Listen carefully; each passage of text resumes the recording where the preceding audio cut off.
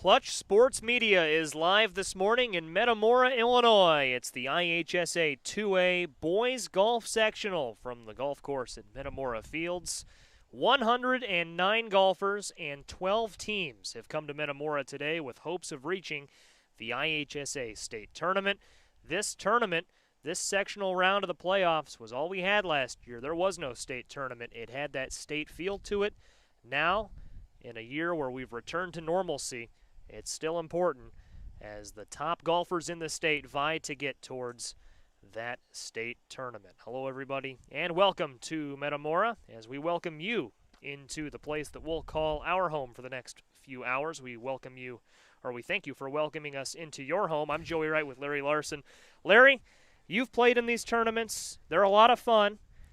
Going to see some good golf, a little bit of weather, should clear up as the day goes along. It's going to be an interesting round. Yeah, I know a few moments ago you kind of referenced to it as Christmas morning, and I know that's definitely a feeling that I'm familiar with, having played at the sectional level back when I was in high school.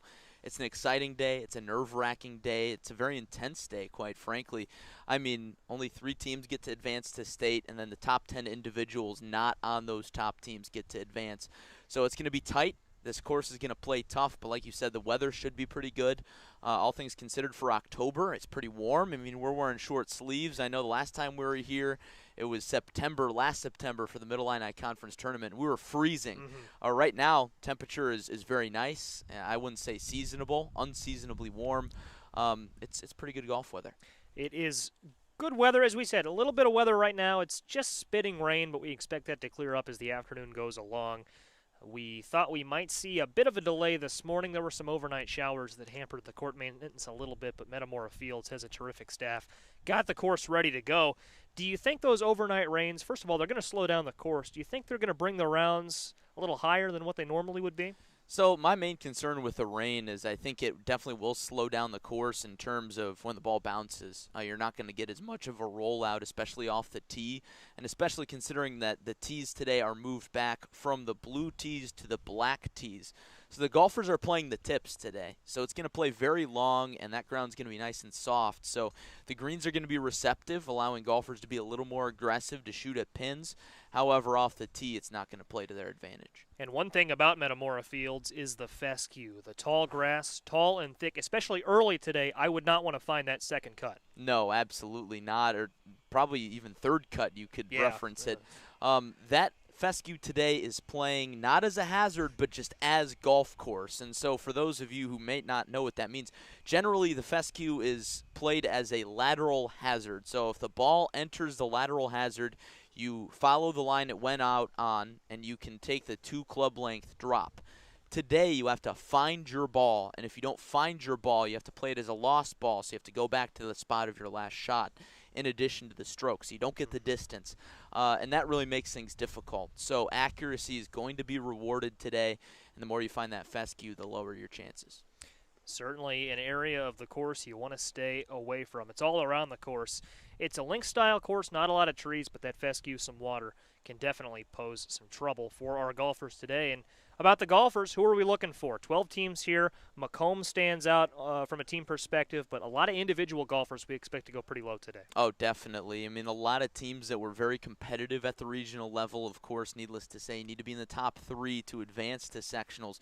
Macomb comes to mind. Normal U-High comes to mind. I think U-High was the only team to shoot below 300 as a squad in regionals. They're going to be a force to be reckoned with today, but of course Macomb, they are a team that really could have qualified for state 3 years in a row if last year had a state tournament. They did not. They won the Richwood sectional. I think they're going to be competitive today at the very least. I think they will make the cut.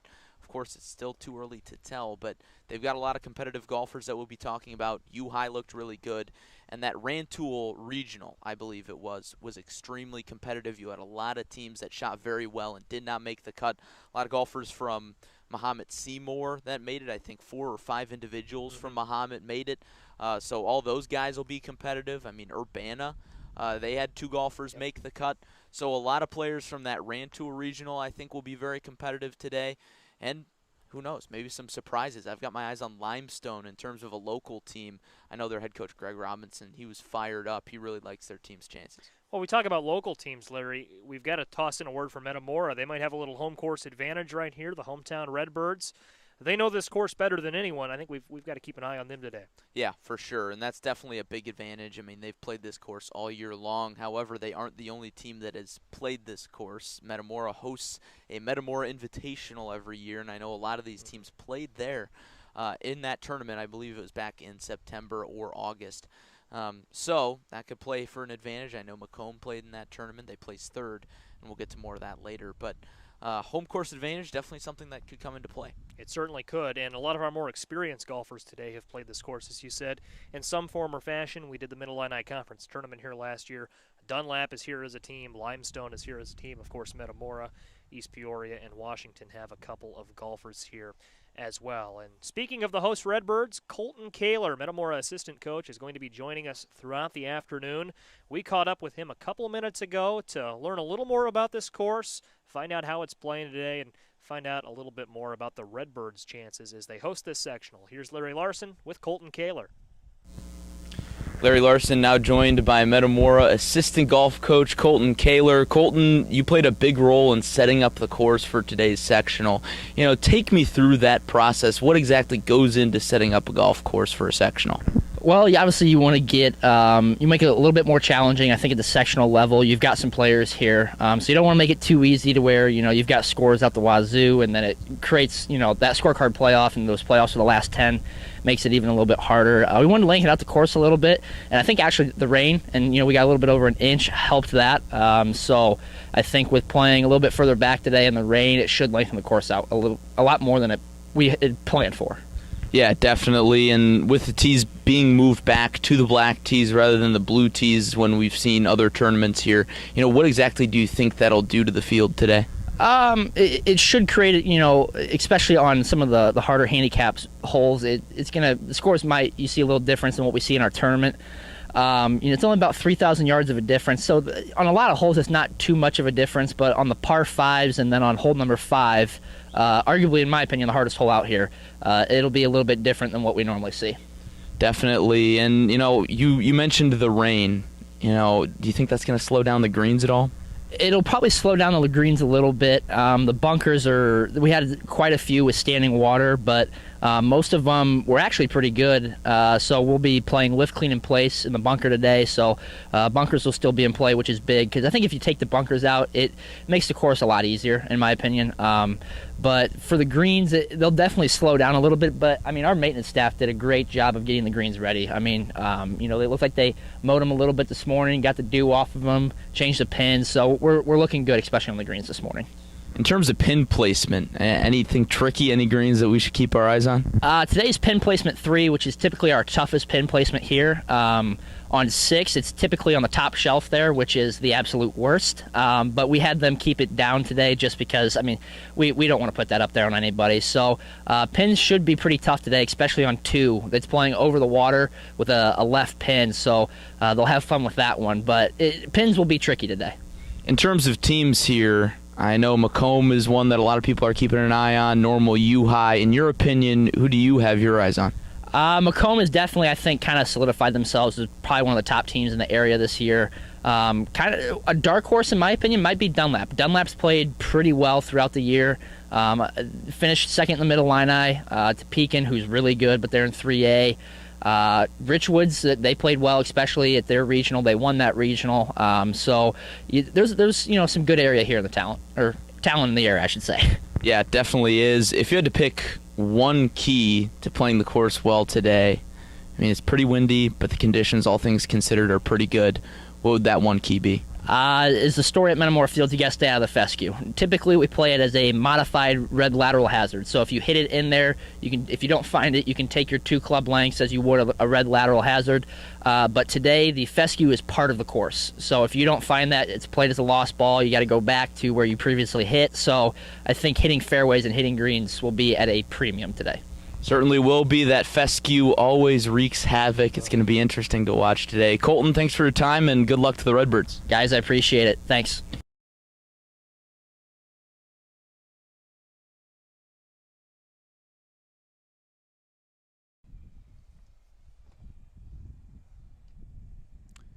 And we welcome you back live to Metamora Fields. Larry Larson now joined by Gavin Russell, the third member of our team today. Gavin, it's great to have you out here, and I'm excited to watch a little golf with you today. It's going to be a good day, Larry. I think we've got a lot of great golfers. I know you did in the Open with Joey. You know, there's just a lot of good teams out here, a lot of golfers too.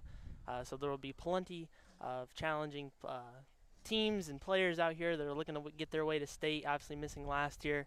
It'll be nice to see some of them hit the course today.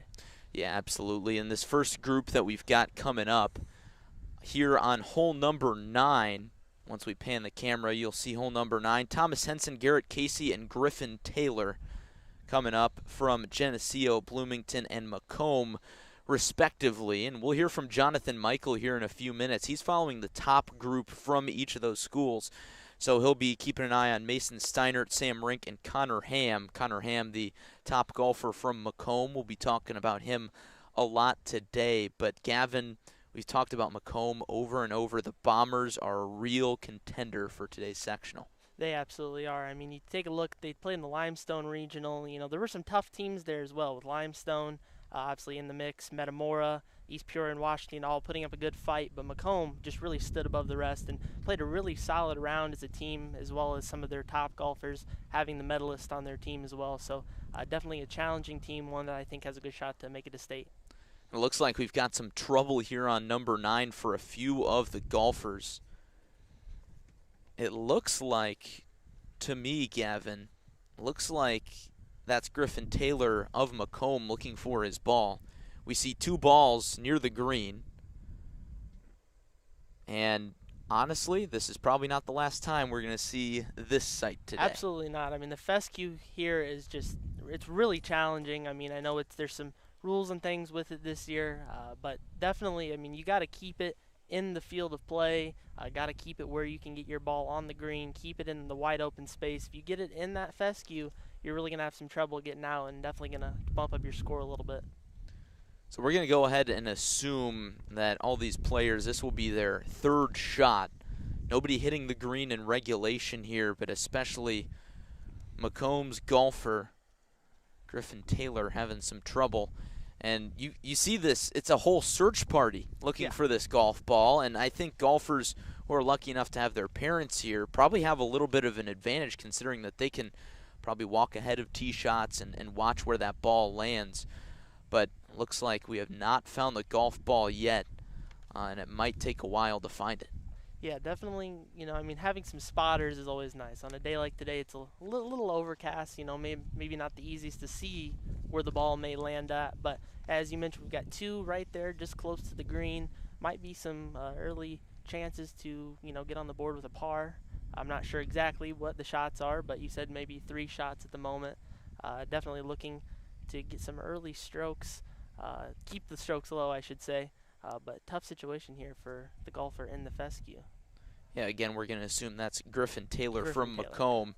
Shot 88 at the Limestone Regional, small school recruit, guy that has the potential to play golf at the next level, which is always exciting for a lot of these guys, and that's something that we'll kind of talk about throughout the show with a lot of these golfers. Is they've all got, I shouldn't say all of them, but most of them have a chance to play at the next level, and that's kind of what you see at the sectional level. Absolutely. I mean, you're getting, you know, you're really separating out, you know, who are your best and, you know, who maybe didn't quite make the cut.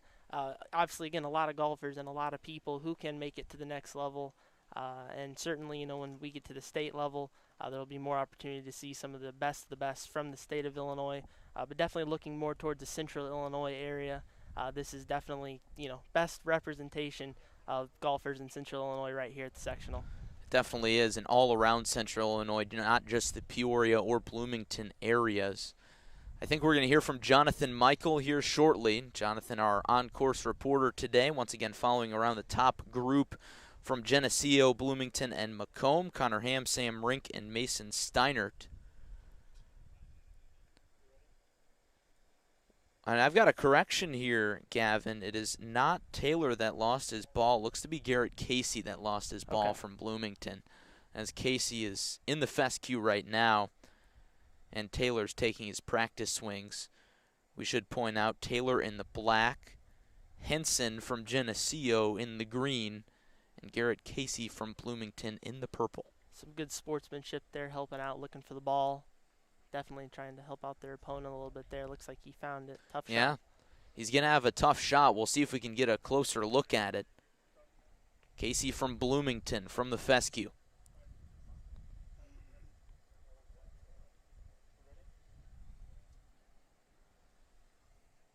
We'll watch Casey hit his shot, and then we'll hear from Jonathan Michael. Takes a big swing at it, and what a shot. Nearly hits the pin. Casey with one heck of an out. Probably one of the more impressive shots we'll see all day on number 9. No doubt about that. I mean, you got to swing hard out of that fescue. You really got to be able to get some loft under that ball, and to be able to put it where he did on the green, to have nice control, nice accuracy there is impressive. All right, we're going to bring in the 4th member of our team, Jonathan Michael. Jonathan calling in from the course. And here's Jonathan. Jonathan, how's it going out there? It's going good, Larry. Hope everything's going well for you up in the broadcast tower. I'm following the number 1 group for Geneseo, Bloomington, and Macomb. So far, there are through 6 holes so far, and the most impressive golfer so far has been Macomb's Connor Ham. He is 1 over through 6, and he hit one of the best shots I've seen here on this front 9 on the 4th hole. Shorter par 4, hit about a 325-yard drive over the green. Ended up making a birdie there. He just barely missed a birdie on the 6th hole, which is a par 5 that would have gotten down to even par. But he's played pretty consistently so far. And we just saw Sam Rink from Bloomington made a 9 on the par 5-6. Well, looks like we lost Jonathan. Jonathan, perhaps the call dropping, but he was just talking about Sam Rink kind of struggling from Bloomington. But here we're back on number 9. Just in time to see Garrett Taylor's chip. Leaves it just next to the pin. Giving yourself easy putts is going to be good today. The green's obviously wet, as we've talked about a little bit. You know, it's definitely giving yourself the best position. I mean, any day, especially a day like today, give it an easy shot for get into the cup right there. And then those will firm up throughout the day. So especially earlier in the day, these earlier tee times, players are definitely going to want to take advantage and try to be a little bit more aggressive with their pins. Garrett Casey from Bloomington for par. And he leaves it short. He'll have about a 5-footer for bogey. That's going to be a tough bogey look, but all things considered, Casey's hole could have been a lot worse playing from the fescue. Again, hit a very impressive shot just a few moments ago. Griffin Taylor looks like he's going to finish up his putt here.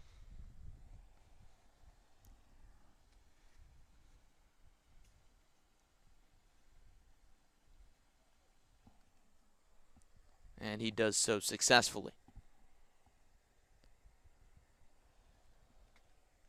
Casey next up from the Purple Raiders. About 5 feet left. These are the putts that make or break a round. They look easy enough, but you got to sink them.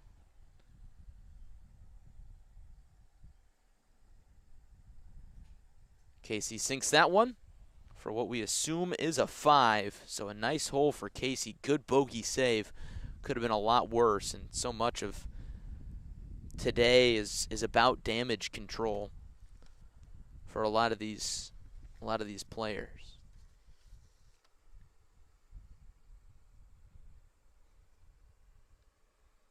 Henson getting ready to finish up. Got about a slider 4-footer for what could be par. We'll go ahead and say it's for par.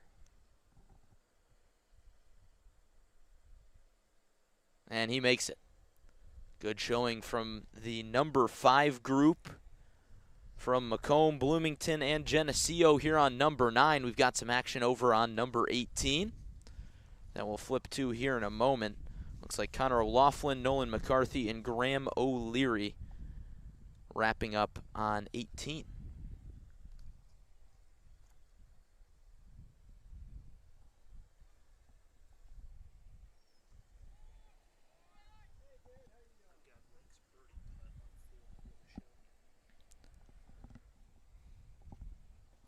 Few golfers wrapping up here on 18.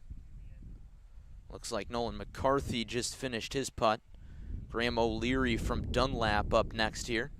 In a moment, we'll see a birdie putt from earlier. Jonathan Michael sending in video from around the course. That's something that we'll be seeing today. And we'll take a look at Sam Rink's birdie putt from number 4 just a short while ago.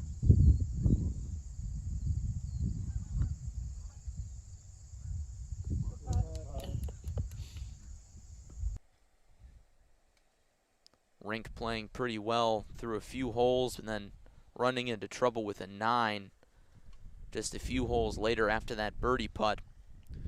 But Gavin, it's all about kind of how you bounce back from that trouble and maintaining kind of a middle state rather than the highs and the lows. Absolutely. I mean, you've got 18 holes out here. It's a long day. You can't let yourself focus on just one hole. If you can bounce back, it's all about how you can play throughout the day. It's the consistency you can have, and if you're just kind of keeping yourself down, you're not going to play your best round. So again, it's damage control, as you mentioned. It just gotta, fresh start, new hole, try to come back better. Watching the action on number 18 now. Nolan Vincent, Nick Coluccia, and Eli Fitzgerald from Limestone, Sacred Heart Griffin, and Dunlap, respectively. I take a look at Sacred Heart Griffin. They played in a tough regional match, and I believe they advanced as a team. I could be wrong on that. Let me check. Yes, they did advance as a team. I definitely think, for me personally, I think they definitely have the potential to be one of those teams that could be a little bit of a dark horse. I think they're obviously very talented, but I think they might come out and surprise people. Could make a play at advancing to state as a team. No doubt, though, we'll have some individuals in the mix as well. Fitzgerald with a shot there from behind the bunker. He looked to be relatively pleased with it. Of course, this is action on number 18. Par 4, today playing at 440. Just about. And it's downwind, so that's going to make both these holes a little bit shorter. Of course, our coverage of number 9, number 18 today. What do you say we flip over back to number 9? Tate Hager, Tyler Thalcott, and Justice Keene. Geneseo, Bloomington, and Macomb over there.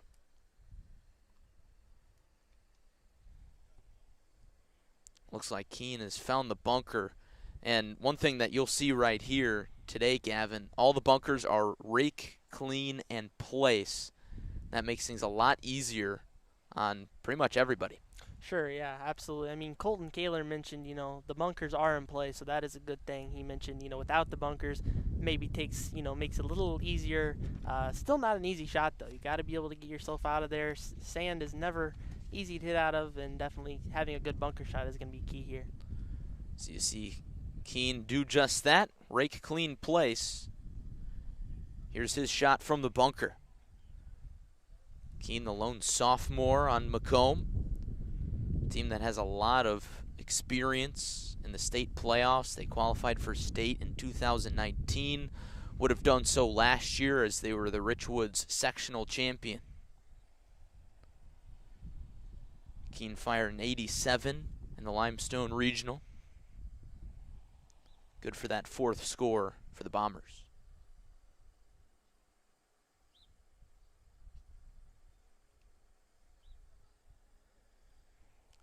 Before Keene goes, looks like it's going to be Thalgott from the fescue. The second Bloomington Purple Raider we've seen from the fescue. See him hacking away, taking his practice swings. It's going to be a tough lie. Takes a hack at it. Gets real close to the pin. It's going to roll out, but again, another good shot from the fescue. Getting it on the green is important. I mean, if you go just a little too much, not quite enough, you're obviously going to put yourself in a position to have to chip once again. Getting on the green at all is a good thing, especially coming from the fescue. Give yourself a chance just to putt, maybe 2 putt. Definitely do some damage control there. Keene about set to go from the bunker. Here's his 3rd.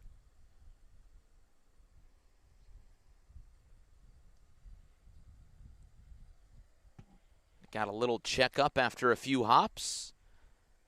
He's got about 10 feet left for par.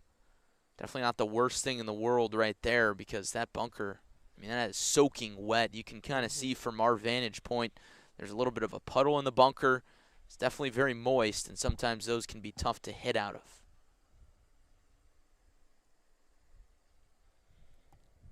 All three golfers from this group, Geneseo, Bloomington, and Macomb, all on number 9 here.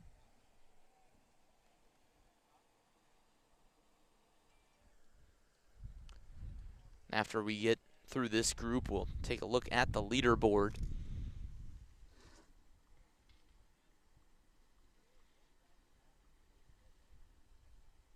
Still very early on here. Hard to tell who's going to be one of the front runners. Here's Thalgott. Long putt for par. Misses left by a few feet. That's a really solid putt. Got to get yourself in that area. Give yourself a chance to just make that next putt. You don't want to overdo it or not do enough. You just got to find that right spot. It'll be Keane up next.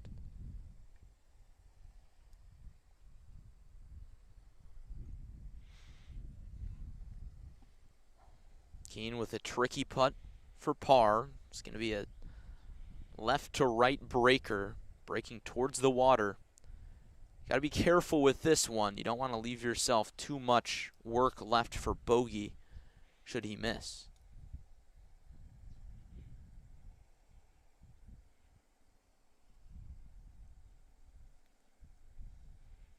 Keane for par. And he leaves it short. I think on an ordinary day, maybe you see that get a little more run. Obviously, green's still a little bit wet. Not saying that would have gone in on a regular day, but it would have been a little bit closer, I think. Coming up next will be Tate Hager from Geneseo. Trying to wrap up his 9th. And he just misses it, burns the edge. That'll be a bogey for Hager, perhaps. Either that or a par. He wraps up his hole. Thalgott will put a bow on this group for the action on number 9. We'll get a look over here at hole number 18 now.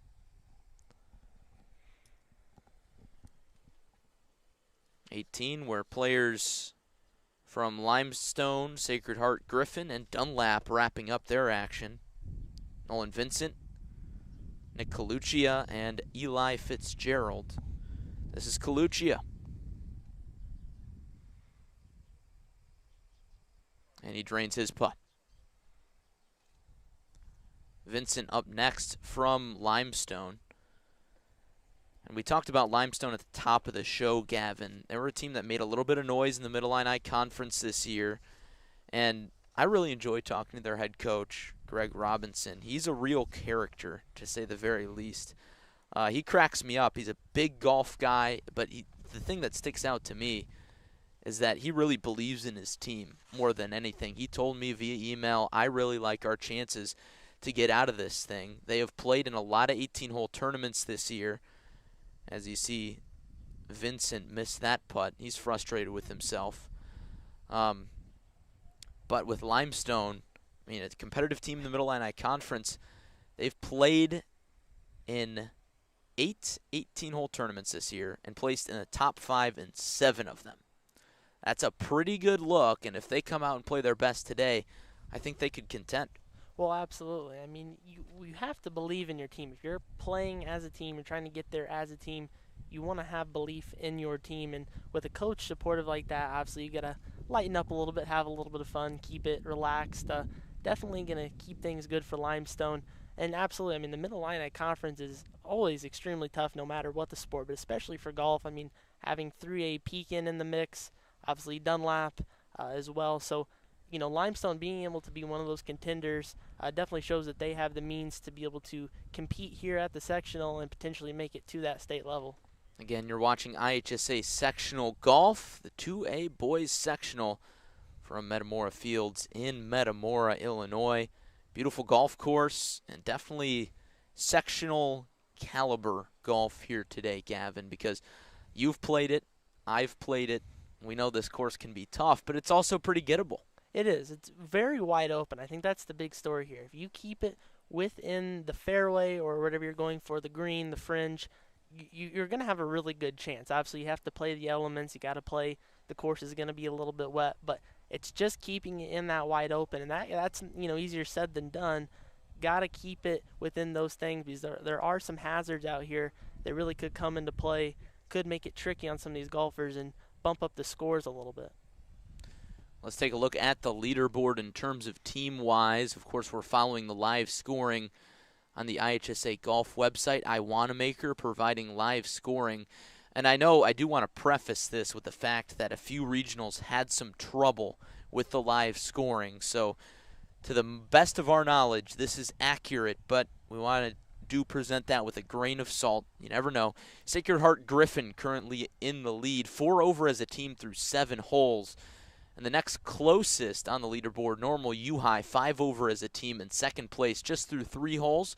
Springfield, 6 over through 3. Richwood, 6 over through 4. Quincy Notre Dame, 9 over through 3. Macomb, 9 over through 6. Limestone, 9 over through just 1 hole on the leaderboard. But, of course, we've seen different groups from Limestone come through on the 18th hole. They started on the back. Now we've got another group coming up, number 9.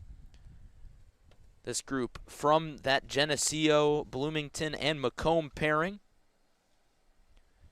Hayden Moore, Jack Oliver, and Connor Watson. Those fellas getting ready for shot number 2.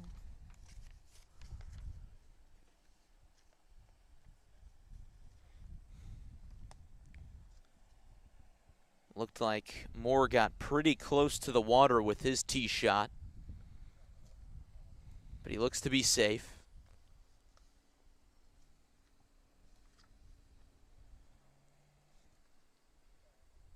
Oliver sticks one on the green. I'll have a look at birdie. Good shot from the rough there, and you see that these greens are going to be receptive to shots even from the rough. You're probably going to get a little bit more spin than you usually do. Well, you can look. They're big greens. There's a lot of open space there. You just got to be able to put it there. Definitely a good shot there from the rough. Connor Watson follows with a good shot of his own. He proverbially says to Jack Oliver, anything you can do, I can do better. Puts it within the pin by about 2 feet. And then the shot from Hayden Moore misses the green off to the right. So this group goes 2 for 3, hitting the green in regulation. Not too shabby. I think it's the first group we've seen come over to 9 here, not have a player in the fescue. And again, as you mentioned, that's going to be an all-day thing. But any holes you can stay out of that tall stuff, any of the rough there, it's definitely going to make it a whole lot easier and definitely going to help you out to have a good hole. Word from one of our course reporters, Colton Kaler. He says, besides the holdup at the turn, play is pretty good. So play moving at a good pace. That's always something that you like to see. That's definitely a factor in these playoff rounds, Gavin. You talk about going out and playing a normal round of golf. You probably factor in 3.5 hours, maybe 4 hours if you're going out there playing with a few buddies. Tournament golf is a different animal. These rounds could last as long as 6 hours. I don't think we're going to see 6-hour rounds today, but considering it is not a shotgun start, it's flighted play, of course, in IHSA state playoffs. So I think these rounds could last as long as 5 hours. Well, you have to think, too, if you get a rhythm or something, you're coming through, you're going, just through your progression, then you get stopped up at the turn or something. It might slow down your rhythm a little bit. Obviously, these golfers got to keep locked in, just continue to play their best golf. But absolutely, there's a lot of golfers out here. There's 109, I believe Joey mentioned. That's, there's a lot of people out on this course.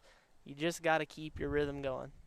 Looking at the leaderboard, it looks like Watson is 8 over through 8. So Watson having a bit of trouble throughout the course today, but you can always turn it around on that back 9. But you put a lot of pressure on yourself if you have a tough front 9, especially on a team that's competing.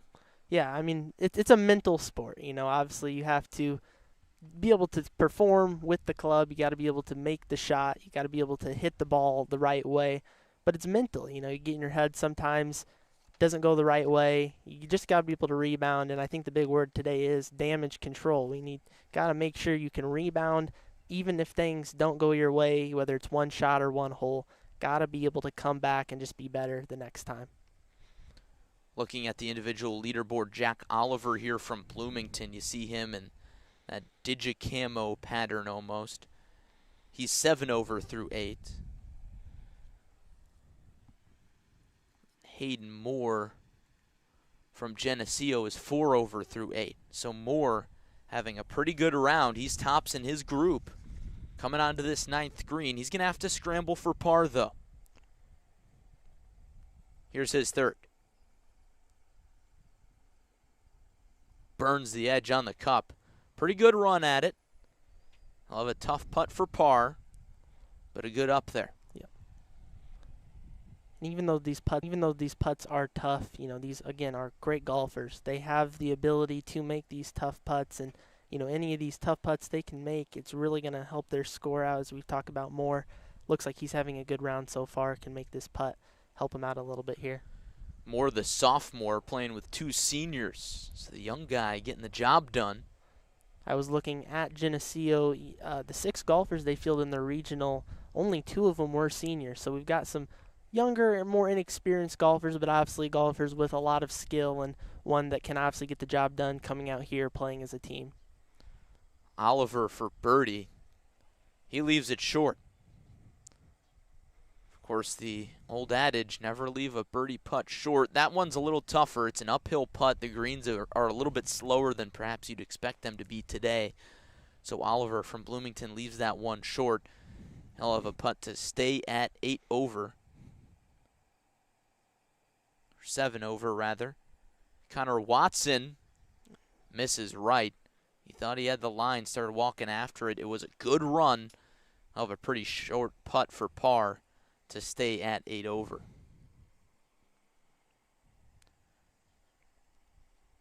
Moore getting set to wrap up his hole, perhaps. Trying to go up and down for par.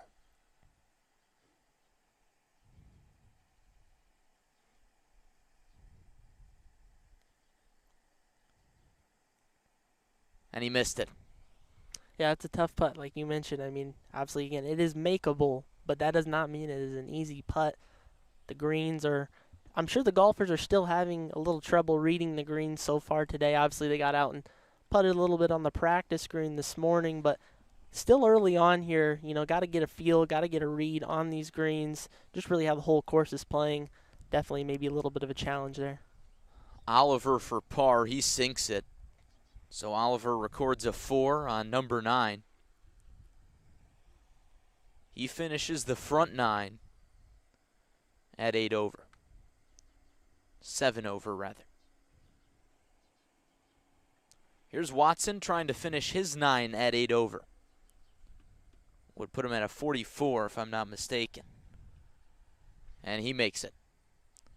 2 pars, 1 bogey on number 9. For that group of number 3s from Geneseo, Bloomington, and Macomb. At 8:57 tee time on the front 9. Action coming up 18 now on the other side of things, and we'll get a look. We actually just had a ball go in the water here on 9.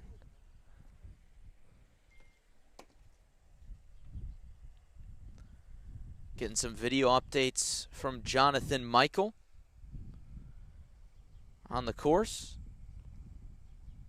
In a moment, we'll see some action from the 7th green from Connor Ham, the number 1 golfer from Macomb. Doing a pretty good job so far. Jonathan has been following that group since they teed off at 9:15 off the front. We'll be seeing Jonathan here pretty soon as the number 2 group comes up, number 9. That'll be Bryson Van Hout, Harry Gilmore, and Glenn Sutton. Some good golf names in that group. We do have some good golf names, but I do believe, I don't know if you noticed, Larry, we had one ball go into the water here from this group on 9. I could not tell who shot that. We will obviously have to see. Now we'll get a look at Connor Ham's putt from number 7 just a few moments ago.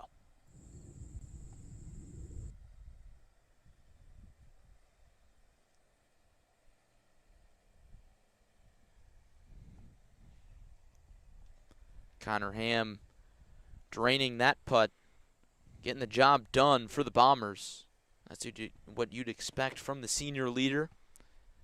Ham, a Division I golf recruit, back here live on number 9, number 18.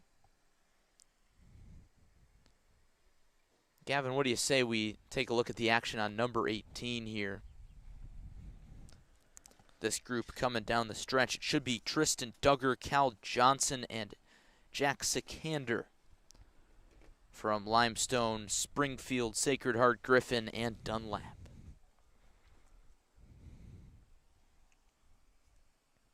Looks like Sikander from Dunlap may have gone in the water. Duggar from Limestone also in a little bit of trouble down in that long stuff. Whereas Cal Johnson looks like he stayed clean. He's just short of the fairway.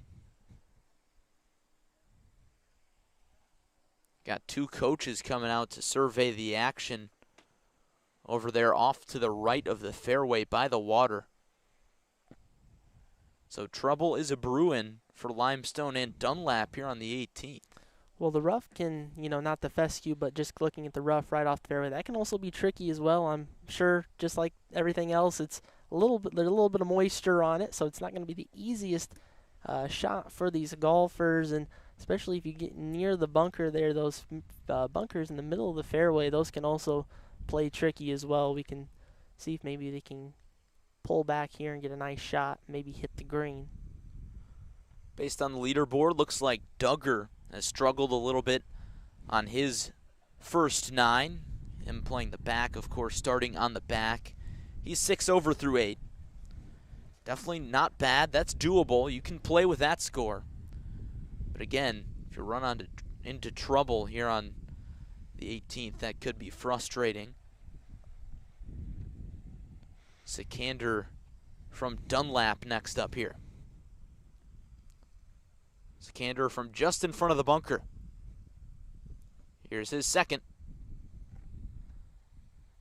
Looks like he popped it up a little bit, Gavin, and in fact he sails it past the green.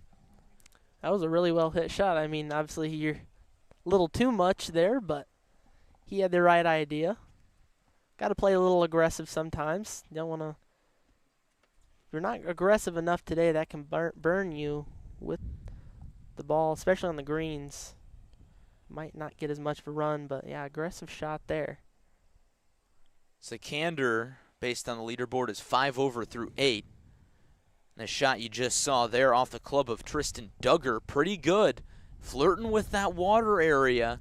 This pin is tricky because it kind of, I don't want to say forces golfers to flirt with that water, but if you want to go for the pin, that water is more than in play. Well, that's really a well-placed shot. I mean, obviously off to the right here, there's a lot of open room. I think there's a bit of a slope there in the middle of the green. Being able to put it right there, you're going to have a good look at the pin. Obviously still a long putt, but you definitely don't want to be on the other side of the green. That is an easy way to 3-putt. It's a good shot here. Cal Johnson sticks it right on that slope, and then it rolls right down towards the pin. It might be hard to tell from the camera's perspective, Gavin, but there is a ridge in the middle of that 18th green. The front of the green is higher than the back of the green. That ridge forces balls down towards where that pin is positioned. So players are definitely better suited if they can land it in the middle of the green and then let that ridge carry it towards the hole. That's exactly what he did there. I mean, I can see the spot where the ball hit, rolled down a little bit. Definitely some good looks here. It's not easy putts, as we've seen. We've seen a couple of golfers miss some fairly close putts, but again, playing the elements today, let's see if one of them can maybe drop in a nice long putt here. This is the number 2s group from Limestone, Sacred Heart, Griffin, and Dunlap. Tristan Duggar, Cal Johnson, and Jack Seconder. We'll take a look at the leaderboard to see where Johnson is. Johnson even through 8. Wow, yeah, definitely. As I mentioned, I think Sacred Heart Griffin might be a little bit of a dark horse here coming out as a team. And obviously we can see Johnson, if he can have another good hole here, he's going to have a really, really good back 9 for his first 9 of the day. Back 9, par 36. Front 9, par 35. Of course, we are looking at the 18th green. We got live coverage for you of the 18th green and the 9th green. Cal Johnson playing very, very impressive for SHG.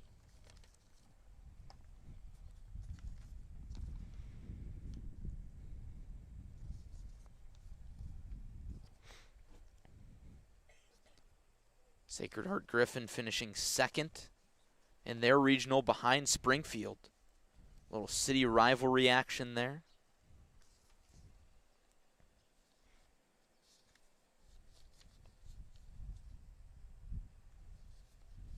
These players preparing their putts. Can never be too careful, especially to wrap up the 9. You want to go out on a high note.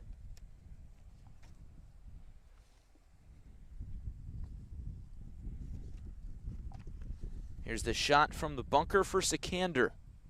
Lets it roll out. This is going to be a good shot, Gavin. Yeah, definitely. As you mentioned, there's that ridge there. Getting that roll is important. He didn't just try to land it. Let it get that nice roll. And even with the slower greens today, it looked like it got up there pretty nice.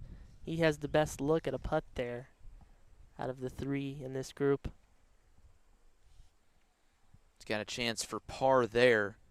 We're going to assume that this putt from Tristan Duggar of Limestone is for birdie.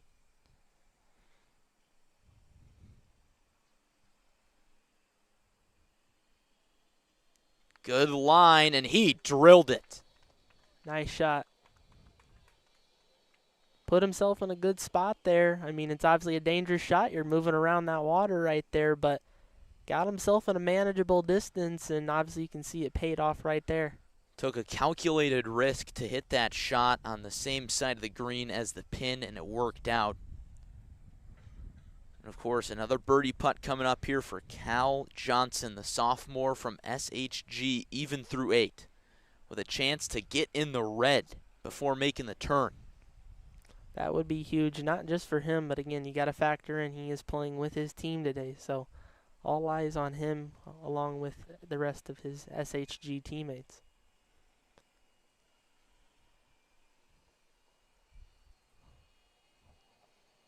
This one looks to be about 15 or so feet, Gavin. Should break from right to left.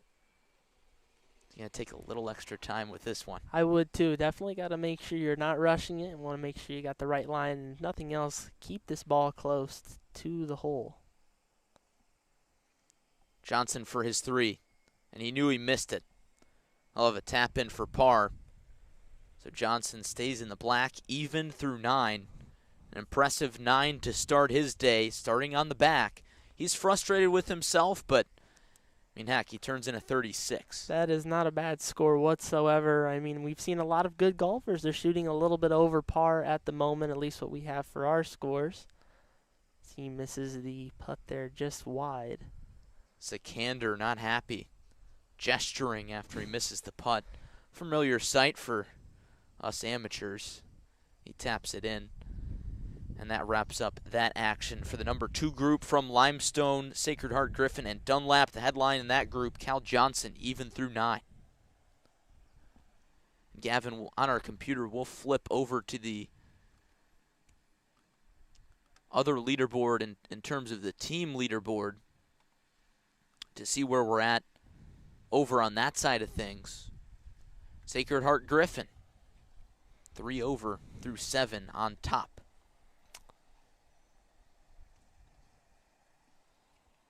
Normal U-high, 9 over through 4. And of course, those numbers, the full team, so Sacred Heart Griffin as a full team just through 7. They'll have their number 1 golfer coming up here on 18, and we'll catch their coverage. Piers Richwoods is also in the mix there.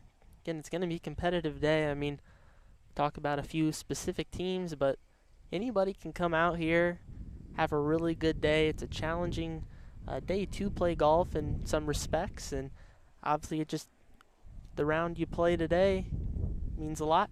You either go to state or you don't. Carter Etheridge from the rough. He hooked it. This one could be trouble, and he finds the water. That is, again, you got to watch these hazards. There's a lot of open space, but one little bounce, one little roll could put you right in the water or the fescue, depending on where you're hitting it at. Dunlap's number 1 and looks a lot better. He also pulled it, but he stayed away from the water. He'll have a manageable chip. Maybe after seeing that last one, he decided to play it a little bit safe, and no, not a bad play there. Just can't go too far over that green. Might want to use that ridge there, get a roll down, and have a look at a putt. Don't want to chip it too far and get close to that water. We've seen it's been a problem today already. We saw some pretty good scores from the number 2 group from Limestone, Sacred Heart, Griffin, and Dunlap.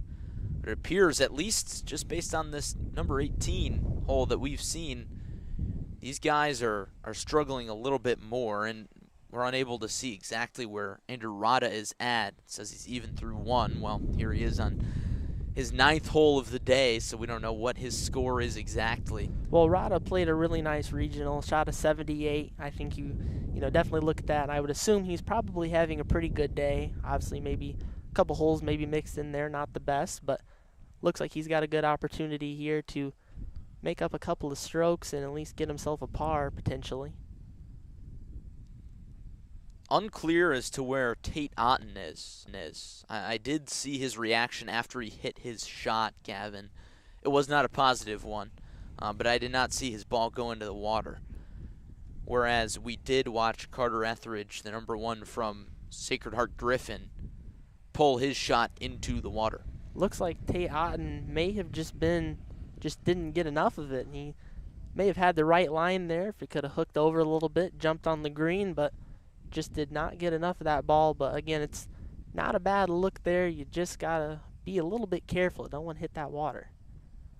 Tricky shot on the par 4 18th for Otten coming up. But he's in better shape than his counterpart Carter Etheridge, trying to fish his ball out of the water. Otten's going to go ahead and hit his approach shot here. Can use that roll really nice. And it leaves it just short of that ridge. Didn't you quite, see Otten kind of gesture with his hand as if to say, just a little bit more. That's probably what the idea was there. Obviously didn't, again, want to go too far. Wanted to use that roll down that ridge. Just did not work out that time. These greens are going to be a little bit slow.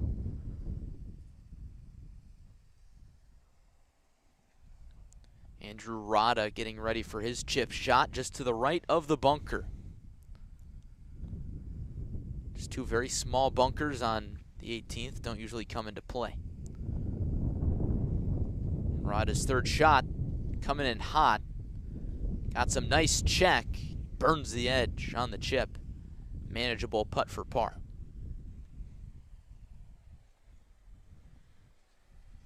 We've seen a lot of good chips today, Gavin.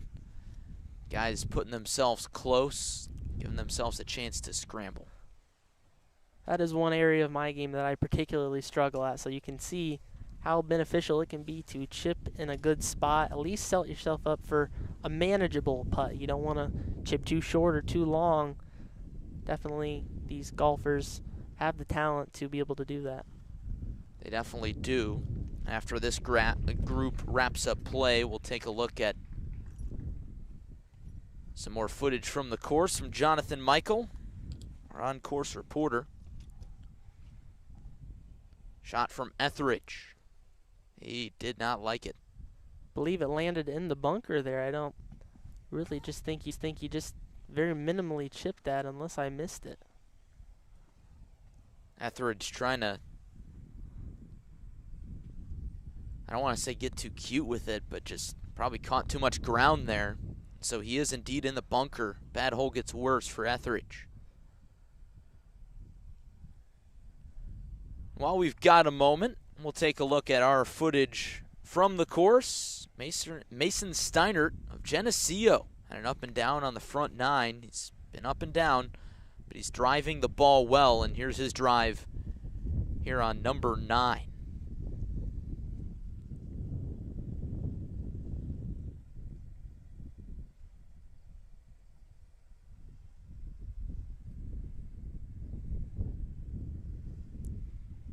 Steiner doing a good job today off the tee. And you figure if you're accurate off the tee today, Gavin, you're going to give yourself a chance. But that phrase always comes to mind, drive for show, putt for dough. Absolutely. I mean, you got to be able, you got to start, like you mentioned, you got to be able to get yourself out there, but really about the little things, how you kind of clean up the hole. And again, putting is going to be big today.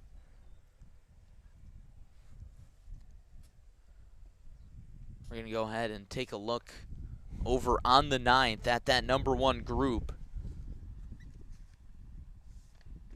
Again, that would be Mason Steinert, Sam Rink, and Connor Ham.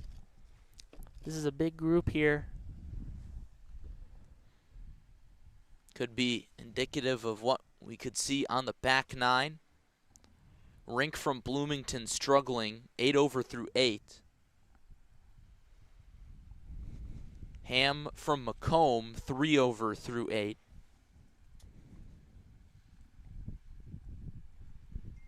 While Steinert is 5 over through 8. Looks like all of them have manageable putts here.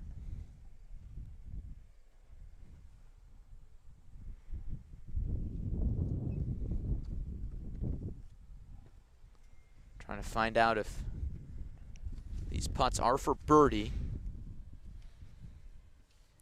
I don't think Steinert's putt is. I think this is for par. He was short of the green when he just came. So Steinert is putting for par here, while Rink and Ham will try for birdie. Steinert first to go. He tries for his 4.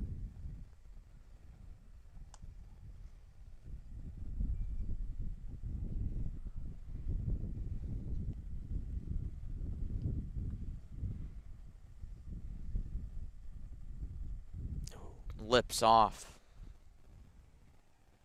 Tough break for Steinert. He'll have to settle for a 5.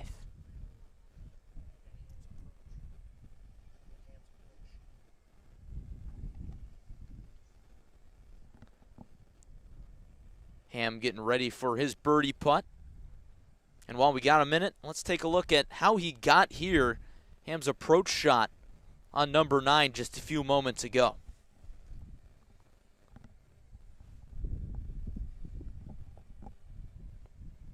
Ham throwing a bit of a dart past the pin.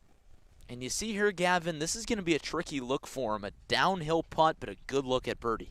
Well, absolutely. I mean, those downhill putts can be tricky, but again, as we mentioned so many times today already, the greens are a little bit slower, so he might have a bit of an advantage there coming down. It won't go quite as far. See if he can sink this here. Be a really nice birdie to finish up the front 9. Ham, the star senior from Macomb, for his 3. He got it. Very nice putt there. Sam Rink trying to finish his first 9 on a high note. Rink, the junior from Bloomington.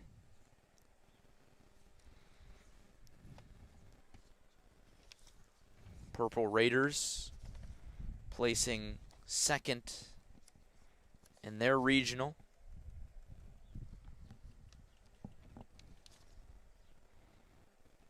Coming out of the Rantoul Regional. Rink burns the edge on his bird, so he'll have to settle for a 4. We see 1 birdie, 1 bogey, and 1 par from the number 1s.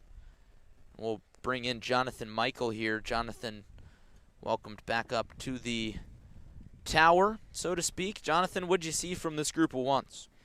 Well, Connor Ham from Macomb was definitely the best golfer out of the group on the front 9.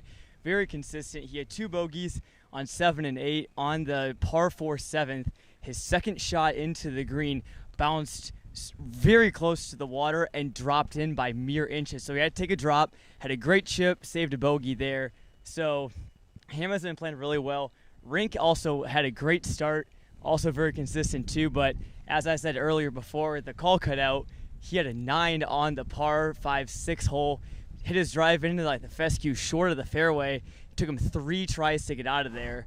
So other than that, he's been playing all right. But, you know, when you put up those big numbers like that, it's tough not to get flustered. So he has the potential. He's hit some really good shots, really good iron player. I've seen that on the front 9. So, but he's getting that 9 is really going to hurt him. Then Mason Steinert got off to a little bit of a rough start, hit his ball into the water on the par 3 second hole. Again, he was a little frustrated early, but he's recovered with some nice shots. Doesn't hit it as long as Ham and Rink do, but he has made some good up and downs. He had also 2 birdies, one on the par 4 fourth, and then one also on the 5th as well. So a little bit of up and down for him, but he's been playing pretty good. Jonathan, before we let you go and let you catch that group as they move to the 10th tee, you know, how's the course playing? Is the wind having much of an effect? Because it's not that windy today, despite what our microphones might tell you, but it is wide open out here.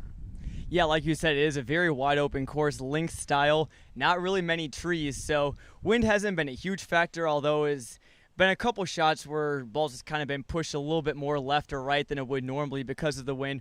Overall, though, it's playing pretty well. Earlier in the first couple holes, the course was still a little wet, you know, from its morning dew, as all golf courses are, and I think that's why maybe a couple iron shots in the front on the first few holes were chunked, but overall I think it's starting to dry out. Course is in great condition from what I can see, and it just looks phenomenal, I should say. And overall, it's been playing really well. Conditions are near ideal. So definitely, from what we can see out, agree. Jonathan, thanks for stopping by, and we'll catch up with you on the back 9. Jonathan Michael, our on-course reporter today. Larry Larson, Gavin Russell, Joey Wright up here in the tower. Francisco Alonso behind the camera today. Colton Kaler, another course correspondent for us today as well. And we'll shift our attention back over to 18.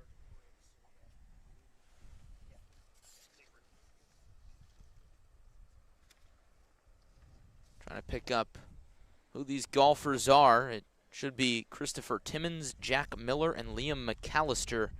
First group of Champaign Central Maroons, Quincy Notre Dame Raiders, and Metamora Redbirds that we've seen. This is Jack Miller to the left of the bunker. He's going to try his chip.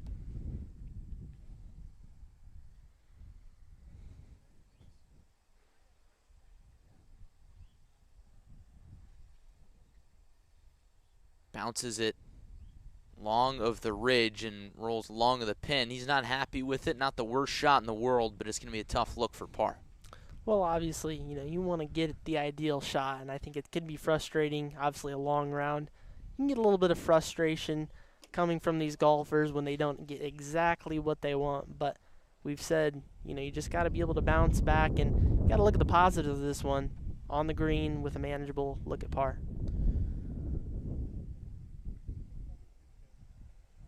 Here's the chip from Timmons. Timmons a little bit closer there.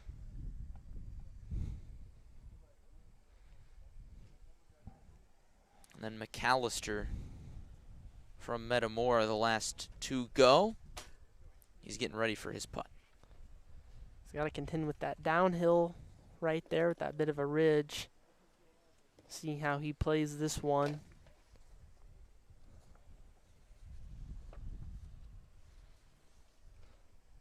Yeah, it's going to be a tough putt.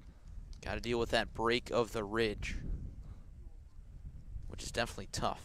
Especially a scenario like this, it might be especially hard to read the green. You don't want to leave it too short if it kind of stops at the bottom of that little ridge there, but you also don't want to sail it way past the cup. McAllister, the senior, shot 92 in the Limestone Regional. His score did not count for the Redbirds. Tough luck for birdie here.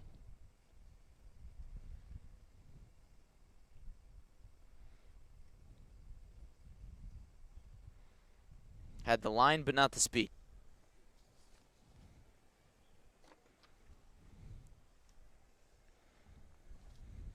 Jack Miller will give his birdie putt or try, or rather a par putt. Trying to scramble.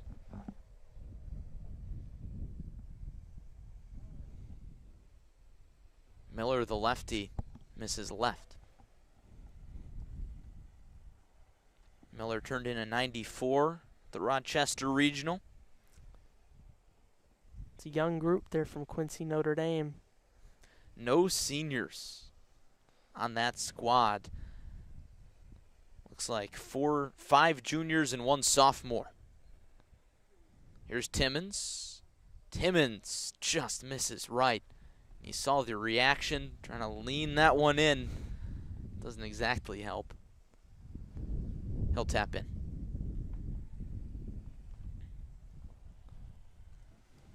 We'll check the leaderboard to see how these fellas have done on their first 9.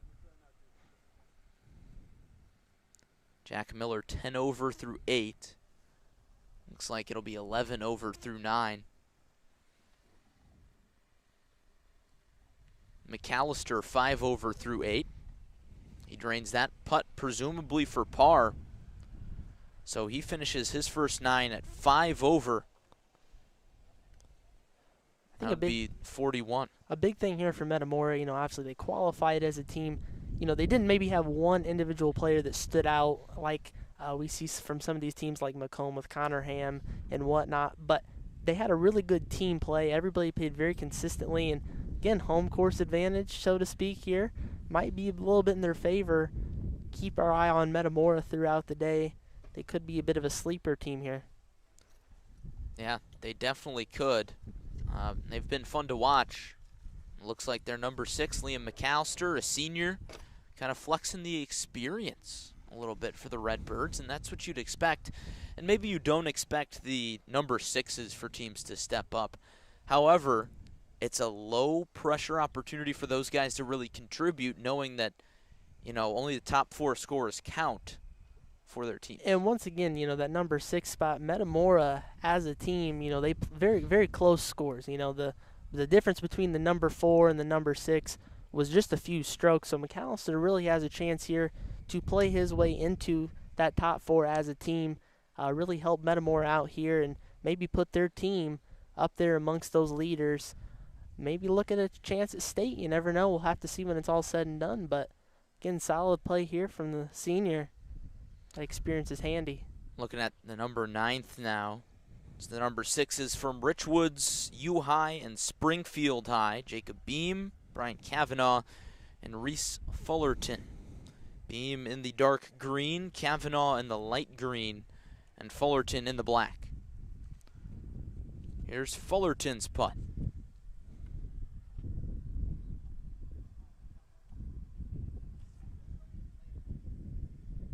The Senator drills it. Tricky putt there. He gets the job done.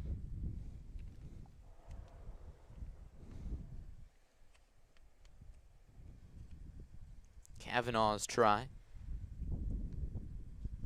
He hammers it home.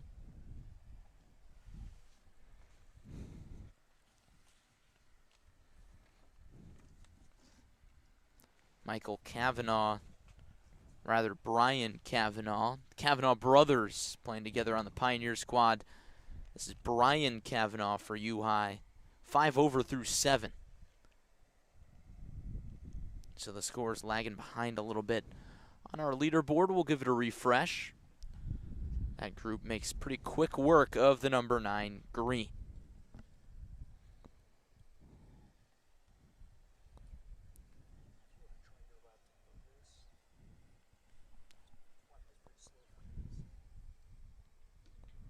Action coming up the 18th now. We'll give that a look. Number 5s coming down the stretch run with their first 9. Oscar Hansen, Connor Craven, and Zach Greening.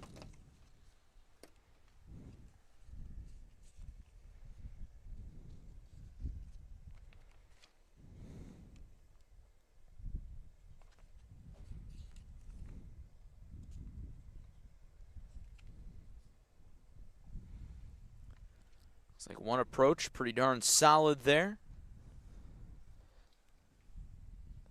Gets past that ridge. Looks like these golfers have managed to avoid those hazards out there. We've seen that come into play on just about every group that's come through. It looks like these golfers have put themselves in a good spot. Connor Craven's approach. Pretty good. Lands it past that ridge, gets a little spin on it. Straight on shot right there. I'm sure he didn't want to risk it too much trying to cut that water on that edge. But you're going to take that every day. Give yourself a nice look there. I would think that would be a birdie putt. Indeed, I would assume the same as well.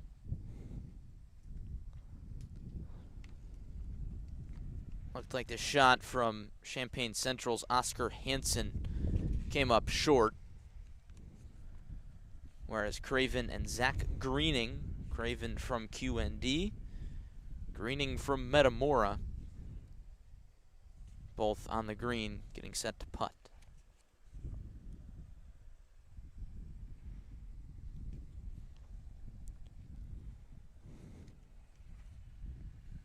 Hansen will chip here. He's going to need a lot of run out of this one. Looks to be on line. He'll get some rollout from the ridge. That's not too shabby. I got a little more roll than originally I expected to get. Closest putt there. Not a bad little bump. Chip it down and get a nice look at a putt there.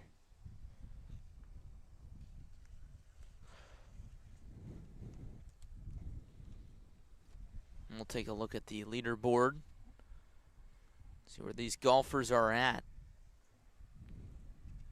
Oscar Hansen 14 over through 8. He's having a tough go of it. Senior from Champaign Central. Connor Craven, the sophomore from QND, 11 over through 8. And Greening, 8 over through 8 for Metamora, even bogey golf. Craven is the only sophomore for QND out here, so younger guy. You tied the number 4, Colin Larson, at 85 in the Rochester Regional. It's a pretty solid score, especially for a younger golfer. Not too bad. Gets to say his score counted. QND moving on, of course, as a team.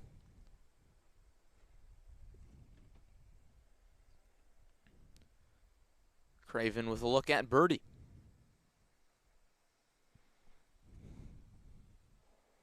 Just not enough.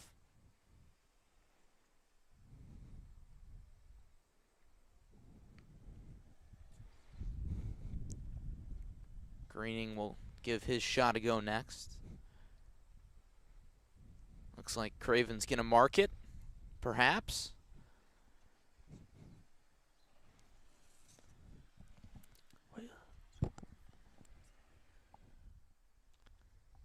Craven does indeed mark right next to the cup. It's a dead giveaway that you're watching a high school golf tournament. See those markings right next to the cup? Greening's putt nearly rolls right on top of Craven's marker. Probably a good thing you had the marker there then. Might have seen a little bump there. Craven, frankly, just should have tapped it in. I won't criticize. It's serious rounds here. You can never be too sure. Just trying to play like the pros. Here's Hansen. He leaves it short.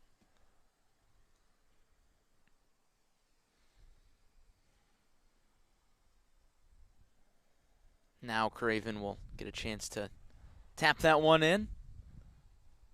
That'll do it for that group of number 5s from Champaign Central, QND, and Metamora.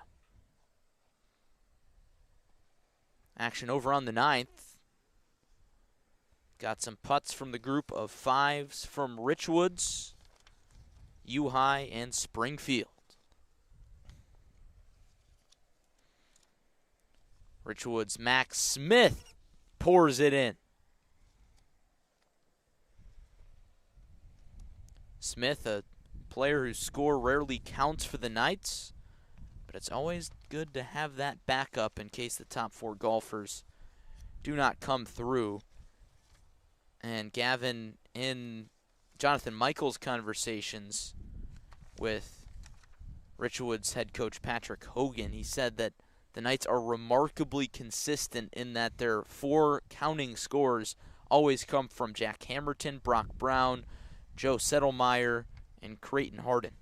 Well, I would say, it's the experience leading them there, but you look at freshman Brock Brown really coming through as their number 2 there, and absolutely that consistency is a big thing, especially in golf. If you can play consistent golf, you're going to have a lot of good rounds, you're going to have a lot of really good outings, and I'd expect something very similar for them today. Sounds like they're doing pretty good so far.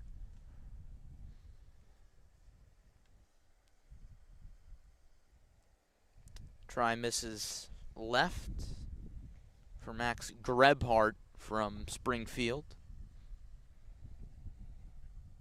He just leaves his ball sitting there. So you've seen various strategies in terms of marking. I'd say that's pretty risky as Michael Cavanaugh, that would be, pours in his putt after his brother Brian just came through number 9 in the last group. That does it for that group on number 9. As Richwoods heads to the back 9 here, looks like John Michael talked to the Richwoods head coach, said they had their eyes on holes 14 through 17. So heading to the back 9 here, that could be really important for these Richwoods golfers, especially if that's one they're focusing on. Richwoods looking pretty good so far, at least the last time we checked the team leaderboard. They were hanging around. Perhaps not a team that a lot of people expected to contend today, but who knows?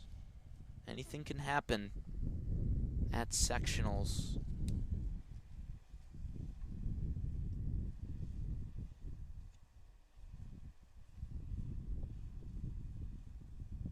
So we work on pulling up the team leaderboard.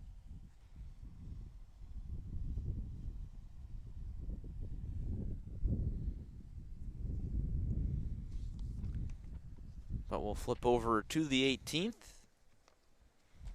Getting to the number 4s from Metamora, Quincy, and Champaign Central. Quincy, Notre Dame, that would be. Shot coming up here from the right from Calvin Renz.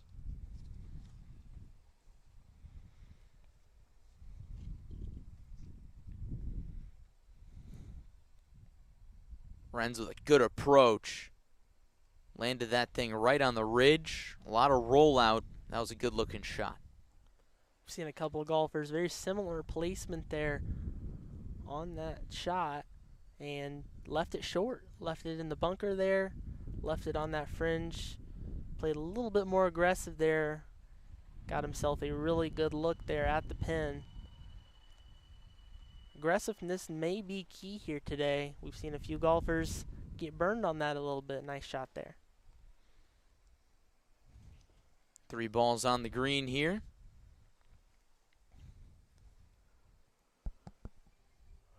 Nobody flirting with the water.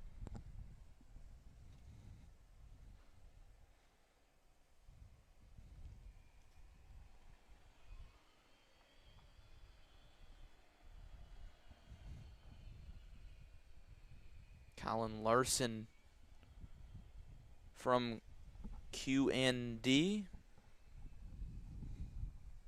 Lining up his putt right now. Working on getting a view of the leaderboard here.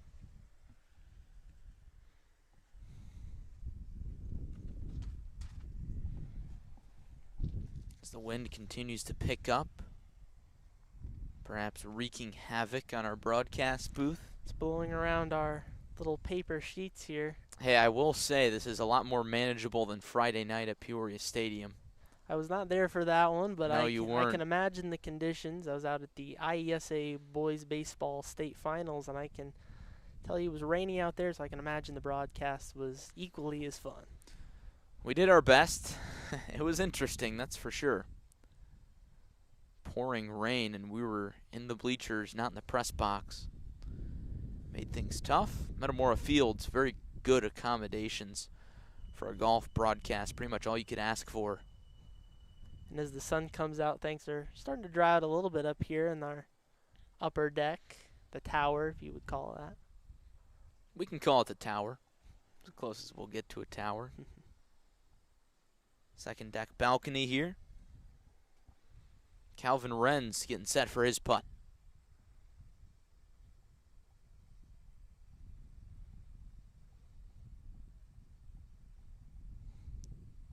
Wren's leaves it short.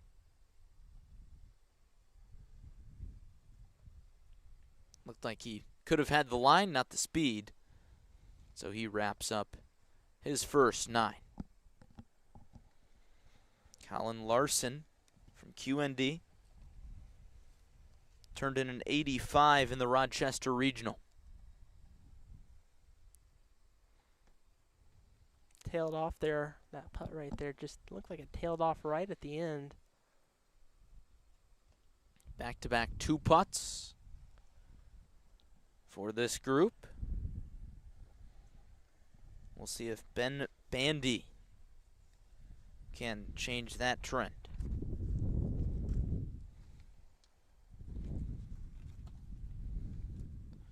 Bandy's try for par. And he knew he missed it right away, started walking right after it, not in a good way. So more likely than not, barring disaster, it'll be 3 2-putts. Bandy's going to line up his putt. Can never be too sure. Well, especially though, I mean, considering a lot of, all these 3 golfers avoided too much damage coming up through the fairway. Doesn't appear that 2-putt is the worst outcome here. Could be far worse. I will say we have not seen many 3-putts at all today. That's what you're going to get with sectional golfers. I mean, well, as we jinxed it. Yeah. Wow, that's right on cue, and there goes the ball into the water. Ben Bandy gives it a big chuck. It'll join many other golf balls that I'm sure down in that pond right there. Been there, done that. Frustrating way to round out the 9 for Bandy. Heck, you got to do what you got to do. Blame the ball, maybe. Wasn't pleased with that golf ball's performance. He'll have a fresh one to start the next 9. So got to give yourself that new 9 pep talk. There you go. Maybe it'll serve him a little bit better going down the stretch. Through half the groups for Champaign Central, QND, and Metamora. We'll flip on over back to number 9 here in a moment. Got Richwoods, U-High, and Springfield coming up. Number 9, Creighton Harden, Parker Newton, and James O.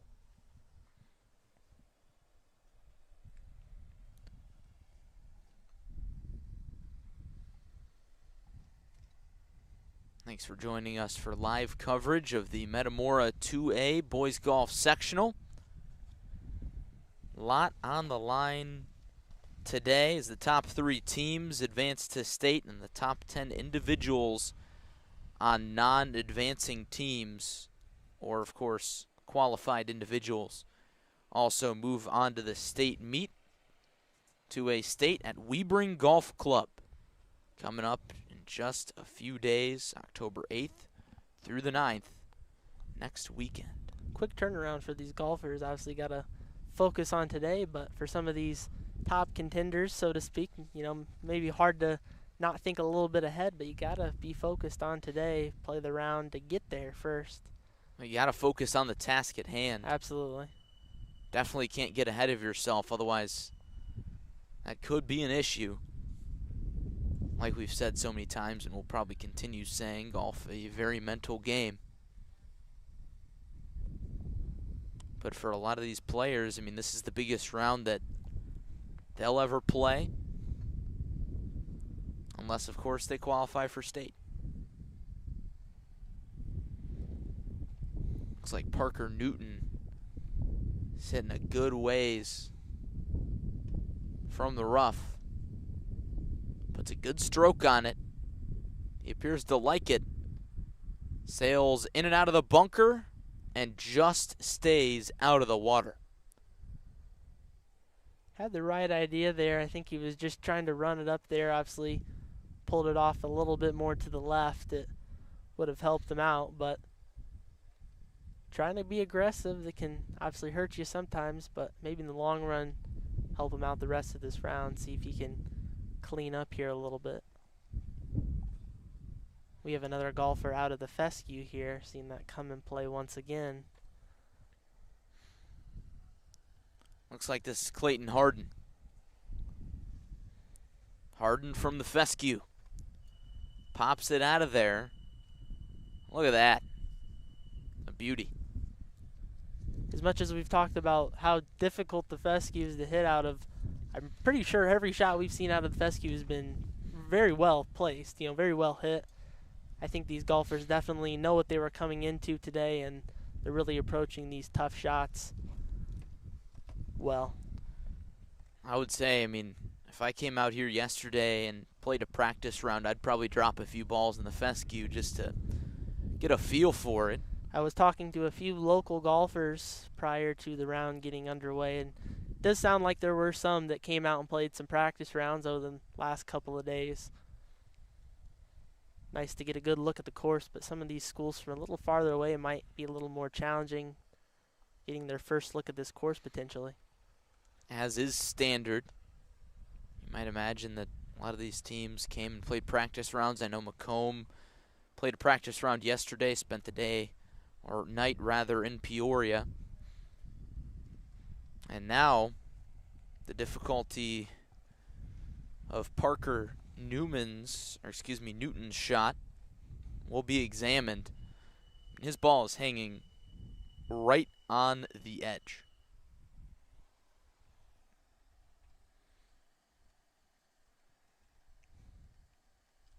You saw that take a hard bounce out of the bunker. That's got to be frustrating to watch, considering that if the bunker was a little softer, maybe if there's a little less rain, I think Newton's ball would have stuck there, but instead, that bunker playing a little bit more as hard pan nearly ends up in that small pond.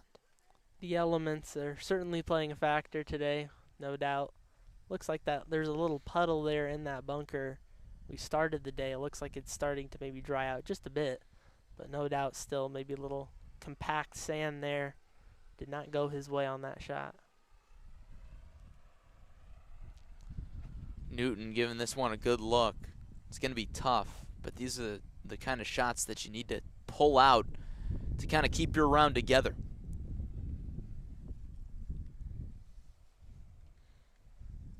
He's going to give it a try, trying to take a stance.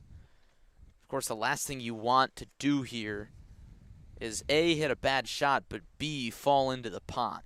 Yeah, I think that would be worst case scenario. I think I'd rather finish the round dry. Newton the junior turned in a 76 at the Rantoul Regional to help the Pioneers take it with a team score of 298. It looks like Newton is going to take off his shoes, perhaps? Maybe, yeah, he's going to take off his shoes and socks. I think he's going to take just the one shoe off where it will be stepping real close to that water, I believe.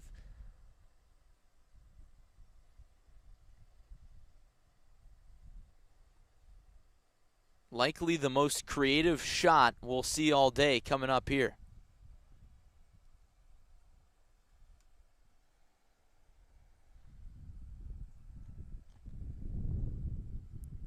He's got his foot fully submerged into that pond, but he's able to take a stance. We'll see what he can do with it.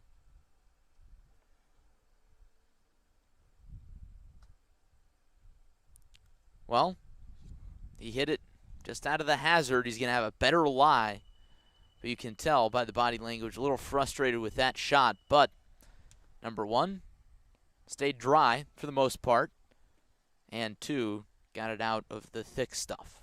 Obviously, it wasn't maybe particularly he wanted that ball to go, but it didn't go badly, I think. I mean, he advanced it forward, got it out of that hazard, and certainly, now that he can use both shoes on this shot, he'll be able to have a little bit of a better stance swinging at this ball.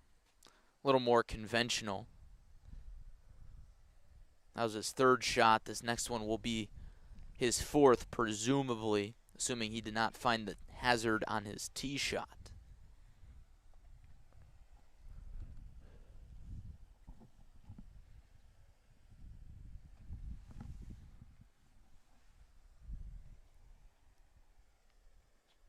Newton's next chip. It's easy to put a lot of pressure on yourself with a shot like this.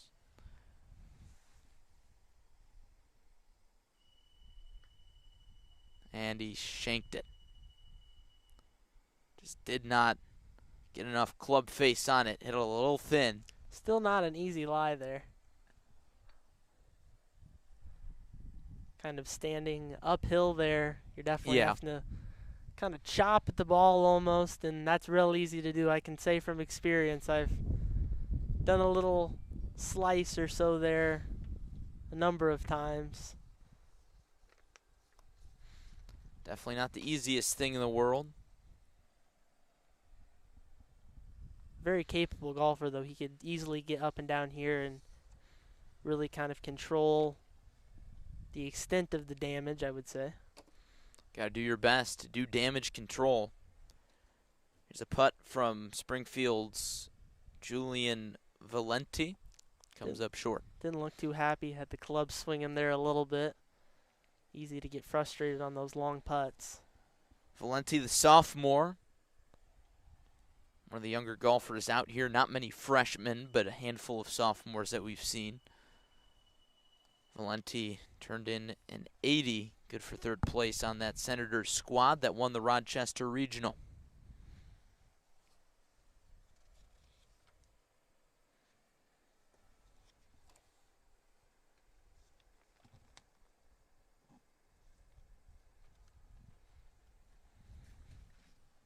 Another chip here.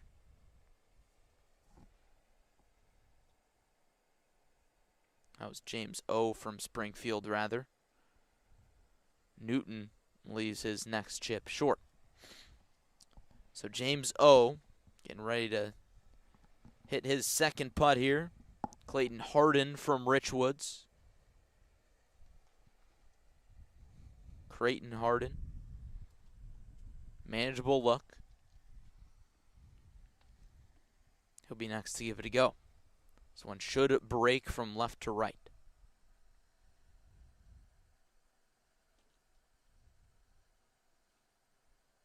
Just missed it. Left it on the short side. Should have an easy putt to finish the hole. And he sinks it.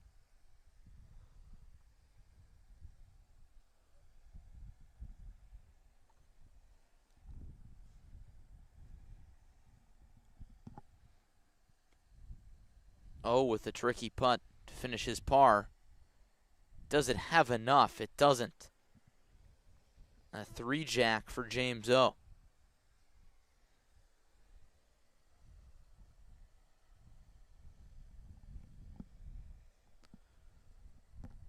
Parker Newton trying to close a very frustrating 9th hole.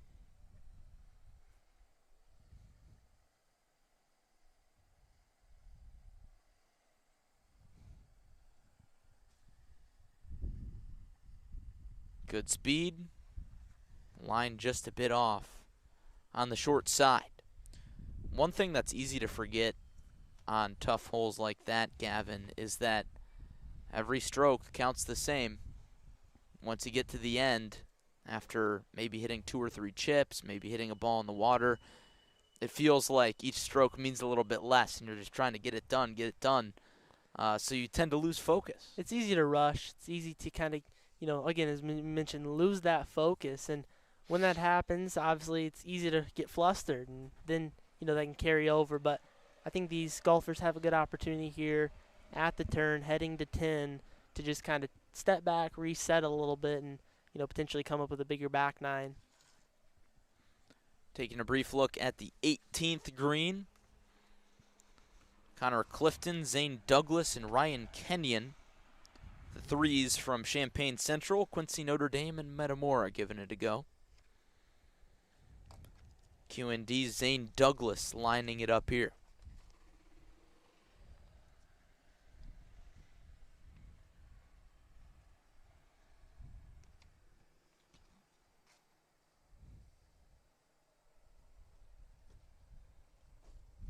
And he missed it. Just opened up the putter face there, and he's frustrated.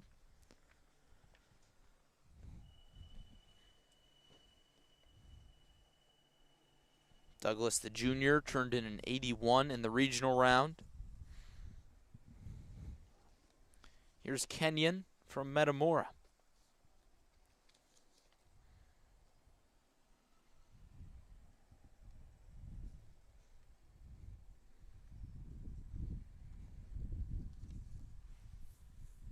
And he burns the edge.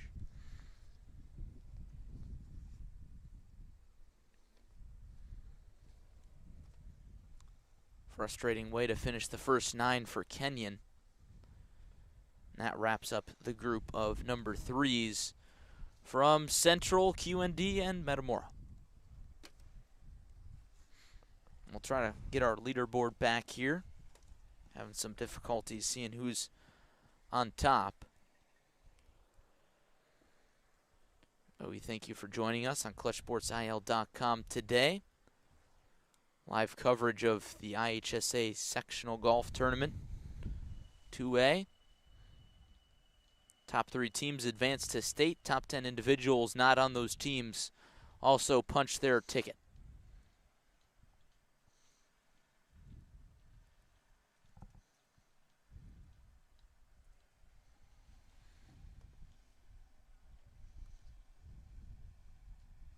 Taking a look at the team leaderboard, Sacred Heart Griffin still 8 over through 7 as a team. We're not sure how updated that is, but they're leading the charge right now. As for the individuals, we'll take a look on the flip side there.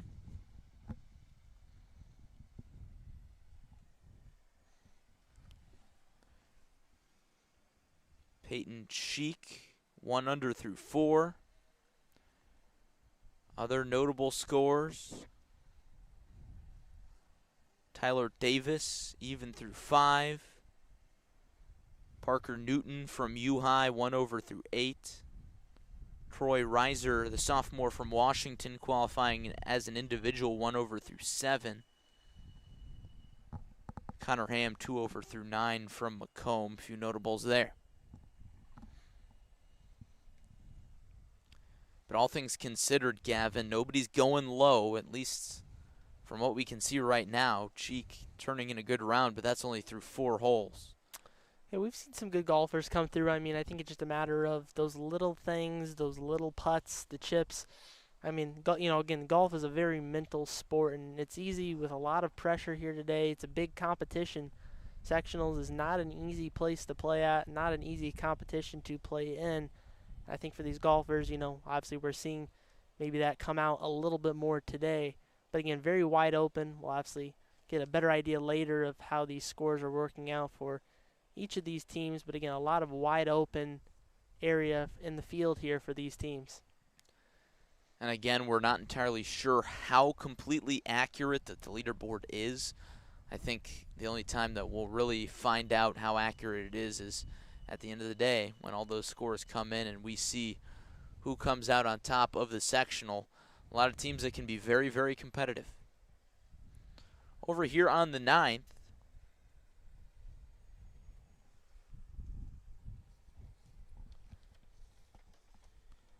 watching the group of number 3s from Richwoods, U-High, and Springfield come in. Joe Settlemeyer from Richwoods, Andrew Woodward from U-High, and Julian Valenti from Springfield.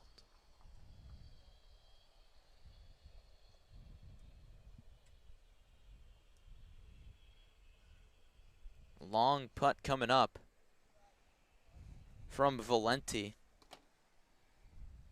Gavin, that's the thing with these very long greens. That's one feature of Metamora Fields. The greens are not round. They're very much long and lengthy, A lot of options for pin placement. Absolutely. Valenti with a long one. Gave it a good run. That is a tough putt right there. As you can see where he was, there's still like just a bit of a mound, a bit of a ridge there, so he's kind of having to go a little bit up, then down, and then up again to that hole. A lot of little elevation changes, but it can have a big effect on your shot. And again, putting is, you know, a game of inches. You know, it's you got to be very precise on your putts. All things considered, not too bad for him. Andrew Woodward from U-High will give this one a putt from the fringe.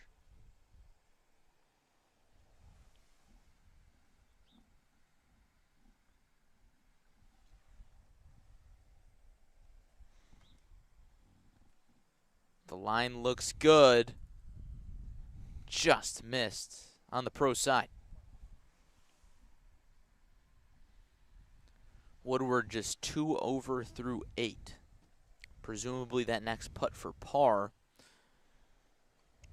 would give him a 38 on his first 9.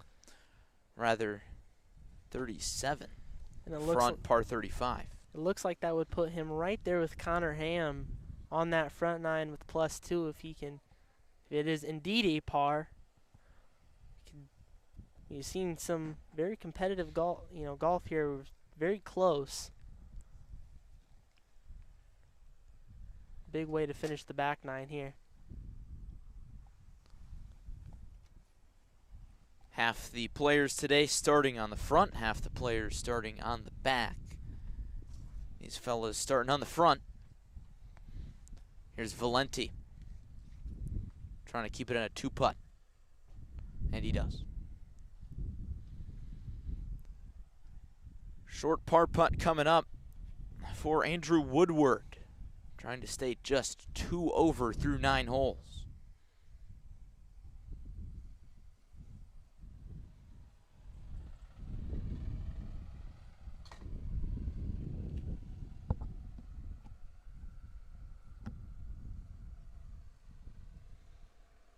Taking his time with this one. Nerve-wracking short putts. Especially when you're putting a good round together. And he finishes the job. Woodward just 2 over through 8. Normal U-High looking pretty darn solid. And Gavin, now that this group is wrapped up on 9, we're going to take a timeout and get to some trivia. Our first trivia question today is an easy one for any golf fans. Be sure to chime in the comments section if you know the answer. Straightforward. What is the longest club in a set? Don't give away the answer now. I know it's an easy one.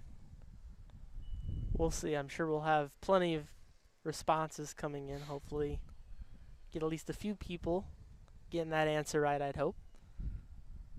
It's pretty straightforward if you ask me. Maybe not for Joey. I don't know. Joey Wright at the controls today, also joining us every once in a while in the broadcast booth. He says he's going to make the next one a lot harder. Trivia, an ongoing feature today. The 2A Boys Golf Sectional broadcast, clutchsportsil.com. Action on number 18. Some chipping going on. Look at this shot. Just to the left of the pin. A good run. A good chance at an up and down for Cole Willer from Quincy, Notre Dame.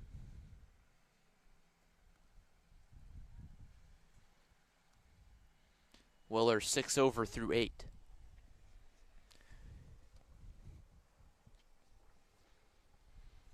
Willer joined by Tyler Langston and Charlie Sikander from Champaign Central, or Metamora and Champaign Central respectively.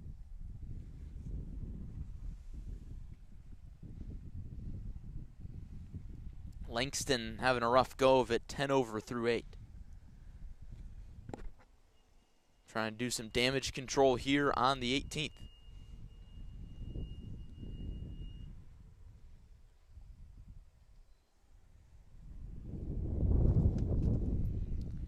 Wind picking up. It's been a factor all day, especially on this link-style course. Langston leaves it just short, and that putt really slowed down at the end. It's almost as if he was putting uphill. He was ever so slightly.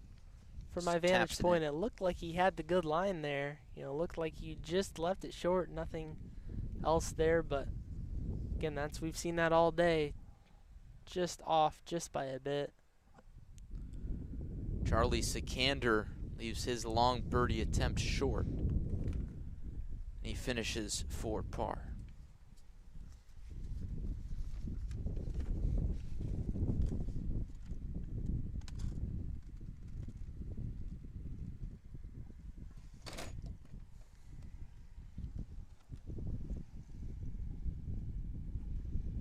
Charlie Sikander, not the only Sikander in this tournament. Jack Sikander from Dunlap. Another Sikander. Wonder if they're related. I have to imagine they are. Sikander's not exactly a common last name. Yeah, we've seen a couple of golfers with similar last names, Watson or Wilson or something like that, but I don't think you hear a lot of Sikanders in the same tournament. They must be related, I would think that. Perhaps. We'll turn our attention back to the 9th green.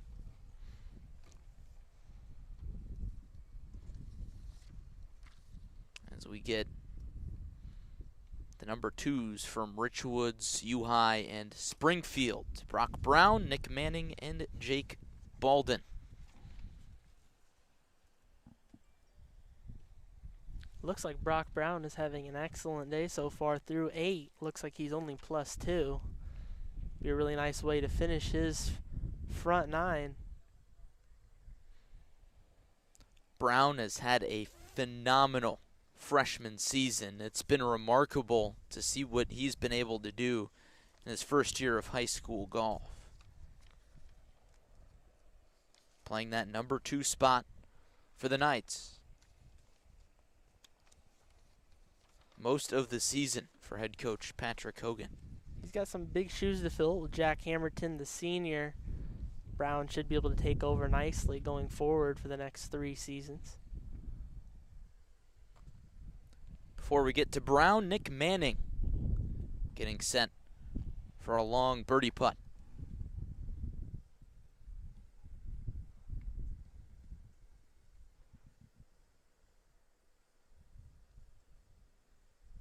Leaves it short. He had a good line, relatively good speed, just not enough going uphill.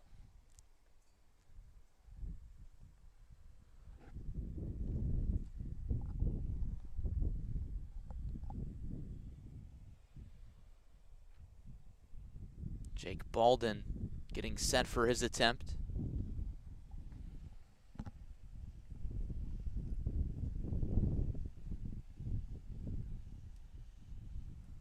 Baldwin also just 2 over through 8. Burns the edge. So presuming he taps in that putt for par, he will stay at 2 over through 9. This group has been real solid. And now we'll see what Brock Brown has to offer. Head coach Patrick Hogan called him the best putter on the Knights squad. He leaves his birdie attempt just short. Oh, so close. He'll settle for par. As we come down the stretch here, you know, again, making the turn, this is becoming a group to watch for sure. And as they'll head to 18 later, it'll be interesting to see how they kind of end up towards the end of their round. Nick Manning just 3 over through 8. This may be one of the top groups today, at least so far. All very close to even par right there. Potentially make up a couple of strokes right there in the next few holes. It'll be really interesting coming down the stretch. Of course, we'll see these guys as they come down 18 and finish their round. They started on the front at 10 o'clock. Manning finishes his first 9. Baldwin will do the same. Anywhere in the 30s you finish your first 9, you start thinking, okay, maybe we got something going here. Absolutely. I mean, you know, you get yourself that close to even par. 30, is it 35 or 36 on the front? 35 on the front, 36 on the front. back. So yeah, if you're within that 30 range, whether you're at even par or very close to it, definitely going to give you a boost of confidence heading into that turn, and confidence is big, especially in a sport like golf. Always is. Flipping back over to the 18th green. It's the number 1s.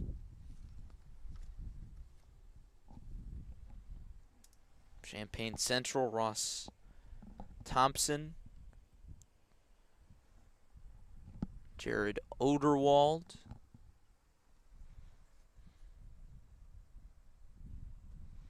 and Wade Schacht. Wade Schacht, rather. Schacht, the medalist for Champaign Central in the regional round. Fired a 68.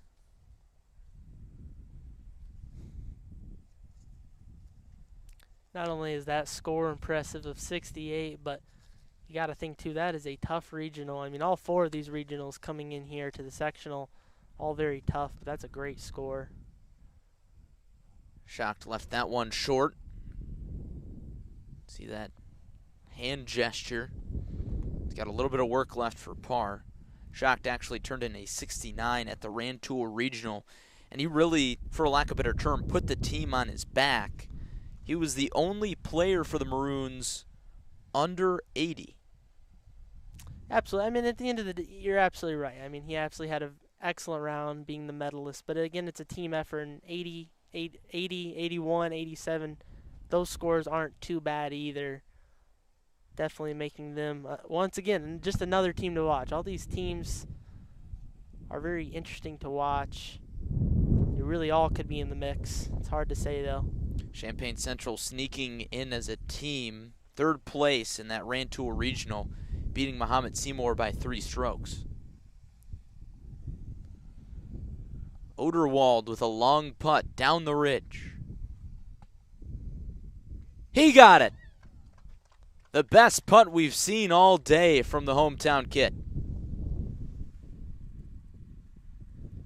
Maybe a little home course advantage. Maybe he's had some experience putting up off that ridge there.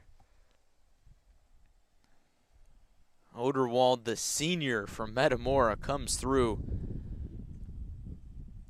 Through 7, he was 2 over on the live scoring. We don't know where he's at the moment. That putt certainly helped his case, no doubt. Good feeling going into the next 9. Ooh, and a putt that just rimmed out right there.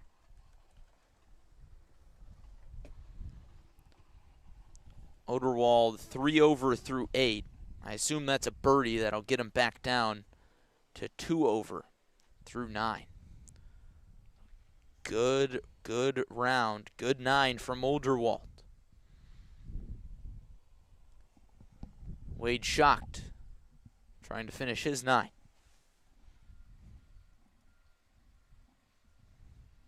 Schacht 1 over through 8. Trying to keep it 1 over. 37 would be more than acceptable. Schacht definitely a medalist contender if he can keep this pace up. For par. Got it.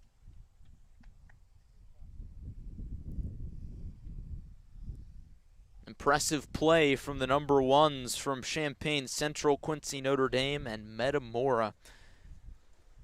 As we turn away from the 18th green, we'll take a look around the course. Some video from Jonathan Michael.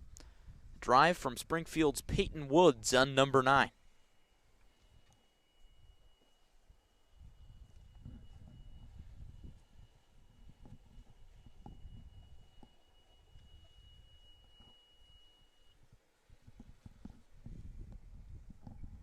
Woods letting it fly there on number 9. and he's on our green on the 9th right now. See him there in the gray and the long hair. He's got that flow. Blowing in the wind, probably hard to control on a day like today. Most definitely. We're having trouble just keeping our papers on the table up here. I imagine it's a little windy down on the course as well. Woods is 6 over through 8. Woods the number 1 from Springfield. This is the number 1 group from Richwoods, U-High, and Springfield.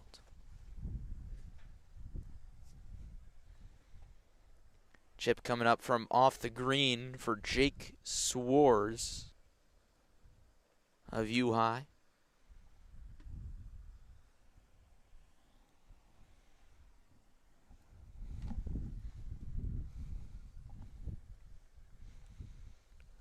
Swars almost topped it in there.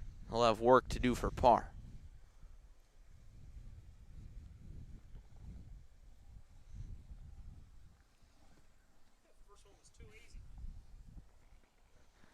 Word on the street is we've got our second trivia question coming up after this group wraps up.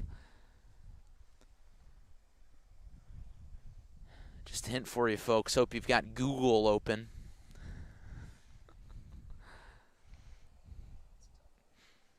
Peyton Woods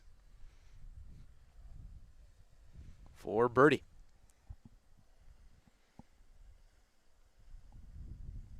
Misses right. Gavin, you familiar much with golf history? Golf history, I'm not so sure about. I mean, maybe little things like what's the longest club in a set. I could probably tell you. I don't know if that qualifies as golf history. That's not golf history, yes. That's golf 101. Golf 101, maybe a little more my forte. Golf history, not so much.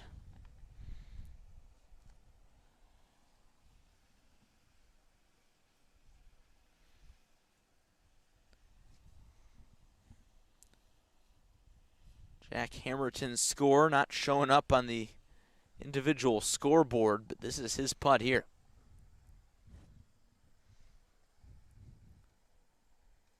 And he missed it. You saw the visible reaction. Hamilton, a big hitter. Of course, he made waves throughout Central Illinois when he recorded an ace on a par 4 at Kellogg. Of course, he was featured on Jim Matson's Sports Report on WEEK, among other things. He aced a 324-yard par 4 in a match against IVC. Wow, not too bad. Actually just played that course out in Kellogg. That is no easy feat. I mean, a hole-in-one is never easy, but especially on a course like that, a par 4 definitely shows you the kind of golfer Hamilton is and the kind of power and accuracy, the combination there that he had to be able to do that.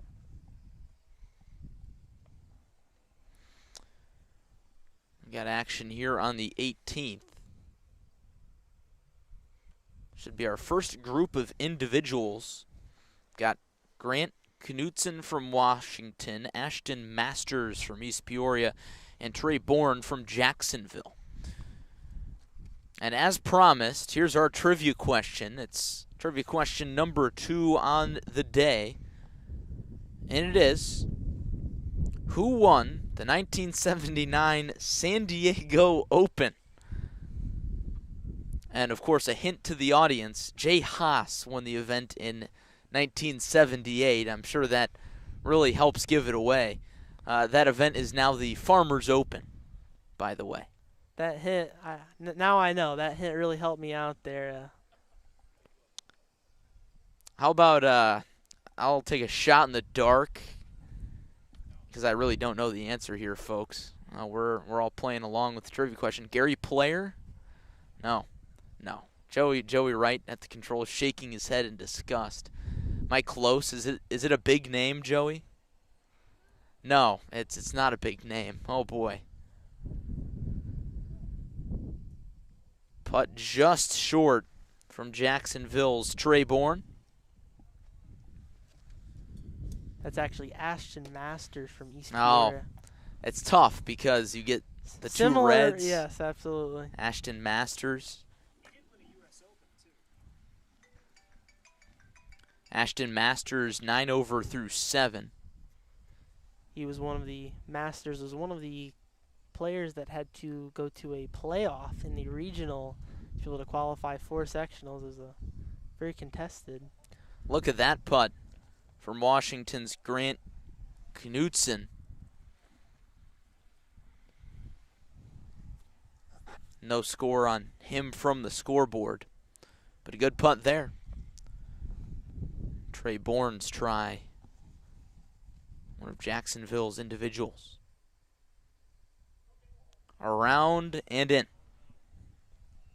Looks the same on the scorecard. And Bourne can exhale.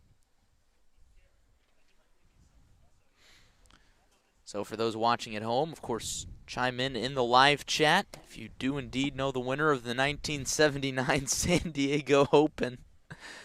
I didn't think Joey was going to go from the previous degree of difficulty to that degree of difficulty.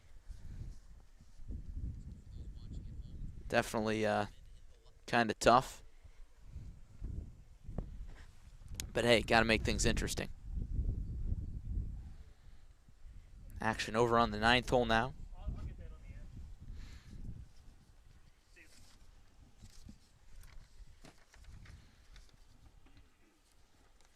First round of individuals that teed off on the front. Brooks Culver from Clinton, Matt Isaacs from Urbana, and Mason Walker also from Clinton, I suppose.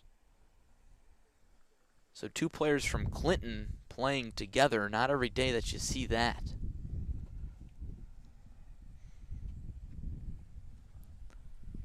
Joey Wright's going to join us now, stepping over from the production truck, so to speak. Joey, do you have the answer to the trivia question for us? I do. I want to give our viewers a little more time to think on that. I walked all 3 feet over from my chair to report from Jonathan Michael. Big clog up around the bend on 9 and 10. About a 20-30 minute delay, he said. Playing a little slow around the corner today, but everything else is moving pretty clean. He's moving over to the 12th, I believe he said. Well, good to hear. Jonathan Michael are not only our course reporter, but also our traffic reporter, I suppose.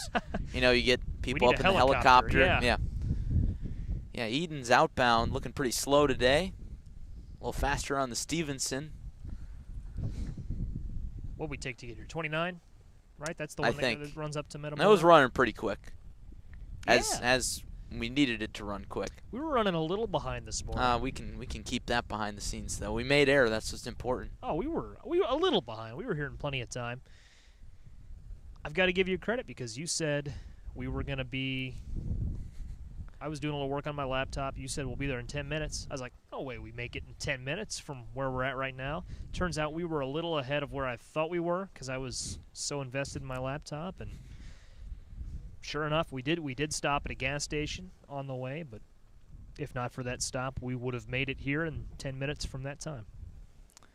What do you know? I was right. That's about all I have to add right now. Well, thanks for that, Joey. Glad we could hear the traffic report. Joey Wright doing a good job producing, contributing on air. Whole team effort today. Clutch Sports Media, Larry Larson, Gavin Russell. Here on the headset with you, Francisco Alonso behind the camera. Jonathan Michael, of course, out roaming the course. Still waiting on that trivia question answer. I'm interested to hear the answer to this. We'll get Joey right back. Joey's back. All right, I'll give you one more guess each. And I'll give you another hint, probably a little more useful. He did win a U.S. Open. And it was not Jay Haas. He did not win back-to-back Okay. San Diego Opens. Oh, man. I'm trying to think. Greg Norman? Good guess. I have no guess. I have no guess. That would be Fuzzy Zoller. Won the San Diego Open in yes, 1979. old Fuzzy. He put that win in the back pocket, and it came in handy 5 years later when he won the 1984 U.S. Open. How about that? Yeah. It's the first time I've ever heard that name. Old Fuzz getting the job done. Suppose you're not a golf historian, like I am not. And the answer to question 1 would be the driver, of course. Exhale. Glad I got that one right. 1 for 2. Standard set, though, is the key term. I'm sure, you could get a custom-made 50-inch putter if you so were inclined. I think there's length limits, Joey. Not in street golf. Not talking about regulated play. You're not a fan of normal golf? Big fan of street golf? Care to describe how that's played? Oh, my goodness. No rules golf. You come out, you have some fun with it. That's how they do it in mulligans. Urbana. That's where you get the non-conforming putters and the. You've seen me play. In my set, I've got a 10-iron. A Samurai is the. You do? The make on that. Yeah, I do. Nice club. Oh, man. I'll have to demo that thing. It's manufactured by Samurai, I believe, is the company. Interesting. It's a unique club. That sure sounds like it. I've never seen a 10-iron before. And I doubt you'll see one today. Too many rules and regulations out here. Joey, not a rules and regulations guy, I guess. Far from our rules expert on the broadcast, but we thank you for your contribution. I'm looking for a little bit of an easier trivia question next time. Maybe find the middle. I'll meet you in the middle. That's exactly what I was thinking. Yeah, I think that might be a good idea. Joey Wright, working hard all day on the production side of things. Individual group here on 18. Griffin Watson from East Peoria, Emmett Brokaw from Kewanee, and Troy Reiser from Washington. Looks like Reiser is hit into the water. Tough break there for Troy.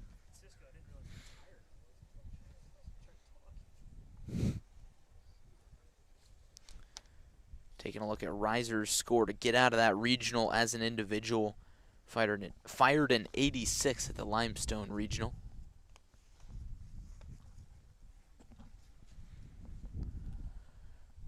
Putt here from Kewanee's Emmett Brokaw. Misses right.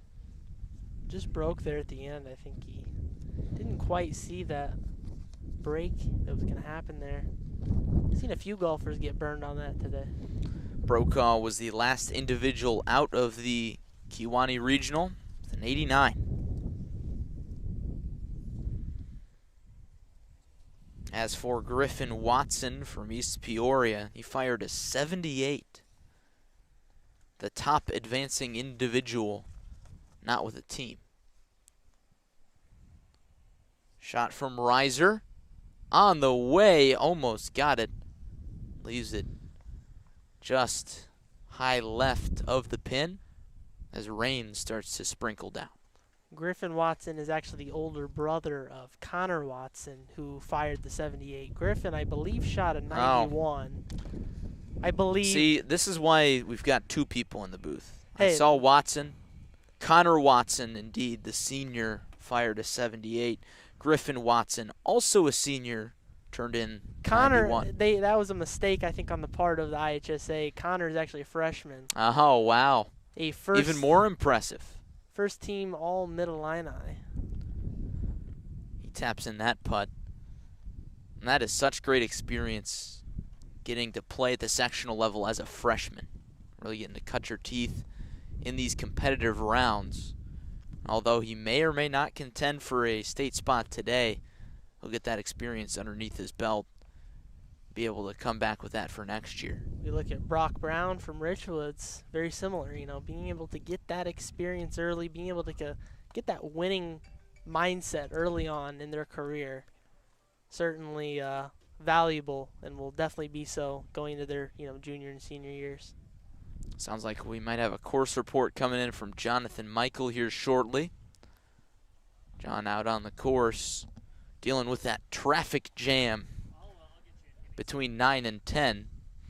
And Gavin, from our vantage point, you can see a lot of people looking through the fescue on 9 and 10, rather 10. So.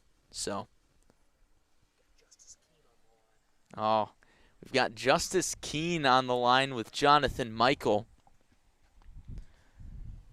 Justice Keene, of course, the sophomore golfer from Macomb, also a proud sports director at the Bombers Sports Network in Macomb. John's going to bring him in. Perhaps a live on-course interview, so here's John with Justice Keene. Hi, Larry. Yeah, we just went up to Justice Keene here on the back nine, the number 4 golfer for Macomb, and he just threw an absolute dart onto the 12th green, had a short birdie putt that he just converted, so now he is just at 1 over for the day. He had all pars since the 4th hole except for a bogey on 5, so he's playing really consistent golf. I actually talked with his grandfather, who is standing next to him spectating. He said that this is the best that Justice Keene has played all year. He said he's scoring really well, hitting the ball really well. So it looks like he's full of confidence right now as this Macomb team, they're hanging around on the leaderboard right now in a tie for second with Normal University. Although I don't even know if the score has been updated since his birdie. That birdie putt might have put them up into second place behind Sacred Heart Griffin. So Justice Keene's a name to watch right now, and as a number 4 golfer, really surprising to see today. So great golf so far from him. Appreciate that report, John. And how about Justice Keene turning it on down the stretch here for Macomb? And those are the performances that you really need if you want to move on to state as a team. You need those players, maybe your number 4 or number 5, to kind of shoot lights out. Yeah, we actually we talked about that earlier. The 5 and the 6 is the low pressure, but if they can come up and step up, shed a few strokes off of maybe what you'd normally expect to get, that's going to go a long way. Every stroke counts. We saw that in the regional events. 1 or 2 strokes were the difference between teams and individuals getting into the sectional round. So obviously big time by the sophomore. See if he can continue that. Consistent golf, though, that is a big thing, and obviously probably playing with a lot of confidence right now. And we'll see his birdie putt in a minute as we see a chip in on number 9. What a shot there from one of our individual players. If I'm not mistaken, that would be Jean Schenkler from Muhammad Seymour. Schlenker, that would be. Again, working to confirm that. It's hard to tell. Just got a twosome, it looks like, in this group.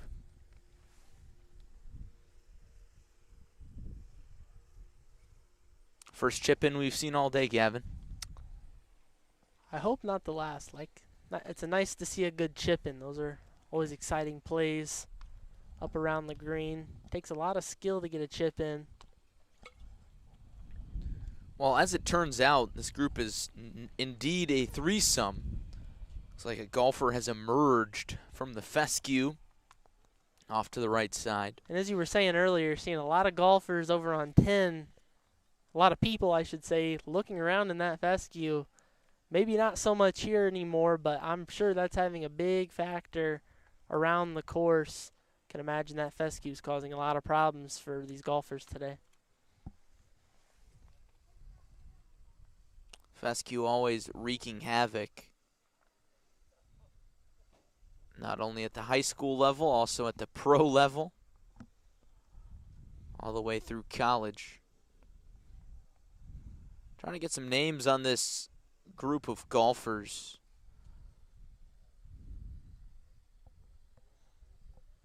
It gets a little bit trickier when you get into the individuals because you see so many different colors, so many different logos. Whereas with the teams, okay, this is a wave of Richwoods, U-High, so-and-so. You know which teams to expect. Here you get all sorts of different colors, trying to figure out who's who. As you may have been able to determine, it's an imperfect science. Yeah, it's tough. I mean, we've had a lot of moving parts today. A lot of golfers coming through, 109 to be exact, and 12 different teams. So a lot of different golfers to watch. Not always easy to keep up with individual who everybody is, but we do our best.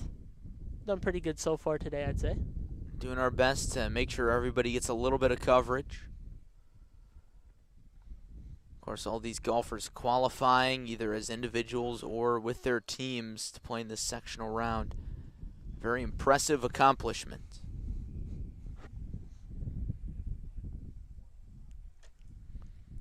Long putt here. Good try, a few feet short.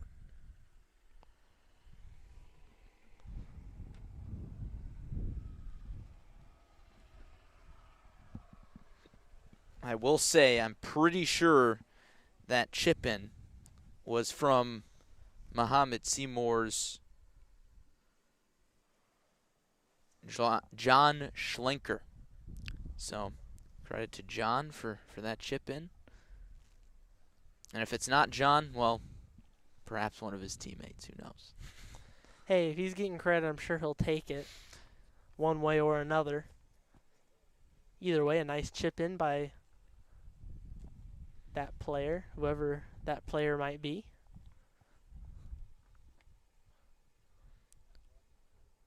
And we'll have to bring in Joey Wright. He might know a little bit better. I believe that gold color is Maroa Forsyth colors, correct? Joey Wright's going to check on that for us, the graphics pro. Here we go. He's going to come onto the mic here. I want to say that's Clinton, actually. Because that group right there, Clinton, think Central Michigan, maroon and gold. There we see a maroon polo, a gold polo. Conceivably, that white polo could be Matt Isaacs of Urbana. But that's speculation on my part. So we're off by a group of individuals? Could be the case. Well, we're doing our best here, folks. But This is where things get tricky. As I've said, you've brought me in to speculate a little bit. I based on what I've been seeing, I think we've been on top of it from a group standpoint. So we'll do our best to get that sorted out. We do have Justice Keene's birdie putt on 12 if we want to go back to that. Yeah, we'll take a look at Justice Keene's birdie putt on 12. He's been one of the hottest golfers on the course. Just 1 over on the day, helping Macomb be a surefire contender not only for the sectional title, but also just in terms of straight-up qualifying for state. Of course, the top 3 teams advance, top 10 individuals not with those teams also advance to the 2A state meet at Sebring. Justice Keene, birdie putt. That's what you just saw on your screen. Now we're taking a look at the action on 18.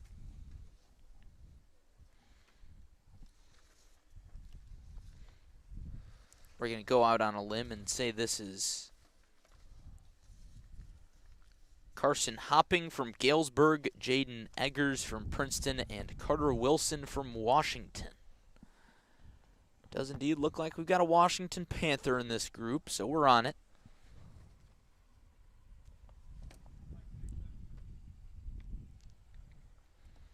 Hopping from Galesburg in that yellow striped shirt.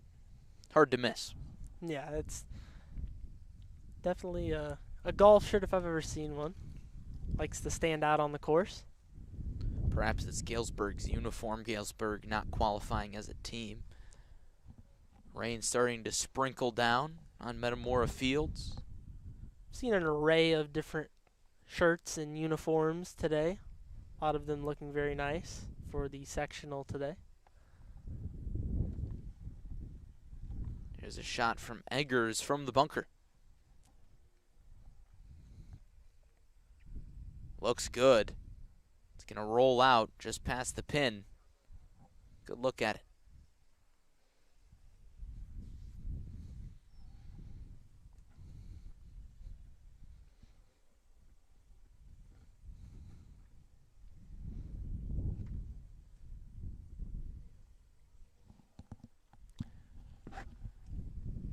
Gavin will have to check the radar, make sure no real rain is coming, but I think we could deal with sprinkles. I think that's not the end of the world. Yeah, we've seen over the last few days here in central Illinois a lot of rain, and all things considered, today is quite a bit less than we've seen. So just try to keep it away. We can deal with a little bit of moisture coming down, but as long as we don't get what we had a couple of days ago, we'll be all right. I would tend to agree. Action slowing down on the 18th here. Got a few tee shots behind this group. Looking out in the distance, also action slowing down on the 9th. Looks like we've got some trouble with the water hazard for Washington's Carter Wilson. May have hit it into the drink. Speaking of drinks, I think I'll take that opportunity to take a sip of water. Always good to be able to rehydrate during the broadcast. Do a lot of talking. Nice to be able to stop and take a quick break. But tell you what, I do love this very warm weather in October. However, it's wreaked havoc on my allergies. It's terrible. That's something that comes around this time of the year. The spring and fall tend to do that to quite a few people. Fortunately, I've been pretty good this year, so. It's where the allergy medicine, of course, comes into play. But heck, I'm not complaining too much. It's a beautiful day for golf. We're wearing short sleeves. Central Illinois is, prone to, we could see snow in October, or we can see days like today.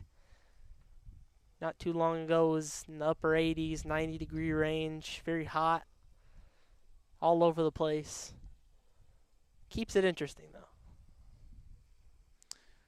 Quite the rules discussion going on off the 18th about the point of entry. And Gavin, I think the conundrum here is where Wilson hit his shot from. He hit it from behind the green and then into the water. The rule is you have to place it on the line of entry but no closer to the hole. And if Wilson were to place it on the line of entry, it would be putting him closer to the hole. So a lot of discussion, a lot of deliberation. Now it looks like they've come to a conclusion. It's always nice to be able to just get everybody's minds together, be able to make sure everything is going right. And obviously all these golfers want to play a very straight-up round, don't want to cut any corners, so to speak, want to make sure everything is up to standard. Chip it in there, chip it just short.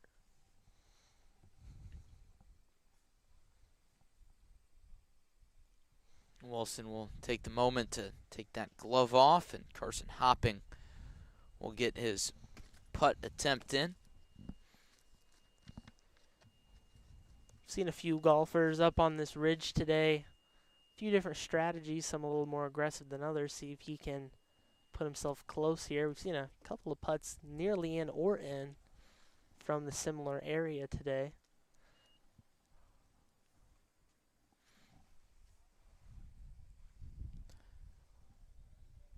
Down the ridge and short. As I mentioned, we've seen some golfers play this a little more aggressively. Looked like he just was trying to take a little bit too much off that, playing the ridge too much. But as we know, these greens are going to be a little slower today.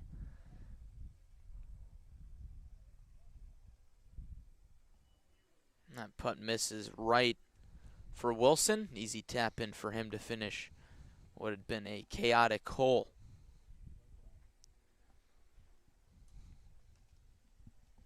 Hopping will finish up before Eggers.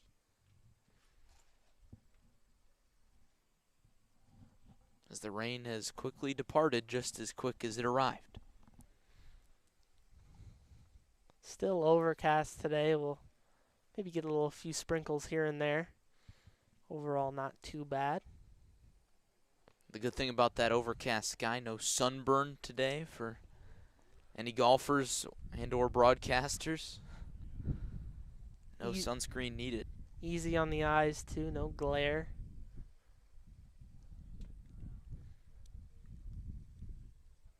Hopping's try. He rolls it in.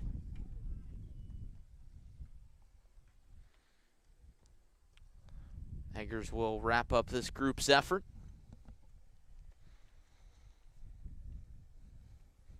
Coming up on the final individual groups and the final groups to come across the front today for individual play. We've got 4 groups left to come across 18 to finish their first 9. And 1, 2, 3 groups left to come across on number 9 to finish their first 9 on the front. And I do want to point out, I think we were on it with the individual groups on 9, considering that we have a Galesburg golfer with those hard-to-miss shirts coming down number 9. So this next individual group will be Connor Watson, Jason Runboom from Galesburg, and Blake Harvey from Mahomet Seymour.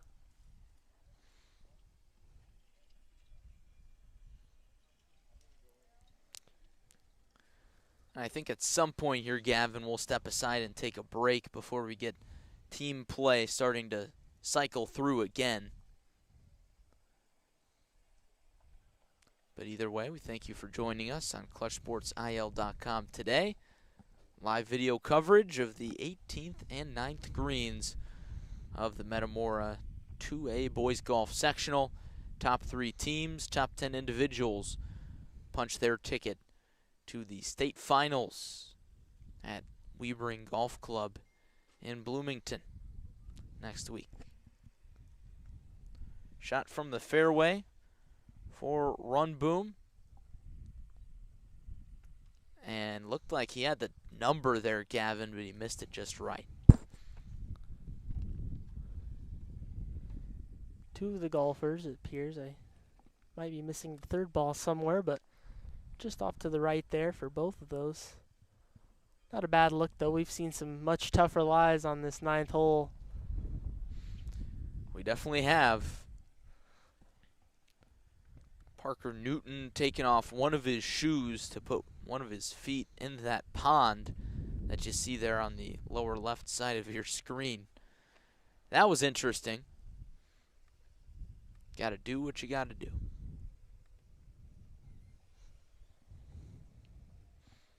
And Gavin, it's getting to be lunchtime. Frankly, I'm quite hungry. Say you're playing a golf round. You know, what's your at the turn snack? What's your go-to? Well, you know, sometimes I'll have a little something on me. I kind of always try to plan my golf around making it before or after lunch, solid way. But in terms of a snack, I mean, you can never go wrong with a little bag of chips, maybe some peanuts or something. Nice little snack foods, nothing too heavy. I knew Joey Wright was going to want to chime in. Here's Joey. Tell you what, if I had a caddy, I'm saying I'll carry the clubs. You wheel along one of those Weber grills, and we'll have a little party out here. I don't know if that's... I think that's how they do it in street golf. Yes. Well, when you're waiting 30 minutes around the corner, you know, 9 and 10, you've got a little time. Well, that's what you go into the clubhouse for, and get a hot dog. We Fair. see a Well, little the line's smoke in come the- up. Yes. We'll know they got the Weber grill fired up. Look in the distance, get some hamburgers going. Probably don't have enough time to do ribs. I guess John if it really Daly got probably really congested. would have done that if he could. Noted character. Just like you. That's right. That's right. I do my best to live up to John Daly's standards. Arkansas I hope- Razorback. I hope not. I believe that's what he's best known for is his time at Arkansas. Oh, 100%. I tell you what, though, having lived in Northwest Arkansas for a couple of years, spent most of elementary school in that area, they still talk about old JD. Really? They do. Popular cat? I believe he's given a lot back to that university. So their golf program and, of course, a U.S. Open winner, 91, John Yeah. Daly. That's kind of how he got started. And Joey, That's I do have to ask, do we have another trivia question coming soon? I'll boot one up. I'll put one in the hopper. All right. Well, we'll see what we can come Remember, up with. middle ground, Joey. We need Middle something that a little easier. There were a few people trying to guess. I saw in the And- live chat the to no avail. but some got close. Some registered some decent guesses. So Did anybody get the driver question correct? I hope so. I think they did at home. I didn't see anyone in the live chat with an answer to that. Again, the first answer was driver. The second answer was Fuzzy Zoller. And I got to think of a third question, I suppose. Middle ground. Well, Middle ground. we'll let you get on that third trivia question man. coming down the pipe. How about that putt from Connor Watson of East Peoria? Nearly rolled that thing in from the fringe, past the fringe. And it's down that little, I'm not sure if it's a drain there. Yeah, it looks It's like a drain, drainage. yeah. Just kind of down and sitting almost on that drain. Got to get over that. That's not that's a challenge, I should say.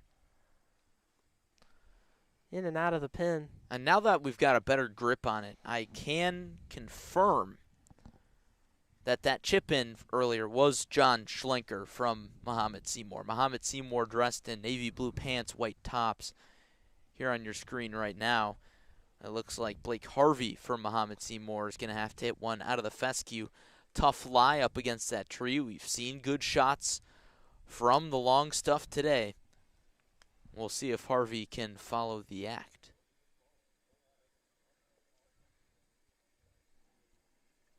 Discussions ongoing with his coach. So you're really trying to make sure that backswing isn't interfered with by that tree. It's very tricky. And this may be the toughest lie we've seen out of the fescue today, Larry.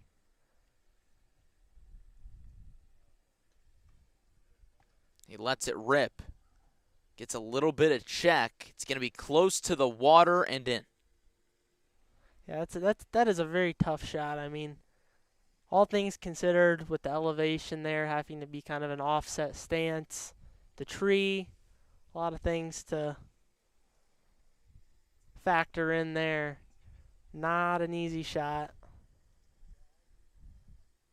You see the other players going to look for the ball. They did not see it roll in, but we did. Bird's eye view, gets to see the good shots and the not so fortunate ones.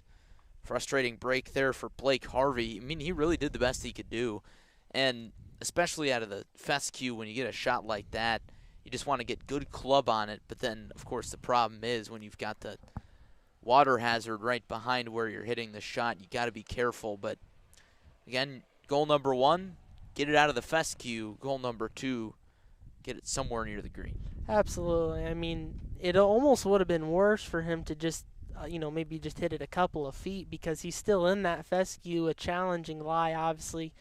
Going to have to eat a stroke in the water here, but he might be able to set himself up a little better here, having to take the penalty, but not really a lot of ways to get a good outcome there, just kind of a tough situation. That's why it's important to keep it out of that fescue, and something we've noticed all day long. Perhaps Blake trying to fish his golf ball out of there. Frankly, not entirely sure of what he's doing right now. Likely just trying to retrieve his ball. Now I'll have to take a drop.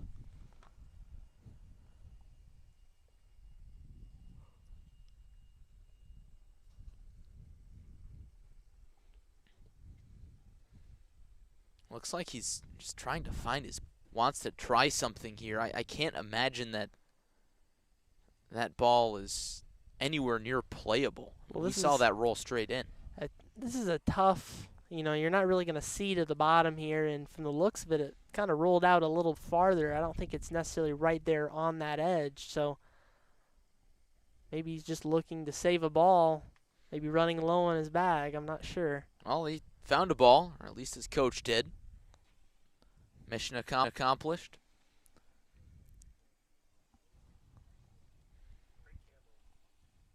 Francisco Alonso doing a good job detailing that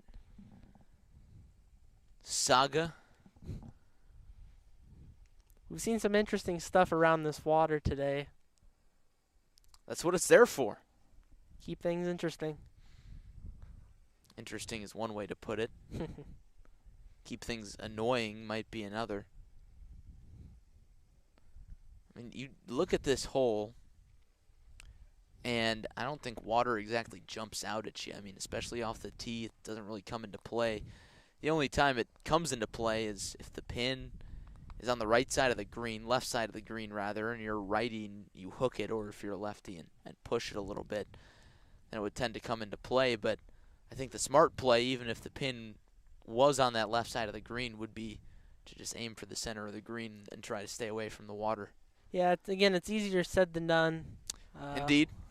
I have a lot of experience near or in the water, so I can tell you it is a lot harder than it looks. But yeah, absolutely, it's tricky to do, but we've seen a lot of golfers have a lot of good shots today. It's just every so often we get some tough shots. That's how the ball bounces, as they say. What do you say we take a look over to the 18th? Well, that drop progress is still going on number 9. Group of individuals here. Mike Pemberton from Rochester, Brady Scheifling from PND, and Landon Bavard. I've known Landon for a long time. I think first grade we went to school together, so that's the only reason why I know how to say that name.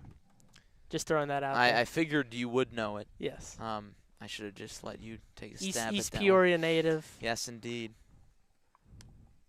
Here's the attempt from Mike Pemberton from Rochester, looking for par.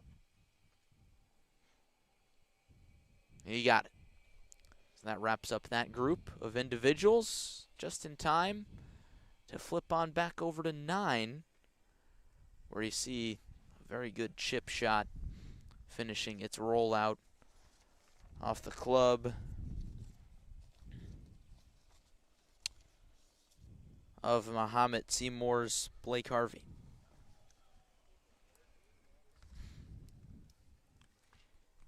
Harvey finally getting a drop that was within the rules. Of course, what exactly is the rule? If you drop it 3 times and it continues to roll, then you can place the ball. I believe it's 3 drops. So Harvey had to drop that ball 3 times before he could eventually place it on the downslope. Those drops are pretty hard to execute when it's on such a slope. Especially up against the water. Makes it additionally tough. First putt for Galesburg's Jason Runboom.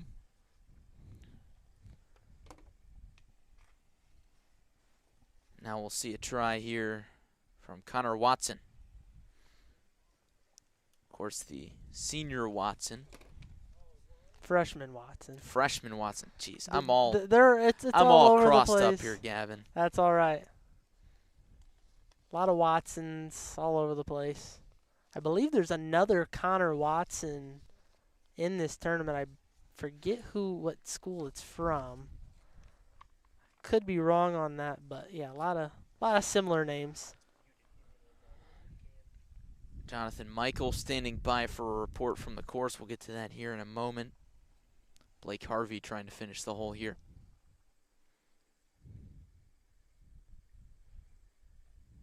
And he does. Good recovery after hitting one from the fescue into the water. And after Runboom's putt, we'll get John on here. Runboom from Galesburg, trying to wrap up his 9th hole.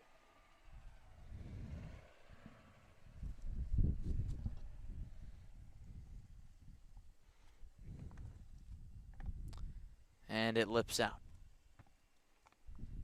Tough break there for Runboom. And now he will finish it, and now we'll hear from our course reporter, Jonathan Michael. Jonathan, what do you got for us? Hey, Larry, we're out here on the 14th hole with Justice Keen's group from Macomb.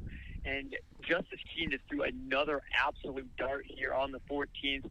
Spun it par 3, about 189 yards or so. It's playing downwind right now. Hit a great shot into the green, spun it about 10 feet back or so. Had a birdie opportunity that just left it about a foot or two short. easy tap-in par. So Macomb's looking good right now as his teammate Connor Ham is 1 under in his last 4. We saw his birdie there on the 9th hole. He's parred holes 10 through 12. So Macomb is staying pretty consistent right now. We also saw a hole out from one of the Bloomington golfers in Justice Keen's group. I believe that was Tyler Stalgott. He's down the leaderboard Indeed. right now, but he did hole out from the stand on the 13th hole. Appreciate that report, John. And, you know, from Macomb, looking at the rest of the leaderboard, got to figure that if they can get maybe 1 or 2 more solid scores outside of Keen and Ham, they'll be sitting pretty, Gavin. They might have a real chance to win this. Well, absolutely. We knew coming into this day, Macomb was going to be up there. They were going to have a lot of individual contenders. We saw in the regional they had 4 really good golfers. I should say all 6 played really well, but the 4 scores that counted were really nice. And, again, we expect them to come out on top. Again, very wide open, but from the sounds of it, Macomb should be one of the favorites to advance as a team to the state finals as of right now. Definitely. We've got 2 more individual groups coming along here on number 9, along with a few more on number 18. Before everybody has officially made the turn, Andrew Berry, Matt Roker, and Ryan Crow from PND, Morton, and Moreau Forsyth coming up on 18.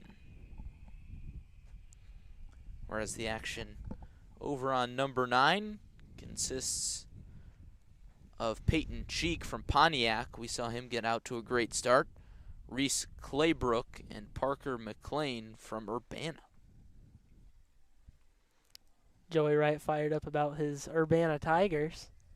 No football season, so got to get excited about something. Oh, man. He went there.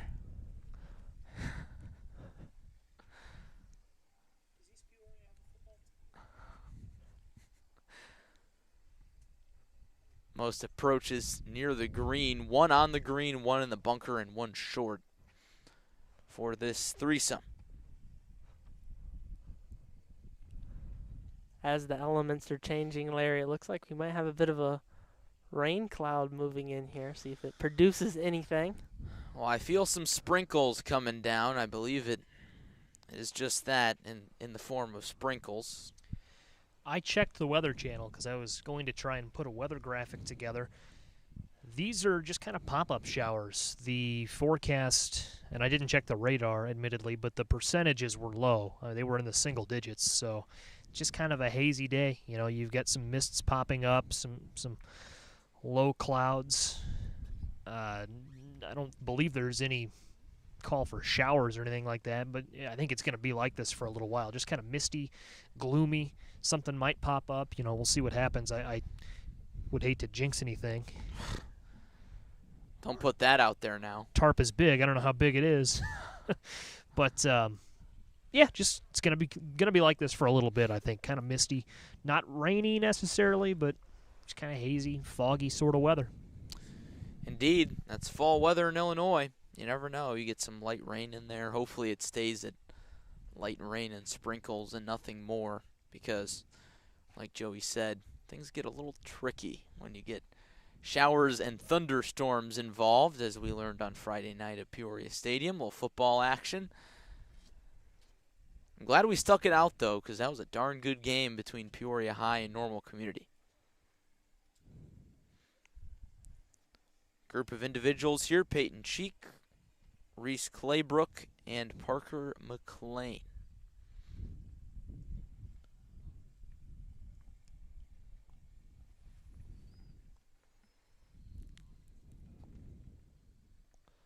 I believe Cheek is in the orange and blue shirt on the green currently.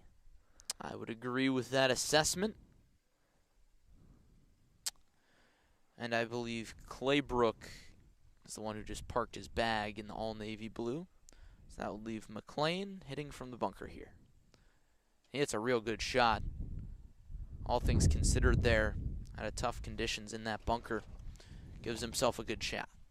These bunkers have not been easy today, but once again, like I said with the fescue, not easy to hit out of, but we've seen a lot of really good shots with it, and goes to show these golfers are ready to come out in these elements, play a really good round. Well, that's what you got to be prepared for in October golf, Gavin. And honestly, the conditions are usually much worse than this. I remember my senior golf sectional, it was freezing cold and raining on and off.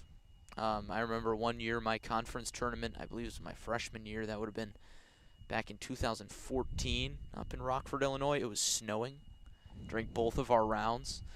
So, has been unseasonably warm, but I think those golfers out there right now would take that over the alternative. Most definitely. I remember last year, I was not out with you guys, but when you did the Mid-Illini boys golf tournament last fall, pretty chilly that day if I can remember correctly. I know you have some tales of that day. Oh yeah, that was an interesting day. We've got a report from Colton Kaler out on the course. He says, just watched a kid hit 4 balls in the water on number 2. This hole is playing tough. Number 2, that short par 3, and frankly, in terms of just looking at the hole, looks like one of the easiest holes on the course. However, with the wind in effect today. Well, there's just that little sliver there. You got to cut that water. I mean, there's not really an option. And, I would say most players are probably cutting that water pretty consistently. But sometimes get in your head, a bit of a mental block as that water can be sometimes, especially when you're staring right at it. That'll happen from time to time. But see if whoever that individual is, they can rebound and damage control. We've been talking about it all day. Claybrook burns the corner. Got a piece of that lip. Just did not fall for him. Urbana's McLean getting ready.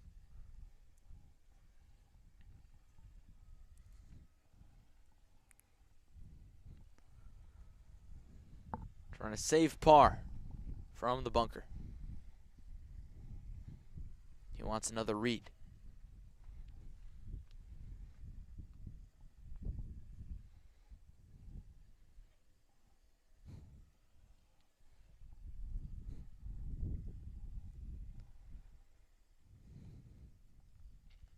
Now McLean ready for his par putt.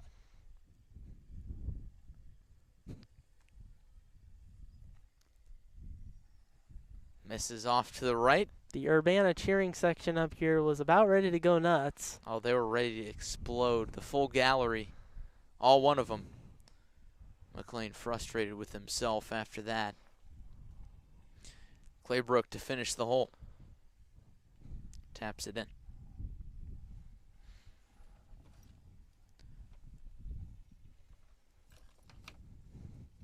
Over on 18, that group just about finished up. Looks like Andrew Berry, Matt Roker, and Ryan Crow. And that putt just misses right for Crow, able to finish it out. So that group is done. Quinn Saxer, Bailey Strode, and Ben Templeton from Jacksonville, Morton, and Galesburg coming up on 18, while one other group just teed off on number 9. So coming down the home stretch of individuals, last few groups, and then we'll start seeing the team play come on through once again. Of course, it'll be interesting to see how things close out here, Gavin. Most definitely. I mean, we've seen all day. We've seen a lot of good golfers. We've seen and heard Macomb has been one of the leaders as expected. Normally U-High in the mix, and of course we've seen some of the other standouts from the area, Brock Brown of Richwoods, along with many other individuals that have played excellent rounds today. I think it's definitely going to be interesting, especially with the team play. It's really going to be, I'm curious to see how that's shaping up right now. Obviously, we don't have the full put-together scores at the moment, but we know that it's going to be very close. And I would imagine that the teams that make the cut and don't, it's just going to be a few strokes that make the difference, and I would not be surprised if that was the case. And I know this predictions game is always tricky, But where do you think the winner will come in today in terms of team score? It's really hard to say. We've obviously seen some players that had excellent regionals that shot, near even par, that have maybe gone a little over today. We saw, it forgets me now, the team that shot under 300. Normal U high. Normal U high. I'm not expecting necessarily to see any of that today, but I would definitely say low 300s. I would definitely count on that. Maybe we do get a surprise team with the way Macomb's playing. They could come under that 300 mark. But again, those low 300 range, that's going to, really be, I think, where your leaders are going to stand out at. And I would, really not be shocked if that was the case. Definitely. I do think that we could probably see one, if not two teams below 300. I mean, if Macomb keeps playing the way they are right now, they could be in that neighborhood. I know their head coach told me that their team average was just right around 300 for all their 18-hole tournaments. That's excellent. I think, once again, we talk about a couple of individuals from Macomb standing out, but it's a team effort. You got to think at the end of the day, everybody's contributing to that score, low score at that, and definitely Macomb standing out as one of the favorites. Again, U-High having that excellent regional round, shooting a 298, I believe it is. I bet there's some other teams we could see post scores real close to that. It may be just a little bit over, but absolutely, we're going to have some interesting stuff coming down the stretch. Eager to see how it all shakes out. We turn our attention back to the 18th. Quinn Saxer, Bailey Strode, Ben Templeton coming up here. This shot by Saxer from Jacksonville. He chunked it. Haven't seen too much of that today. It seems like everybody's been getting decent contact. Accuracy may be a little off, but not a lot of chunking today. That one just hit plenty short. Little thick. Get a better look now. See whether or not this is indeed Saxer, and it is. Of course, both Morton and Jacksonville sporting red. Saxer doesn't even bother to watch that one land. A lot better that time. We'll try to get a better look at the leaderboard here in a moment. Joey Wright, our producer, probably taking a look at that right now. As a result, we're unable to see it.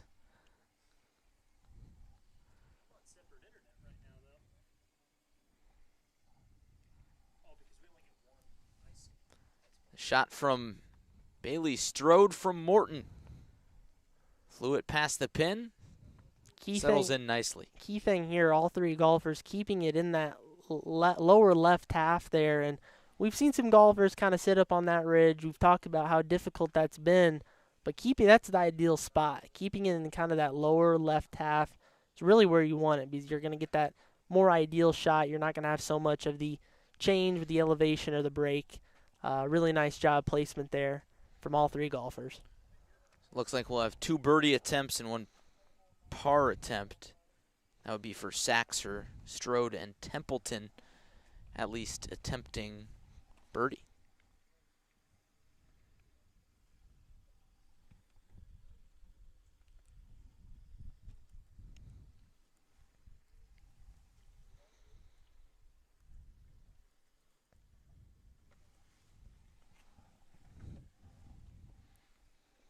Individual groups now. We saw the teams run through 9 as well as 18 earlier, and they'll be coming back around here shortly. And it sounds like it's going to be coming down to the wire in those races. So you've joined at a great time on ClutchSportsIL.com. Appreciate you spending your Monday afternoon with us. What better way to spend it than watching golf? I'd rather be here than in class, that's for sure. Joey Wright, our producer, chimes in. NASCAR is on. I think I'll probably take a little golf over NASCAR.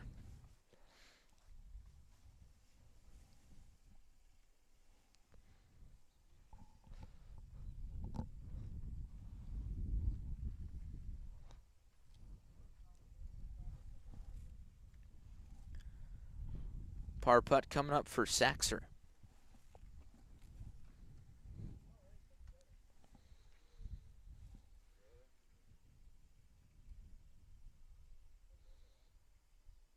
And he leaves it short.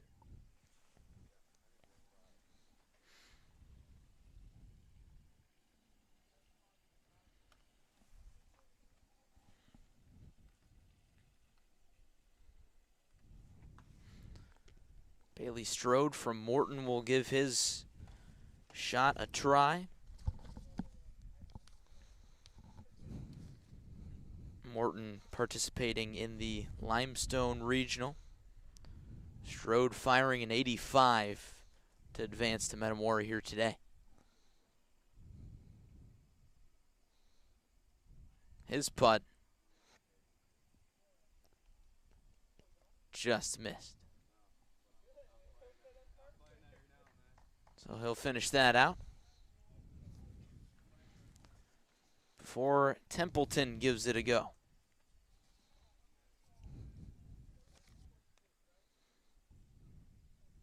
Templeton fired an 86, the senior from Galesburg. Left it short. He had the line and he knew it. Not the only golfer to do that on this hole or this round. And he probably won't be the last. Tricky to read are these greens. Saxer for bogey. Misses right. So he'll record a double. That wraps up that group's play. One more group of individuals to come through on 18. A little bit of action on number 9. Last group of individuals to come through on number 9. Brady Kaufman from Pontiac. Hunter Trainer also from Pontiac. And Jacob Stevens from Champaign Centennial. How about that bucket hat? Unsure if that's Brady Kaufman or Hunter Trainer, but either way, it's a great look. Haven't seen anything like that today. Nice little style out here on the golf course. It's a foursome. Chaz Peed from Kiwani, that would be. We did not type out Kiwani fully on our spreadsheet, but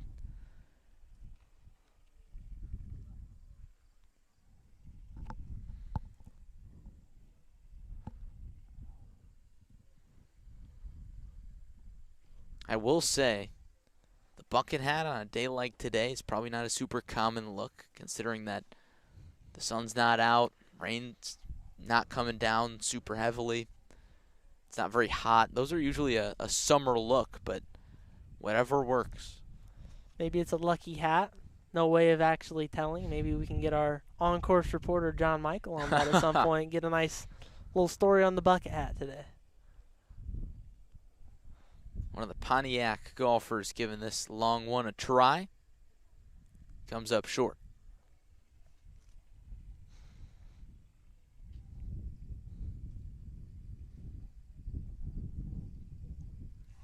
After these individuals wrap up, we will step aside, step off the headsets for a few moments. We'll, of course, keep the video stream going. Got to get a bite to eat, refuel for that second wave of teams coming back around, coming down the home stretch. It's going to be exciting. A lot of good stuff going to come down the stretch. Maybe have a little more info after the break. Stevens misses his look at birdie.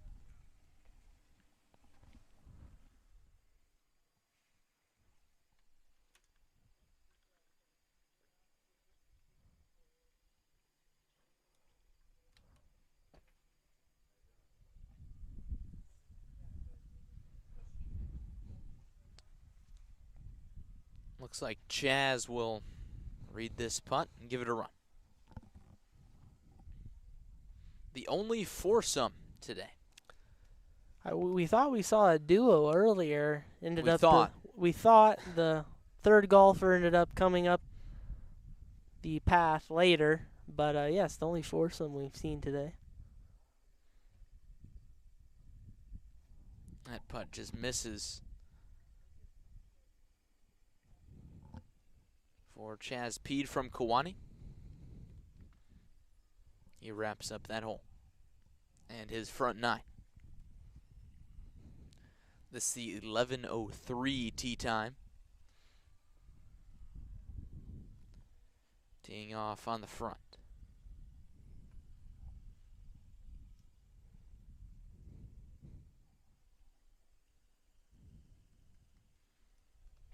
That par putt falls. I believe that's either Brady Kaufman or Hunter Trainer for Pontiac. Hard to tell. This is also either Hunter Trainer or Brady Kaufman for Pontiac. 2 Pontiac golfers in the same group. Sporting the Pontiac blue and orange. It's a good color scheme. Very similar to the Illinois Fighting Illini, of course. Navy blue and orange. I believe they're the Indians. Good putt there. And the lone foursome at today's Metamora Sectional. It's about to wrap up its front 9. Jacob Stevens has a few feet left.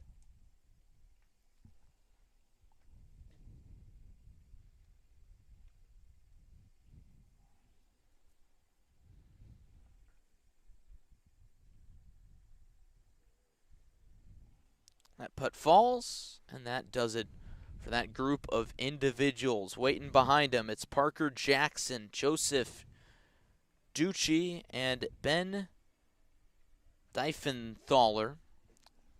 A lot of names in that group. Apologies for any mispronunciations. We'll get you the action on the 18th hole, but for now we're going to step aside, let that last group of individuals wrap up their front 9. So you'll get to see Sam Pershing from Washington, John Kroll from Galesburg, and Colton Barr from Clinton wrap up their first 9. We're going to step aside, probably get a few snacks, be back on headset here in a few minutes. You're watching the 2A Boys Golf Sectional from Metamora Fields. Trips to state on the line, coming down the home stretch after this.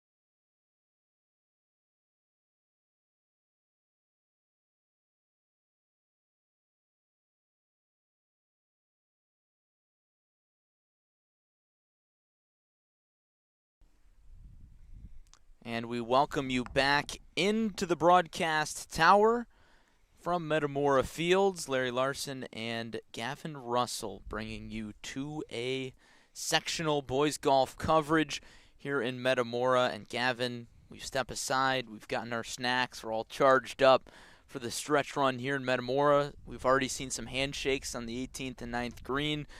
Some rounds wrapping up, but we're going to see one heck of a finish here in the next few minutes.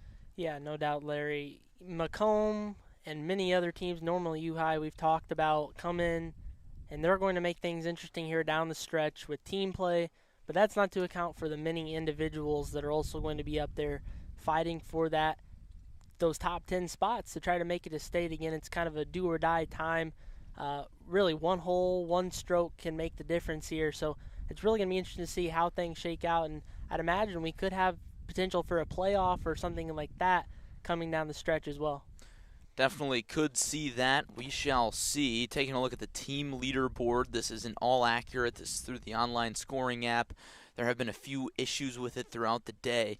Sacred Heart Griffin, 10 over through 9. They're currently atop the leaderboard, but I kind of doubt that that's completely accurate. And then it says Limestone, 17 over through 1. I don't think they've played just one hole of golf. We've been here for a while.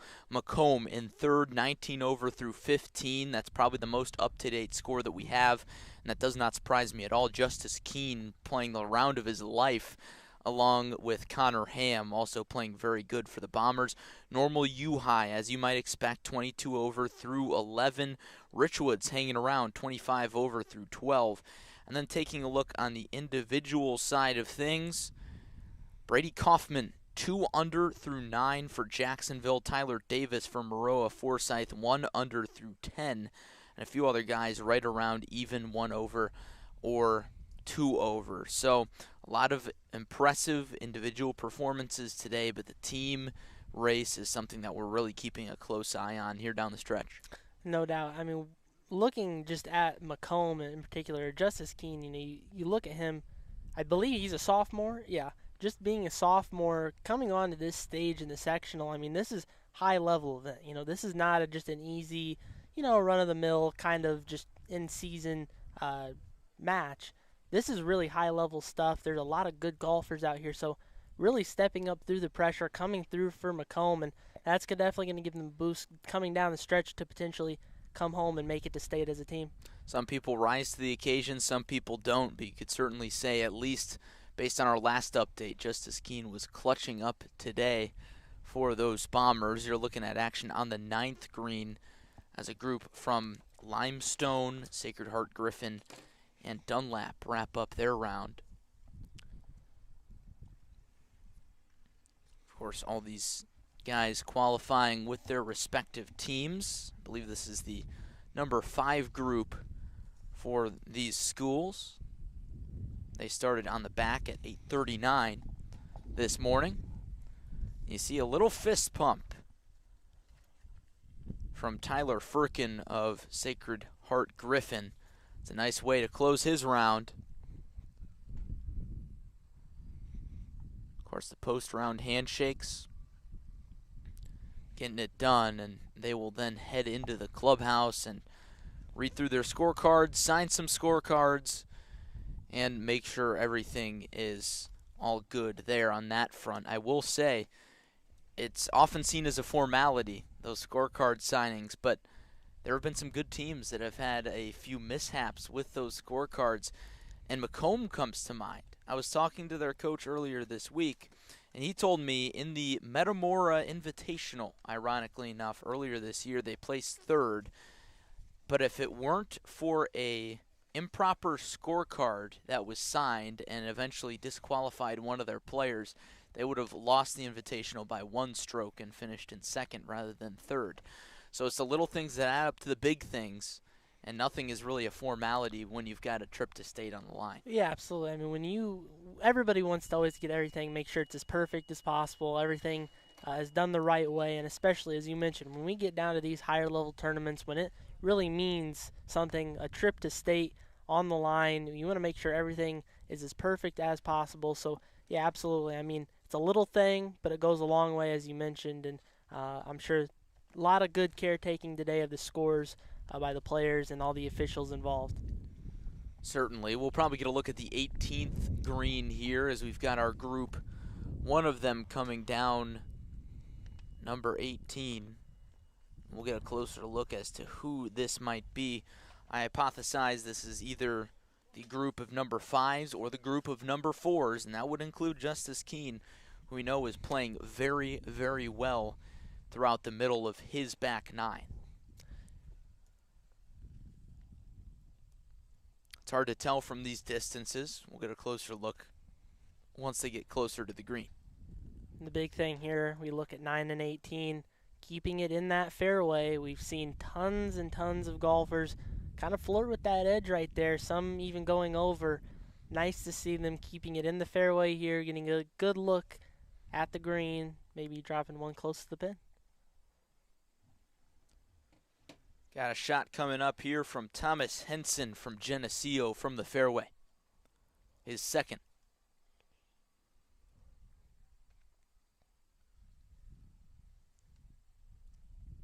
He's not sure if he likes it, and for good reason. It drops into the water after taking a few bounces. That's so tough to see. Last hole of the day, flirting with that water. You got that pin position that tempts you to be very aggressive, but you always want to finish on a high note. Yeah, I mean, it's a tough break here for him. Obviously, I'd hope that for him, you know, it's somewhere he can at least try to make it playable. And as we've said all day, damage control, try to just clean it up here on the final hole of the day. Now, that might not be real easy for him, but we'll see if he can pull it off. And, of course, the other two golfers in okay position coming in here to the final hole. This is indeed Thomas Henson, Garrett Casey, and Griffin Taylor from Geneseo, Bloomington, and Macomb, respectively, the group of number 5s for some of the top schools. And, of course, we're keeping a close eye on the Bombers up there in that team competition with Normal U High, trying to stick around and be competitive here. Top 3 teams advance to state. Top 10 individuals advance to state. Of course, the top 10 individuals not on those top 3 advancing teams. So every single golfer in the field, no matter if they qualified with a team or with as an individual, has a chance to advance to the state title rounds this weekend at Sebring. We saw how big that was in the mini regionals, how teams missing out by 2 strokes had really good golfers on their team. So it's excellent that the individuals themselves get to come along as well and at least represent themselves. They're still representing their schools very nicely. It's really good to see just so many great golfers out here representing Central Illinois. Really, truly some of the best from the state. And, of course, you got to figure that once these teams and players make that state competition, especially the ones from the Peoria area and the Bloomington Normal area, they've got a leg up because chances are they've played in an invitational at Sebring. You've got the Redbird Invite there earlier in the season, so a lot of these teams have played at Sebring before. No doubt they're very familiar, and especially if you get some of those teams closer down in Bloomington, Springfield, even here from the Peoria area, very likely that they've seen those courses. Some of these players may have seen those courses in years past as well, so these lots of experience could be going back some years here. Really got to factor that in, but of course, task on hand first. Definitely trying to figure out how to get through to that state finals here today. You're watching the 18th green now. Looks like Thomas Henson has indeed discovered that his ball dropped into the pond. Working on the drop. Knee high. That one rolls right on down into the hand of Garrett Casey, who was waiting for it. So now, after those drops, Henson gets to place the ball. That makes the process a little bit easier. Yeah. Trying to scramble and finish his day on a high note after finding the hazard.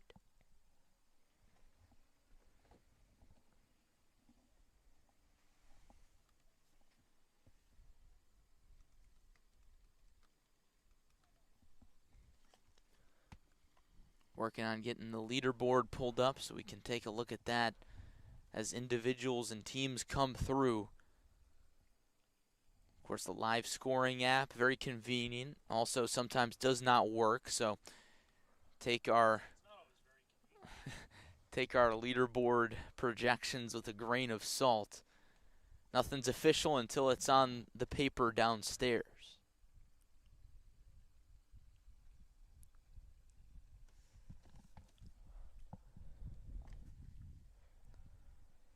Long birdie putt coming up for Garrett Casey of Bloomington. He's got to deal with that ridge. Looks like good speed. Does it have the line? It does not, but a beautiful roll for Casey. Played that nearly perfect there, obviously a little bit off there, but when you get it that close, you know you had the speed, you know you had the good distance, just a matter of lining it up. Couldn't have done it too much better. Got another tough putt here, kind of on that ridge, so maybe a little downhill action, but kind of halfway there. Griffin Taylor for Macomb. Bombers in contention. He left it short. Plenty of work left to do for par, presumably. We've seen all day, those putts are not easy. We've seen people cut the corner, just kind of lip out there. Some work to be done. They'll have a minute to think it over. That can make it better, and that can make it worse. That's true. Henson, the Geneseo Maple Leaf. Mid-range putt.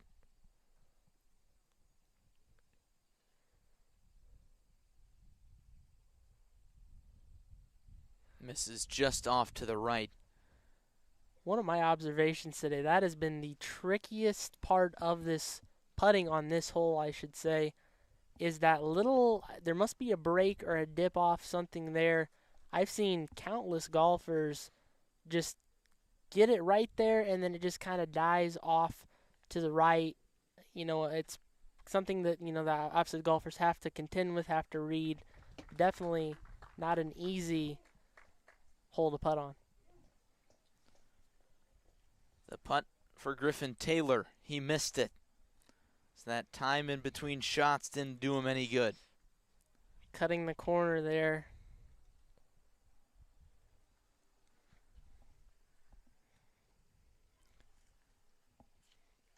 Casey to wrap up his day.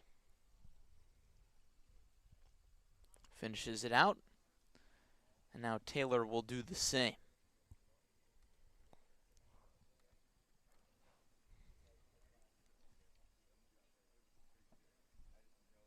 And the lefty taps it in to wrap it up. They'll shake hands, sign the scorecards as some of the first scores from contending teams start to file in.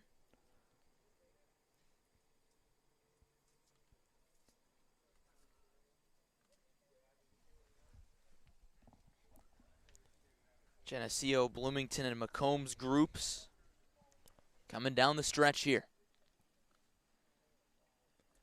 With Geneseo, something that stood out all day is, you know, they may not qualify as a team for the state finals, but they've had some really good individuals. You know, again, I'm not 100% sure if they'll have anybody make that top 10 list to advance to state, but I think they've got a really solid group coming in. They absolutely played pretty well in the regional. Looking for the score at the moment. They were second in the Kewanee regional, shooting a .328. They also won the Canton Invite earlier this year with a .310. So they've obviously played a lot of good golf this season, and no doubt they should have some players potentially in contention for an individual trip to state finals. That would be a dream come true for a lot of these players. Lots on the line today. Careers ending, careers continuing. That's definitely a factor that comes into play, especially down the stretch as the pressure turns up. We'll turn our attention to the 9th hole, where Nolan Vincent, Nick Coluccia, and Eli Fitzgerald are coming down the fairway. The shot from Coluccia of Springfield bounces on that embankment next to the green. He didn't like the shot, but not the worst result in the world by any means. No, we've seen far worse, as we've said a handful of times a day on this hole. Near the water, in the fescue, you're going to take that. And finishing out your day, a long day of golf, tired out a little bit, maybe needed a little bit of a break after the round. So coming down the stretch, you got to just kind of pull the last bit of energy you got. Not a bad shot, all things considered. Taking a brief look at the team leaderboard, Sacred Heart Griffin still at the top through 9 holes. We have not gotten an update on that, but Macomb's score looks to be pretty close to live. Through 15 as a team, they're 20 over, and that puts them trailing Sacred Heart Griffin by just 2 strokes. So you got to figure that maybe that Sacred Heart Griffin score has changed a little bit. So Macomb could presumably be in the lead. They're at least in second. Yeah, well, Sacred Heart Griffin, it looks like what we have here, they're 6 holes behind on the update, and they're just 2 scores better. So I'm sure Macomb is right there up in the lead. Again, I'm not sure on everybody else's score. But, yeah, for sure, we've got some definite leaders here.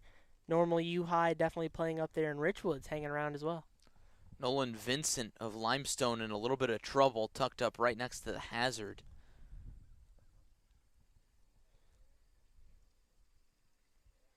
Unsure as to whether or not he hit into the hazard. Looks like he's going to switch clubs. Always good sometimes to maybe take a step back, look at your situation. Sometimes changing the club selection is a good thing. See if it pays off for him here. He's going to have to get crafty with this shot. And it's a good one. It did not spin much, but he hit the green, and he'll be able to putt that from there. Hits it all the way to the back of the green where the pin is located. That's a really challenging lie, and I know there's some tall grass there we couldn't quite see behind, but it appeared that he was kind of leaning down, maybe kind of hitting it off that slope a little bit, kind of just hit a stinger. Obviously got some good roll, but all things considered, pretty good shot. Getting himself a look to keep this a solid hole to finish out his day. This group's scores have not updated. Nick Coluccia, the junior from Sacred Heart Griffin in this group, was 7 over through 9, according to the leaderboard online. Of course, that's changed, dramatically as he's played several more holes past that. But up to that point, it looks like Colucci is having a pretty solid round. I wouldn't expect him to fall too far from that. Definitely going to be one of Sacred Heart Griffin's top golfers today. Limestone score is not updated all day, so we don't know exactly where Nolan Vincent is at. I believe Limestone score, whoever's updating it for them, it looks like they may be adding strokes but not counting the holes. That's at least my observation, but of course, hard to tell at this point. Again, it'll become official once we see the scores downstairs in the clubhouse. This is Eli Fitzgerald getting ready for his putt. Fitzgerald in the gold. He was 9 over through 13 holes. He'll line up his putt here. We'll get John Michael on the line here in a moment. He's got an update on Macomb. So after we see this putt from Dunlap's Eli Fitzgerald, we'll hear from John. Fitzgerald for birdie.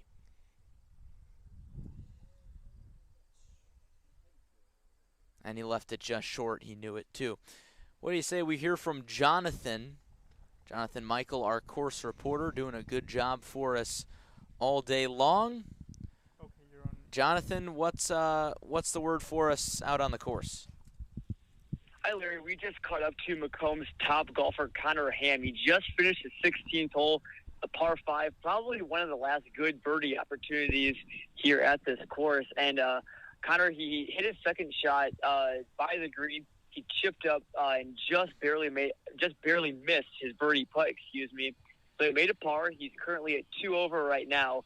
And the way the leaderboard is looking right now, I don't know if Sacred Heart Griffin's scores have updated, but as it stands right now, Macomb is looking in pretty good position here, and Connor Ham has been really doing well. Justice Keene did make a triple bogey on the par 4 15th. But other than that, though, the Bombers have been able to stay really even keel today and stay away from some big numbers, which some teams have not been able to do today. You've seen a couple sevens, a couple eights, a couple even a 9 or so. So Macomb has really just been real consistent and pretty even keel for the most part. Well, we'll watch Connor Ham coming down the stretch here from Macomb. Thanks for that update, John. We were wondering if Justice Keene could keep up his pace.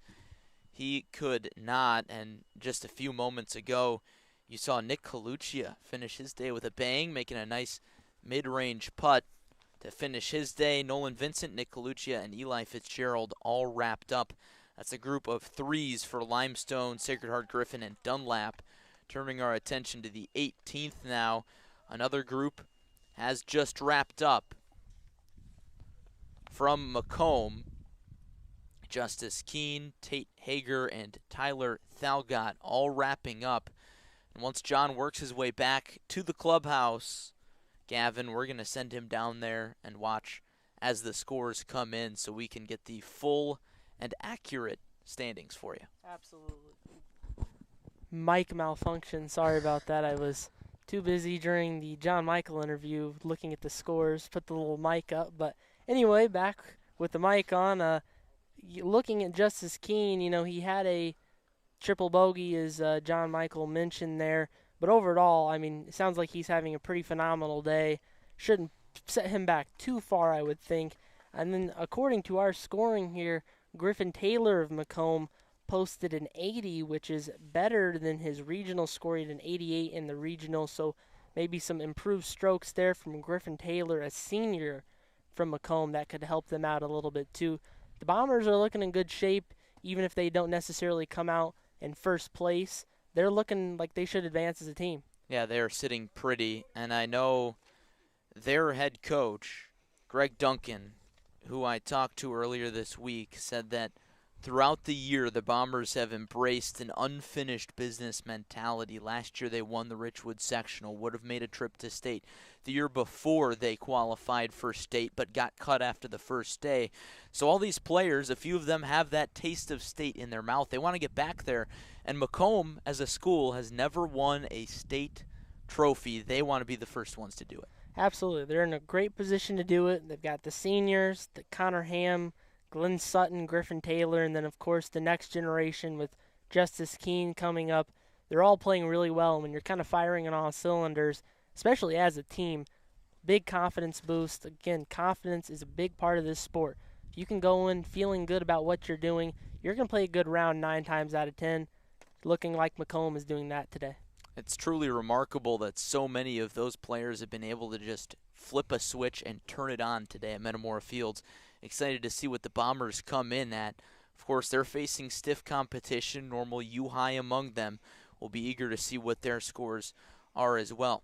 Coming up 18, it's Hayden Moore, Jack Oliver, and Connor Watson from Geneseo, Bloomington, and Macomb, respectively. All three golfers find the green in regulation.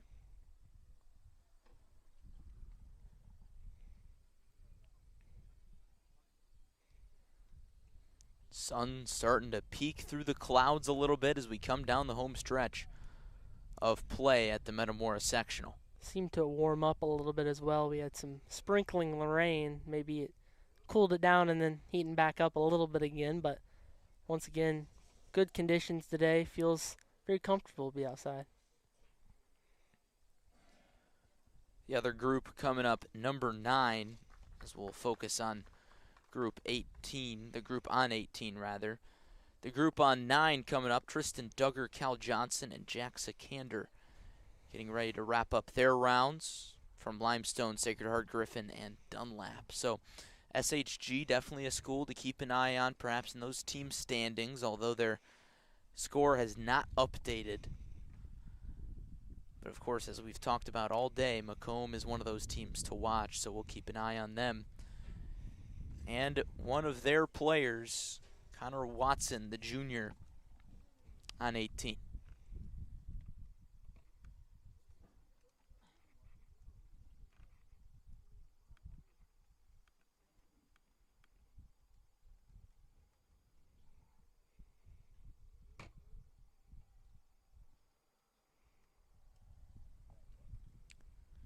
You saw how close Watson's ball mark was to the pin there. Just a few paces behind it.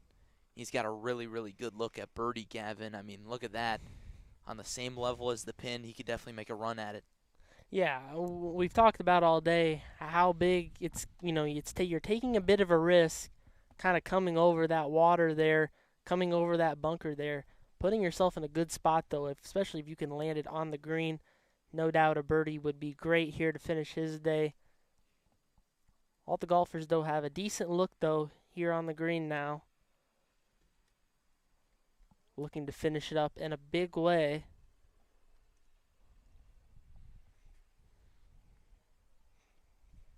First up, it'll be Geneseo's Hayden Moore.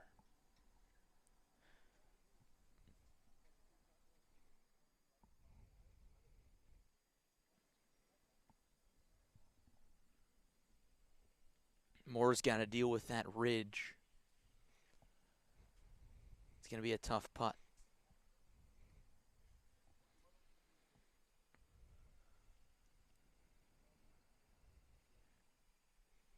The lefties try for birdie.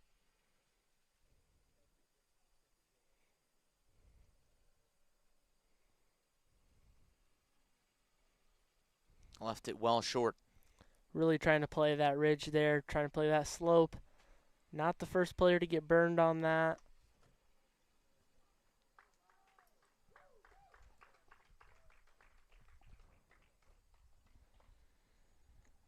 You see Watson pacing around the green, reading his putt from all angles. He's got a real good look at birdie, licking his chops there. Jack Oliver will try next for Bloomington. As you hear the applause from the 9th green, team's wrapping up over there.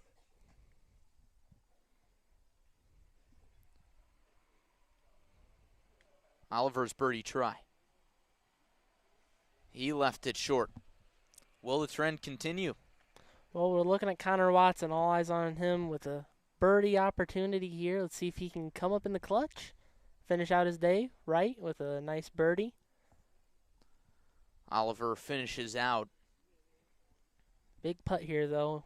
It's been plenty of time to scout it out, see if he can just relax and get that putt for a birdie.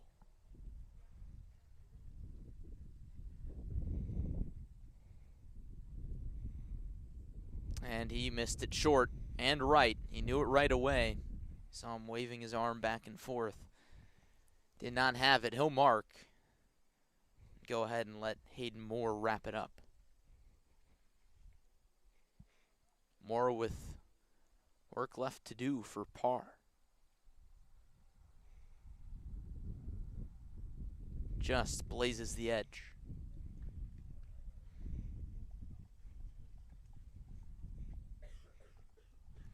So it's a 3-putt for Moore from a very tough spot on that 18th green. Oliver is finished. Now Watson for his par.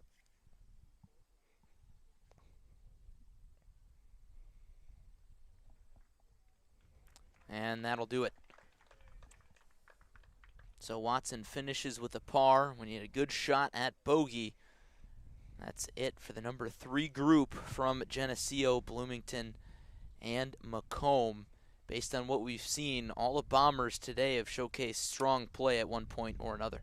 Well, looking just at the regional, their top 3 golfers shot under 80, and then Justice Keene was their 4th golfer with an 87. All very respectable scores, and obviously Connor Ham, the medalist. Really, it's just about team play, and I was going to mention, looking at these 3, the 4, the 5 groups that are coming through here, they're really important for team play. They may not post the top score for their team, but kind of keeping low scores, keeping team pace consistent. That's going to go a long way, especially if these teams want a chance to get to the state finals. Definitely is. You need all 6 guys to step up and kind of fire a good round, a career round, because if one of your top golfers has that off round, you want somebody else to be able to be right there and step up.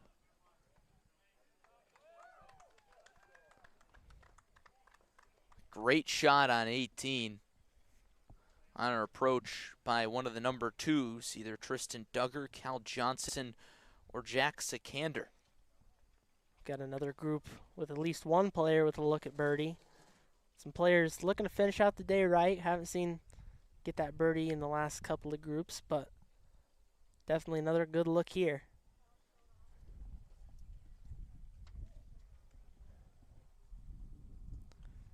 On number 9, Tristan Duggar, Cal Johnson, and Jack Sikander are coming up. I mistakenly said they were on 18. On 18 be Bryson Van Hoot, Harry Gilmore, and Glenn Sutton. Another dart. Look at this shot. Right up next to the pin. A fantastic shot. I believe that was from Bryson Van Hoot. All 3 players in this group hit the green in regulation on 18. Perfect placement on that. It was obviously right on the line, very close, I should say, with the pin. Kind of utilized that roll nicely. It just stopped in the perfect place. Couldn't get any too much better than that. Some real good shots coming down the stretch. Who's going to clutch up and punch their ticket to state? The picture's becoming a little bit more clear as we look for the leaderboard here.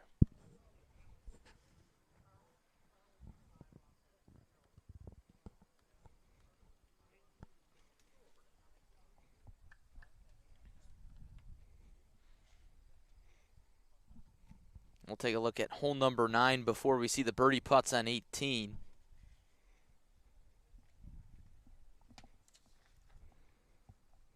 And we believe this to be Tristan Duggar, Cal Johnson, and Jack Sikander. Looks like they are having some trouble finding a ball off the tee.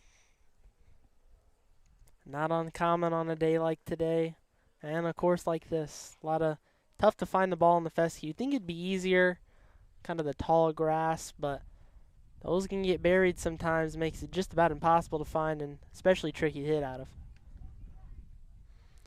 So we'll flip on over back to 18. Got some big birdie putts coming up. 2 players particularly close. Geneseo's Bryson Van Hoot and Macomb's Glenn Sutton have real good looks at it. Harry Gilmore's got a little bit more work to do. He's got to putt over that ridge. Depending on how this putt goes, he could be in danger of perhaps 3-putting. Best thing for him might just be to just play it aggressive to see what happens. Don't want to leave yourself short and at least try to save a 2-putt here. Gilmore for birdie over the ridge. Just barely got it over the ridge and down the ridge, rather. He's got a lot of work left for a par. That's why leaving it short can almost be as dangerous as, going too far. He is not alone. A lot of golfers have struggled with that ridge today. We've seen a couple of nice shots, but see if he can clean up here, make a nice long putt. He's going to go back to back. His try for par burns the edge, and it is indeed a 3-putt for Harry Gilmore. At the very least. Very close birdie try for Bryson Van Hoot from Geneseo. He's ready. And he got it. Sneaks it in the right side of the cup. A true roll. And Van Hoot finishes his day with a circle on the card.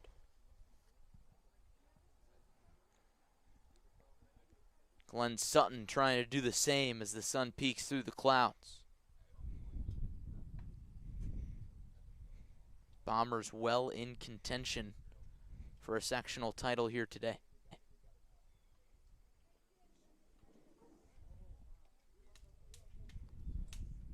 Sutton's third. And he got it. 2 birdies on 18 for the group of number 2s from Geneseo, Bloomington, and Macomb. Macomb faithful out here in the gallery like that one. Bogey finish for Harry Gilmore, but what a finish for that group. Van Hoot records a birdie, as does Glenn Sutton. Sutton playing number 2 for the Bombers, the senior, stepping up big, shot 75 in the regional. Got offers on the table from junior colleges, some small D3 colleges. He's putting on a show today. We'll have to send John Michael downstairs to see what he came in at. It's easy to see why Glenn Sutton is, a college-level golfer. Obviously one of the mainstays here for the Bombers, and really, he's going to be one of the biggest factors. We've talked about their whole team all day. They're playing an excellent team game, as they have all season, and Glenn Sutton is just one of the many reasons they've been so good all year, and I would expect nothing different today, not just individually, but again, helping out his team. Really nice play, especially on this 18th green from Glenn Sutton. Those fellas will get inside and sign their scorecards, and will be eager to see what they came in at. Jonathan Michael out on the course following the top group from Macomb, Geneseo, and Bloomington. They're now on the tee on number 18. The other group that we're following here on number 9 having a little bit of trouble. We believe it's Tristan Duggar, Cal Johnson, and Jack Sikander from Limestone, Sacred Heart, Griffin, and Dunlap. One of them found the fescue.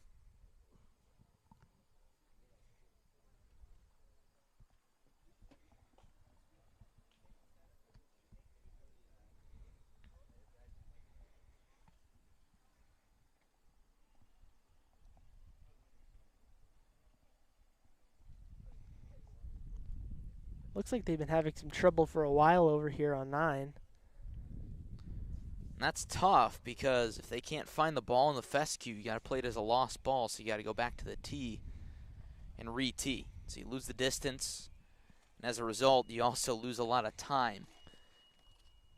We already know there's been some clogged up play here. We heard on our traffic report earlier there's been a little bit of a slowdown, but things have seemed to pick up nicely, progressed along. We've received word from Jonathan Michael that Ham just missed a birdie on 17. We'll have video of that here shortly.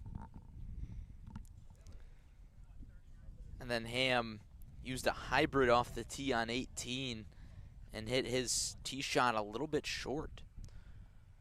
So that group's coming down 18 right now, as we continue to keep our eye on this group of number 2s from Limestone, Dunlap, and Sacred Heart, Griffin.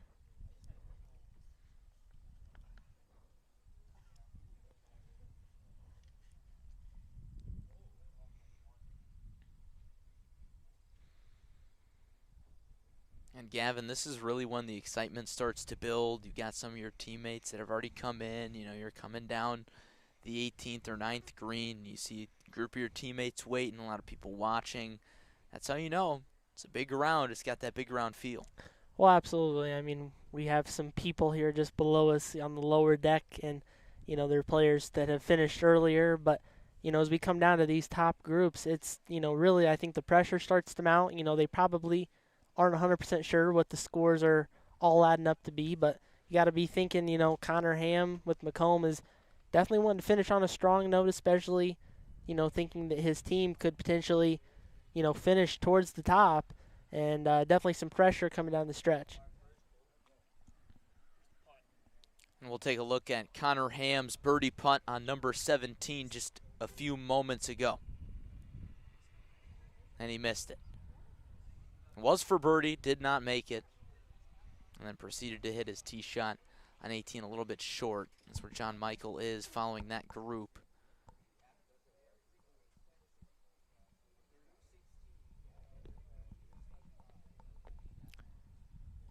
And once we get a look at 18 in a few moments as we see this group finally emerge towards the green, we'll see how short Ham's tee shot was, and here you take a look at it in just a moment. He used a hybrid off the tee rather than driver, so he went with a conservative play, and I suppose we'll find out soon whether it worked out or not. And there you see the shot.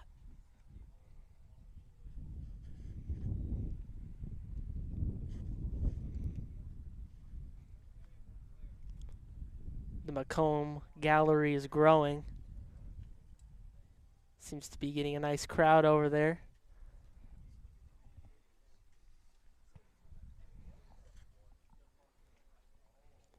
Group of number twos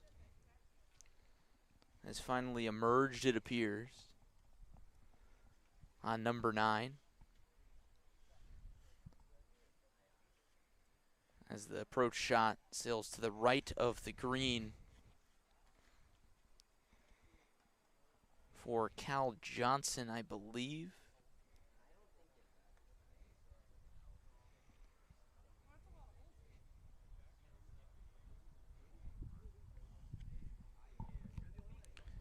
Rather, I actually believe this group on number 9 is Champaign Central, Quincy, and Metamora.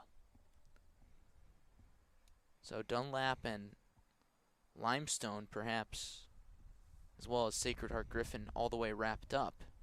So I don't think there are any red colors in that group. I don't recall seeing any earlier. Quincy Notre Dame, of course, in gold, Metamora in red, and Champaign Central in the black.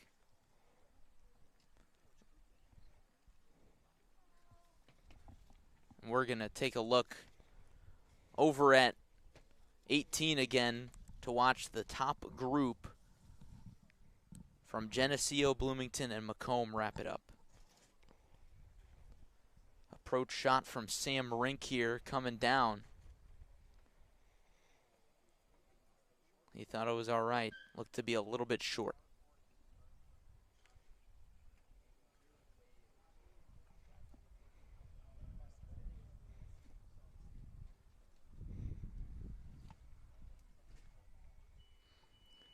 But Gavin, just looking at this 18th green, looks like we got one shot that was pretty close. Another shot that is about pin high, but on the fringe off the green. Yeah, the one that's fully on the green there, it's got a very similar placement to just a couple of groups ago, or maybe just one group ago. Can't remember exactly, but yeah, great spot there, as we've talked about all day. It's a little bit of a risk to try to cut that corner, but you give yourself kind of pin high. Good look at the pin, and you kind of avoid that ridge. But then again, you have to contend with that water. Looks like those two shots are sitting pretty well at the moment.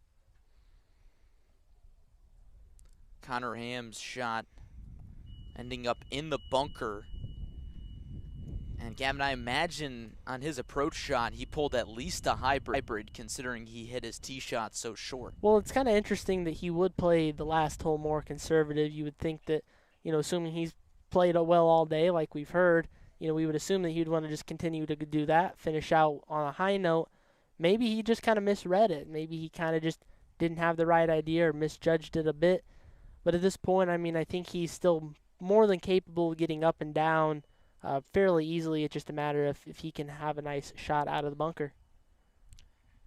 Mason Steinert with a nice approach shot. He's got a good look at birdie, as does Sam Rink over there on that right fringe. Pretty close to the water, probably a little too close for comfort, but now all he has to focus on is that putt.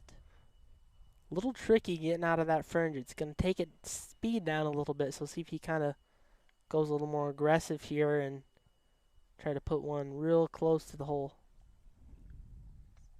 Rink steps away from it. We'll see if he goes before Ham hits his bunker shot. He's currently in the rake, clean, and place process. Rink will try for birdie.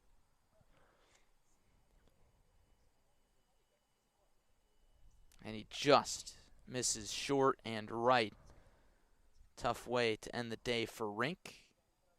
Taps it in with one hand.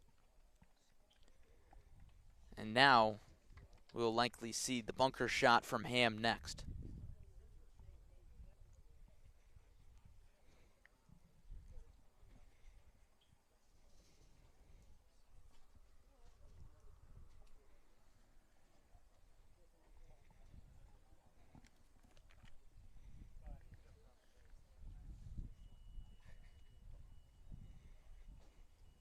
Ham looking at his options, taking his time. Looks like Steinert will let him hit his shot before Steinert takes his first putt. It's going to be one of the toughest shots of the day for Ham. A lot of pressure on 18 coming down the stretch, with McComb well within striking distance for a team title.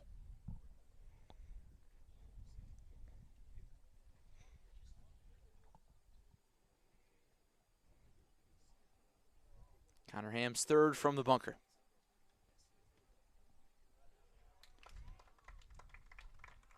Look at that. Just like I said, you know, he could very easily get up and down out of that bunker. Obviously, he had to play that one right, but really kind of erased the rocky start to this hole. Looks like he should be able to finish strong. Very manageable putt for par coming up.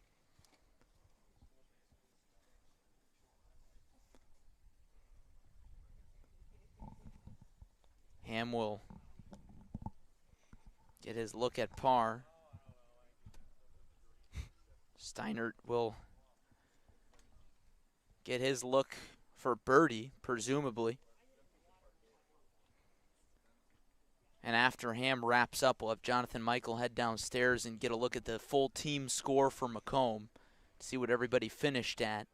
Of course, the online scoring not entirely accurate all day long, and then we'll get a scoreboard update from him before perhaps we get some interviews. Steinert giving it a run. He burns the edge.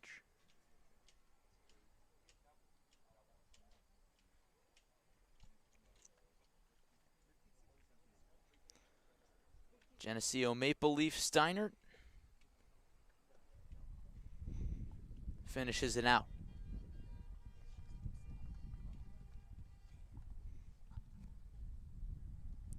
Now Ham to make it official with a par to finish his round, leading the McComb Bombers. Ham been the senior leader all year long for McComb. Shot even par to take home medalist honors at the Limestone Regional. Turning in another superb effort today.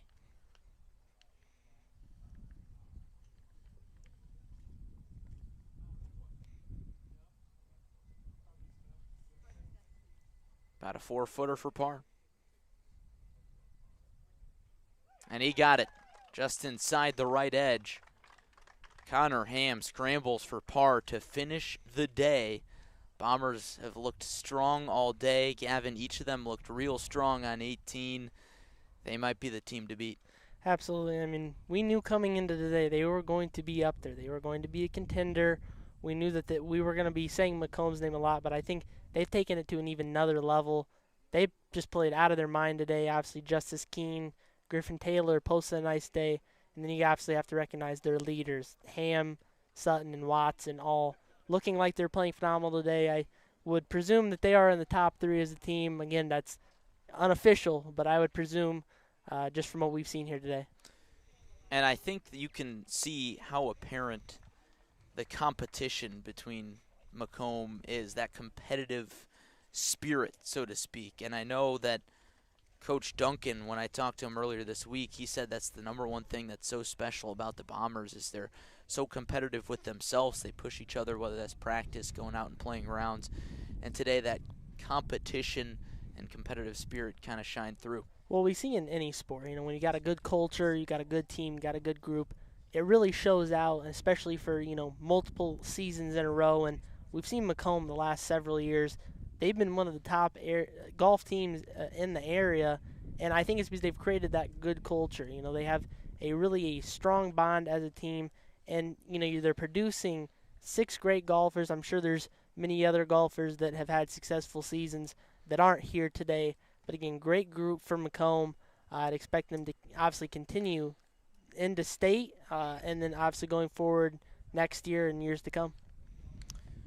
Word from Jonathan Michael, Justice Keene finished with a 77. Score still coming in, becoming official, but Justice Keene with a career round in the sectional. We'll take a look at the action from the 9th green here as we get some teams starting to wrap it up. Champaign Central, Quincy Notre Dame, and Metamora in this group here.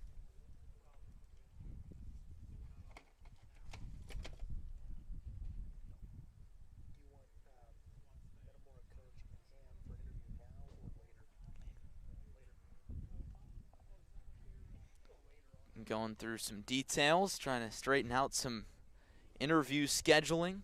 Of course, you'll hear from the top athletes, top coaches after things start to wrap up here today.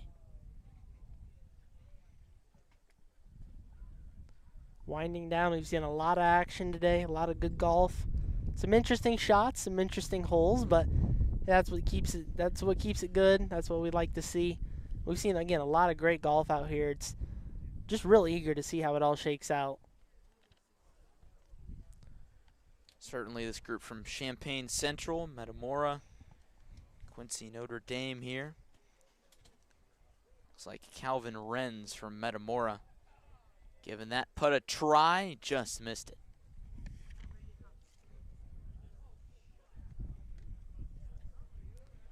It's pretty hard to tell who's who here, Gavin. Once the pullovers come out, it's anybody's guess.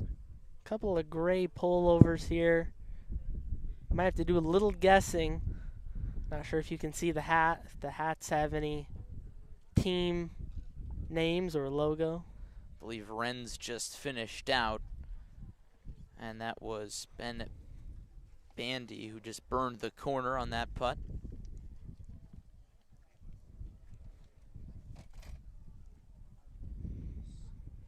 Colin Larson from QND getting set for his putt here.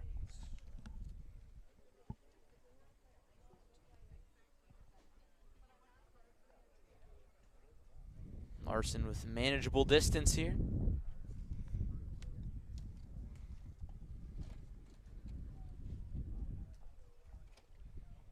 And he drains it to finish his day on a high note. It's always frustrating to end the round with a missed short putt or even just a close long putt or anything like that. But it's always just a little bit more satisfying to finish on a make like that. Absolutely. Leaves you feeling good. You feel like you got a shot going into the clubhouse saying, okay, we played pretty good today. Obviously, all a matter of how you played the entire round, but never a bad thing to finish on a high note, have a little confidence.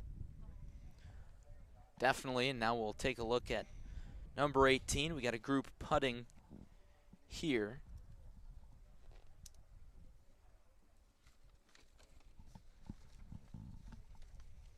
Got reason to believe that this is the number 6 group from Richwoods, U-High, and Springfield.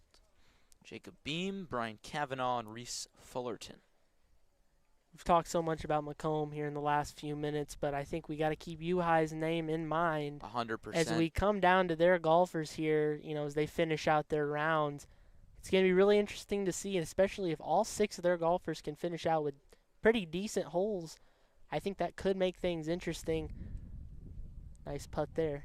Just missed off to the left. Good putt by Brian Cavanaugh from U-High. He started walking away from the hole like he hit it too hard, but he almost had the perfect speed, just a little bit off on the line.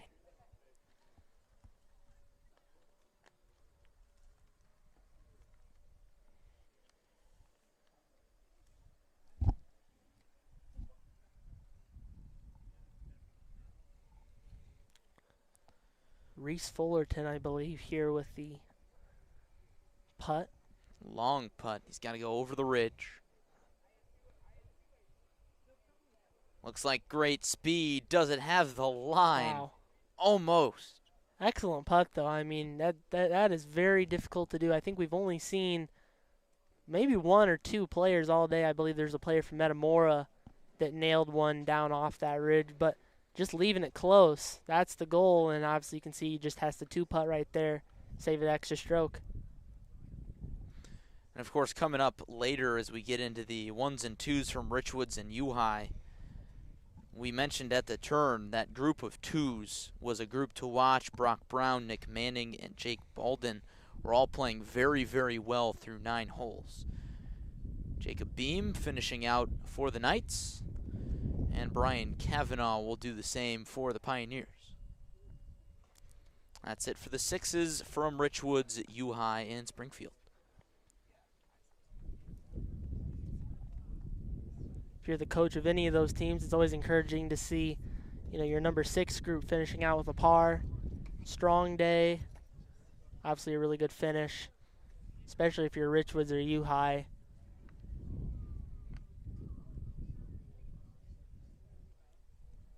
Got a little bit to wait on the action on 18, so we'll turn our attention back to hole number 9.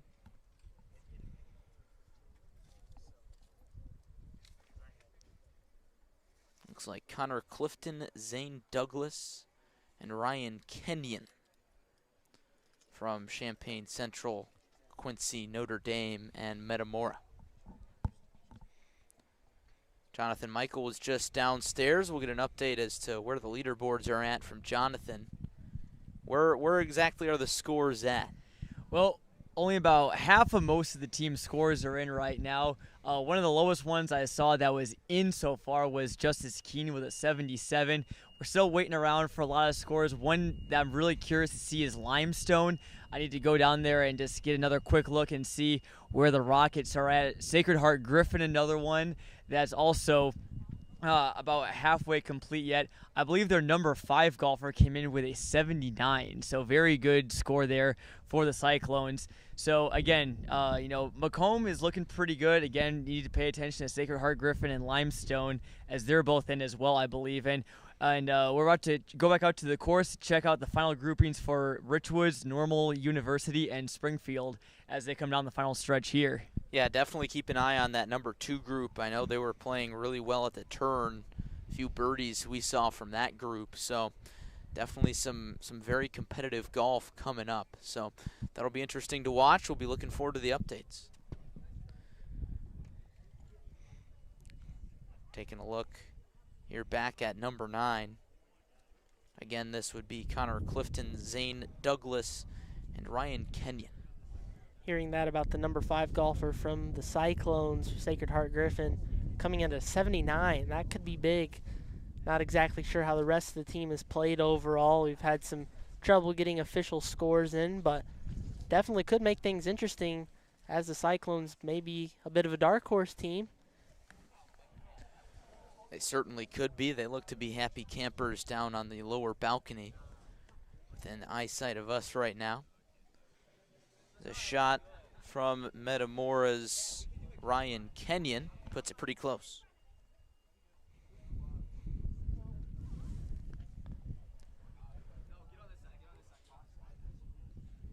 Kenyon has a chance to scramble to end his day.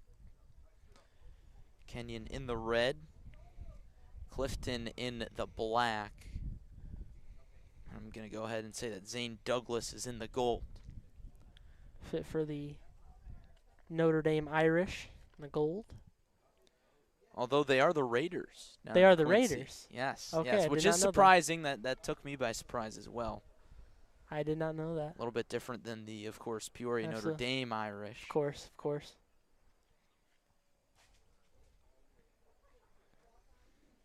Here's Douglas. Long putt attempt. Comes up short.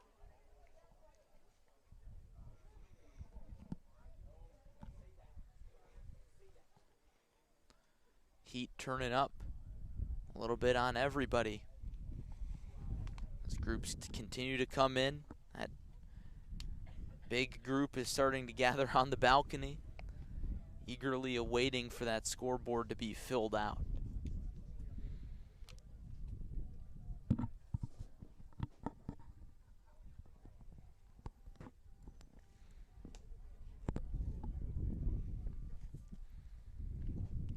Here's a putt from Connor Clifton. He almost had it. Burns the left edge there. He'll have an easy tap-in finish.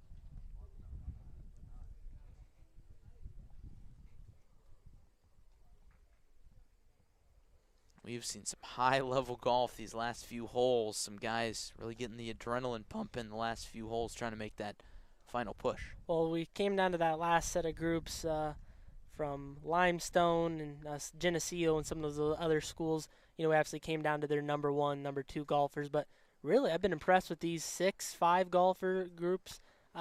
They played really well today, and we've seen Macomb, U-High, all having really good golfers all the way through. It's not even just their top golfers either. That's really a sign of a good team. Gives your team a really good chance to post a low score, not a lot of crooked numbers out there. Douglas finishes out. Now Kenyon is the last in the group. The score is in for Macomb, and they finish at 305, just in from Jonathan Michael. Macomb at 305. Connor Ham finishes with a 73. So the 4 scores that count for Macomb, 73, 76, 77, and 79. That's really solid. You know, as we were talking about earlier, where we thought their overall score might finish at, and, you know, we presumed it would be right around 300, just over 305. That's really respectable, especially there's some challenging, you know, elements out here today. I doubt there's going to be a lot of teams that'll be any lower than that potentially, but certainly there will be some contenders around that low 300 range that could make things interesting. Macomb, though, is in a really good spot. Coach Greg Duncan for Macomb told me that he believed that the tees getting moved back to the blacks and the yardage getting extended a little bit was going to help Macomb rather than hurt Macomb, because he said his team's used to playing those tougher distances, those longer distances. He thought that perhaps that longer distance would take some more average teams out of contention. We'll see if that holds true, but based on that result, I think it will. Well, absolutely. I mean, you know, it's with the longer distances, obviously, it's, you know, lives up to what its name is. You got to go farther to get to the hole, but at the same time, you leave yourself with a lot more wide open room. Allows you on some holes to maybe take the driver out, versus if the tees were closer, maybe you'd have to maybe club down a little bit and go with an iron. So literally lets Macomb and some of these other teams with really big hitters be able to let loose. And then obviously we've seen some really good players finish out around the green. Great chipping, great putting, really overall a solid day. Everybody's rising to the occasion. It's really fun to watch. We'll turn our action to 18, but as we do, another update from Jonathan Michael. Limestone is in at 330. They don't get a round under 80. They get 2 80s, one from Duggar, one from Otten, and 83 and an 87 are the scores that count for the Rockets. It's a tough day. Again, 330, though, isn't too bad. I don't know if I would be overly disappointed if I were them. I mean, again, you would have liked to have been up closer to the leaders, but once again, a solid round. They played really well all year, and I definitely think they've taken a lot of people by surprise. That's no different today. They had some really good holes, really good individual performances, and 80, that's nothing to scoff at. That's really respectable. Team total still trickling in. Jonathan passing in the reports. Limestone, of course, at 330. Macomb at 305. Sacred Heart Griffin at 315. And Dunlap at 318. So right now the 3 teams in, which will surely change as more teams continue to finish, is Macomb, Sacred Heart Griffin, and Dunlap. But that's a wide gap between Macomb and Sacred Heart Griffin. Well, absolutely. I know Colton Kaler talked about before we got started here, you know, how Dunlap could be a team to watch. You know, I think we didn't talk about them a whole lot today, but they had some really good individual golfers. I think they definitely had some individual really good holes that we've seen out here today. That's really the biggest thing. You know, they kept themselves around, even if they get kind of kicked off that leaderboard right there, they're going to be hanging around. They overtook some really good teams like Limestone, and they're going to finish pretty high as a team.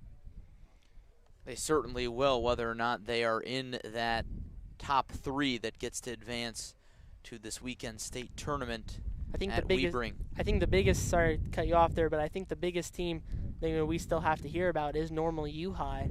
You know, I think they are going to be kind of the difference maker there. If they, as we presume, they can kind of fall in between that gap there of Dunlap to Macomb, they're certainly going to be one of the teams that I would think still could make that top 3. I would tend to agree that 10-stroke gap between Macomb and Sacred Heart Griffin feels like a big gap. More groups coming in from U High. I believe this is Max Smith, Michael Kavanaugh, and Max Gebhardt from Richwoods, U High, and Springfield. Kavanaugh finishes his day. Nice putt there. I believe that's a par. So once again, a really solid finish. I believe both U Highs 5 and 6 finishing with a par here on 18.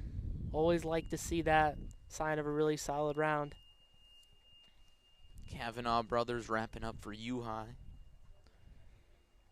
Max Gebhardt for Springfield ends his day. It'll be Max Smith now for Richwoods.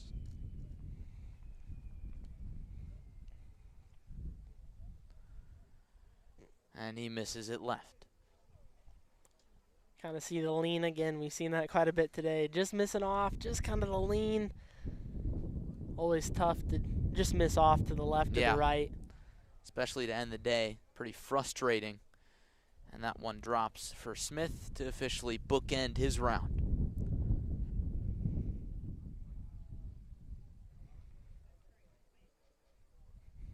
Looks like somebody forgot the handshake in that group. The golfer from Springfield escapes my mind right now. Whoops, that'll happen. It's a long day out there. Action back on number 9. I believe this is the group of 2s from Champaign Central, QND, and Metamora. Charlie Sikander, Cole Willer, and Tyler Langston. Langston drains that putt.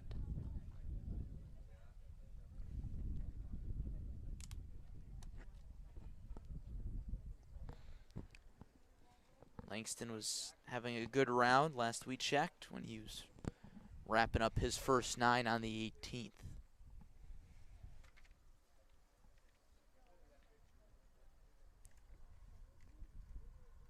And that try misses short from Charlie Sikander. He taps in. Now it's Cole Willer from QND. About 2 feet left to end his day. He gets the job done. Really solid finishes here from all these groups. I mean, we've obviously kind of in the thick of things. We saw some rough holes. There were some groups that kind of just struggled to keep it in the fairway. We saw some balls near the water and the fescue and things, but really strong finish, I would say, from just about everybody. And obviously, again, it really shows how strong this field of golfers is. We've got one more group from Champaign Central, QND, and Metamora, so we'll get their scores in soon to see exactly where they were at. Those teams starting on the back 9.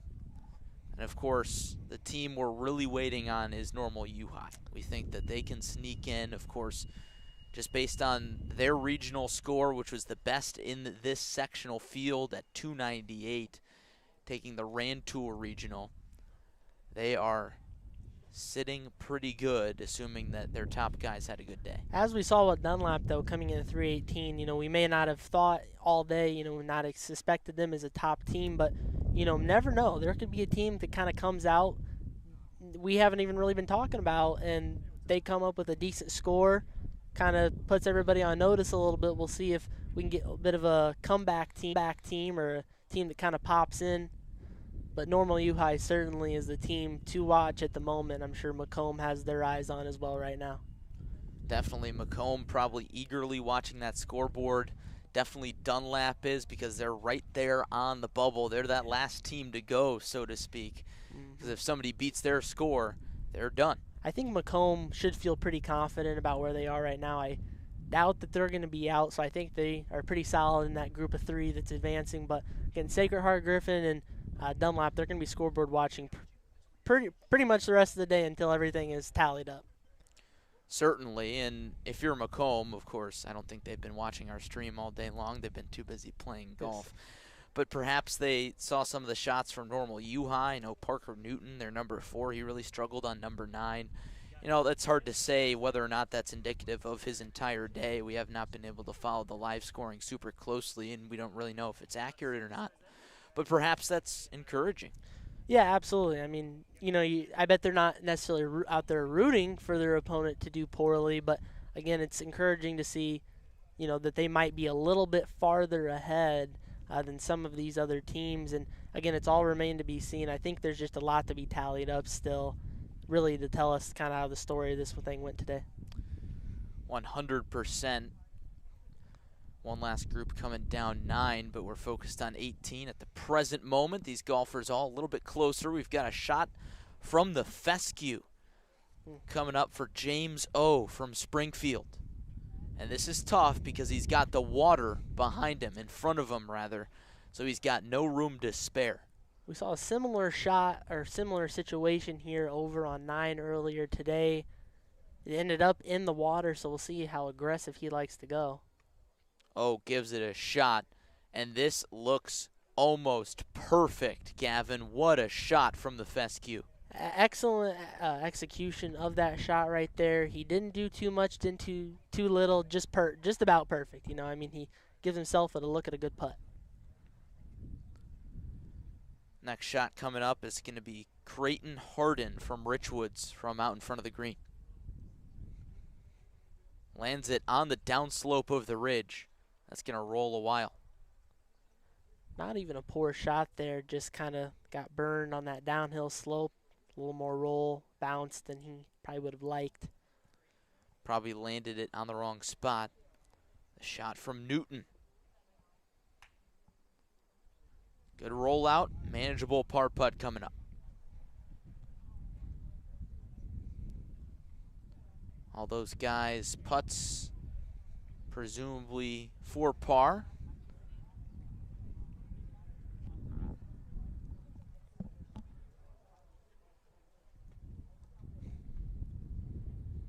Last few groups as a whole have seemed to be pretty consistent. All 3 golfers, this is the first hole that we've seen a little more struggle on.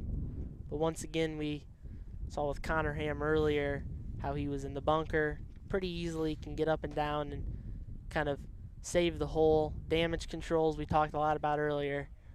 Finish out their day right. Definitely. Creighton Harden first up from the fringe.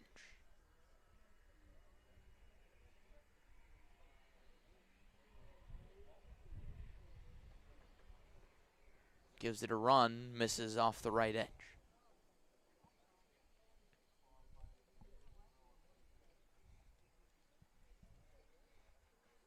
He's got work left to do to wrap up his round. Not likely for bogey. Now we'll see if James O. can scramble from the fescue.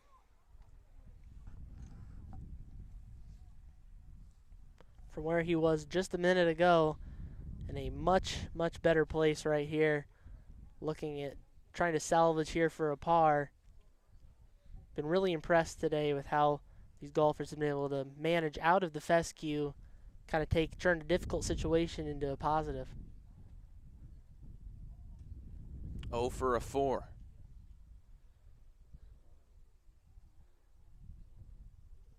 And he didn't get it. He's frustrated. Almost got it. Almost scrambled from the fescue. Could not. He'll have to mark.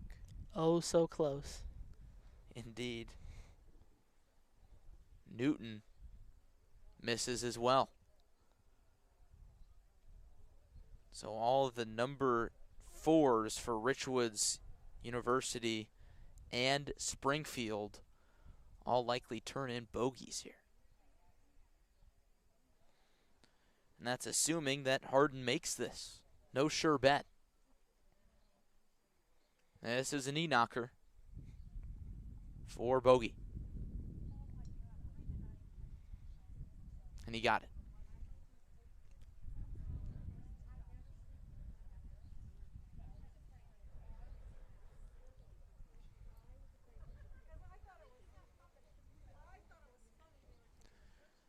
O will wrap up the group.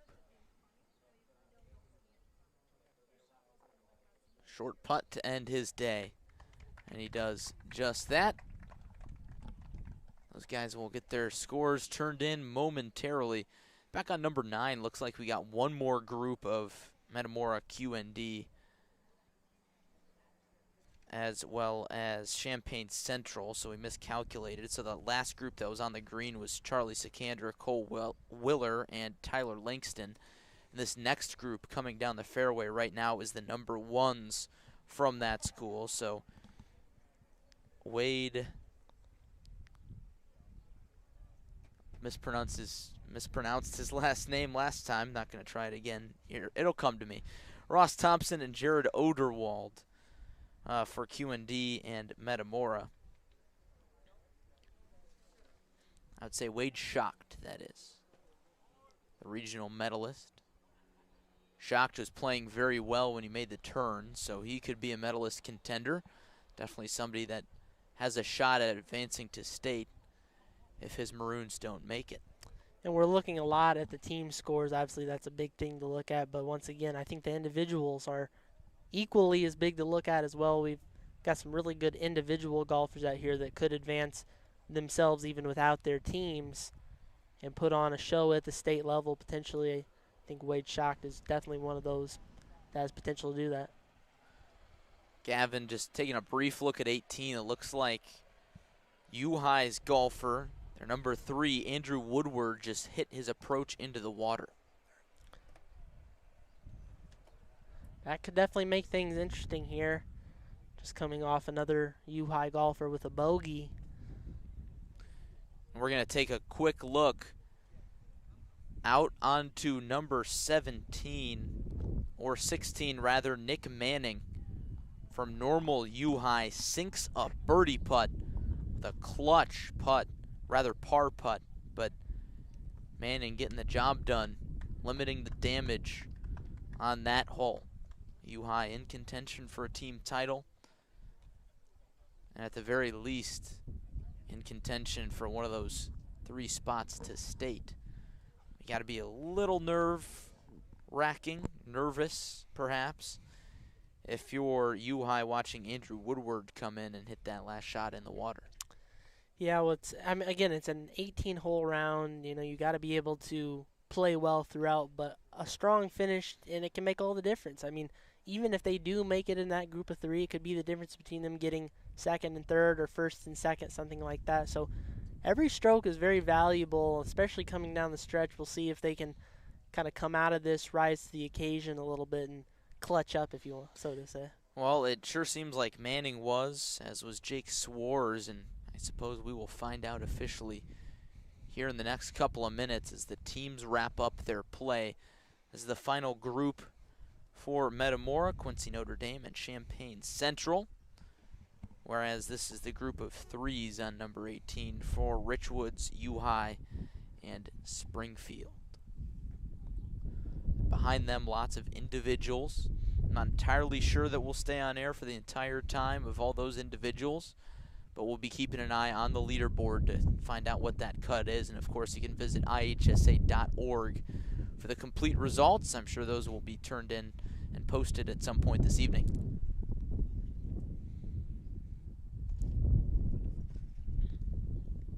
Interesting to see here what Wade Schacht does. Not sure if his group will make it as a team. We obviously haven't seen a lot scores-wise, but he could definitely, again, has potential to make it as an individual. A strong finish may be able to solidify that. He played very, very well on the front. Looks like he's got to look at birdie here. But first, here's a chip from Metamora's number 1, Jared Oderwald.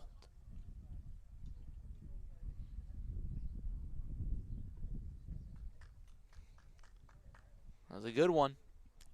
Very nice chip.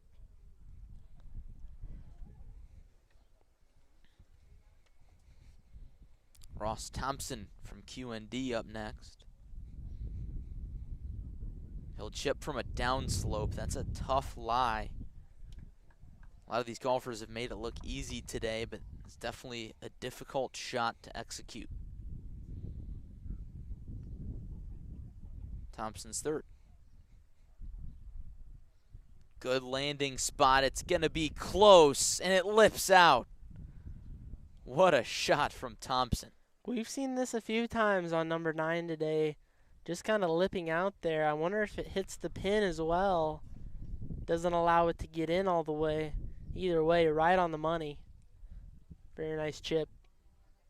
Hell of a very good look at par and a save. As will Oderwald. Strong showing from the number 1s over there on number 9. Round starting to come to a close. 2A sectional action from Metamora Fields. Top 3 teams advance to state. Top 10 individuals outside of those 3 teams also get a ticket to Sebring this weekend. Wade Schacht could be one of those guys. Here's his birdie try.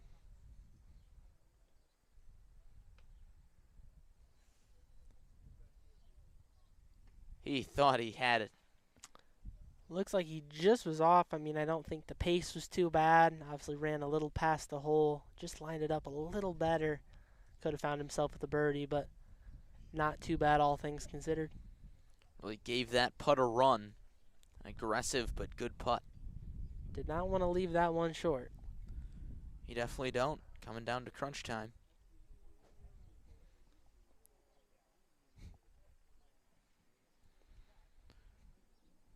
Oderwald taking a survey of the green. Especially down the stretch, you want to finish on a high note. You can never be too sure about these reads. Try to finish out with a par here. Be a great way to finish your day, especially for Metamora's number 1. You got to figure if Oderwald plays good enough, he could have a shot to go to state as an individual.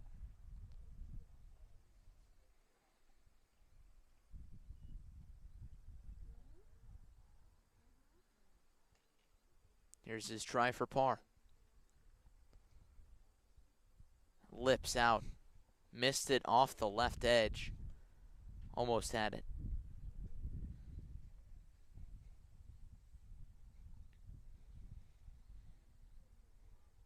Oderwald ends his day with a bogey.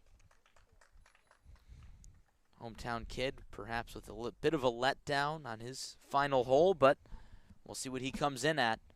He looked pretty strong when he was making the turn, so we'll see if Metamora can sneak a Redbird or 2 down to normal this weekend. And that putt lips out. After Thompson nearly holes out from off the green, he misses the short par putt and he finishes with a bogey. The lip has been not in favor of these golfers, especially on this hole. We've seen, I believe, three or four now lip out, or kind of rim out, so to speak. See if Wade Schacht can kind of reverse that and just put it in the cup. For par. He got that one. Sigh of relief there from him. Sure, after seeing his counterparts there, got a little nervous. A little bit of a fist pump too. He appears to be in a good mood, so we'll see what Schacht comes in at. Could be a medalist contender. And we saw a number of guys come in pretty low, especially from Macomb. Connor Ham, I believe, won over 73. Might be the low man right now. Schacht perhaps in contention for that. We'll turn our attention to number 18 as we've got the final groups from Richwoods, U-High, and Springfield coming in. This right here, the number 2 group, Brock Brown, Nick Manning, and Jake Baldwin. These guys wrapping up on the green. This is the group of 3s.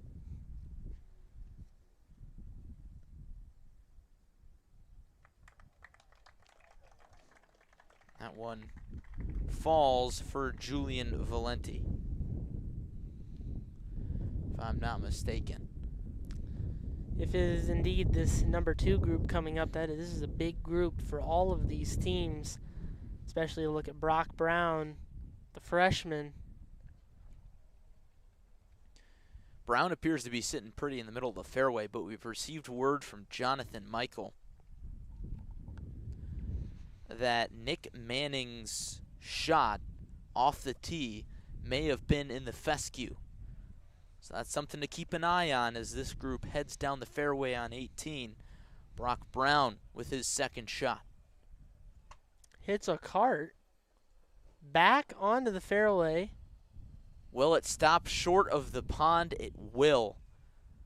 That could have been disastrous. Hits the cart. He may have just saved himself a trip to the fescue. I think he definitely did. Perhaps he got a break. Was he going for the bank shot? We'll never know. Shot from the fairway coming in. That one awful close to the water, but he stuck it. I believe that was Springfield's Jake Baldwin.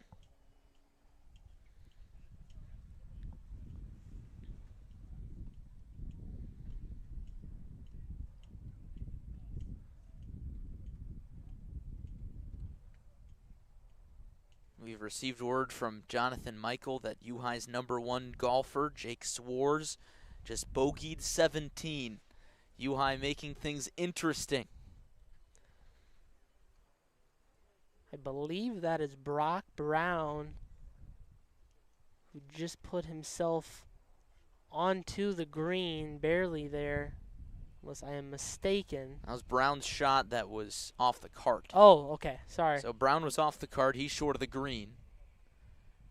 One ball on the green. I believe that's Jake Baldwin. And the last shot, the golfer in the darker gray, I believe, is Nick Manning. Getting a little tricky. The pullovers have come out, as you mentioned earlier. Not able to quite tell with the team colors anymore. Very similar. That's what the binoculars come in handy for. Get a little more of an accurate read here as they approach the green. It is indeed Manning in the darker gray. And again, Jonathan Michael informed us that it looked like Manning hit his tee shot into the fescue.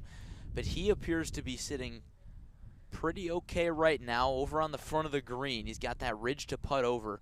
We're not sure if that's for bogey, or rather birdie, or for par. It looked like Manning had hit his just a long drive into that rough over there where he had hitting from, unless I missed another shot of his. But he's sitting good right now, the only player on the green. Got a couple of other balls close. Interesting to see how this one turns out. Brock Brown will try to start scrambling here. He's got an awkward wedge shot. It's a distance you don't practice much.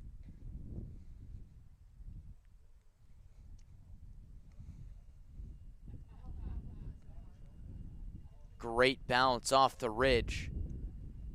And you really couldn't have placed that one any better than that. A great shot from the freshman from Richwoods. Looking to save things with a par. Kind of a wild shot there on his second shot that banked off the cart. Could have been a lot different had that cart not been there. Maybe been heading out of the fescue. A lucky turn of events there for Brock Brown. Yes, sure changes a lot. Now he's got that look at par.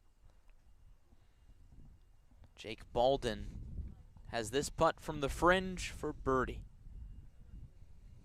Good look at it. Should be relatively straight.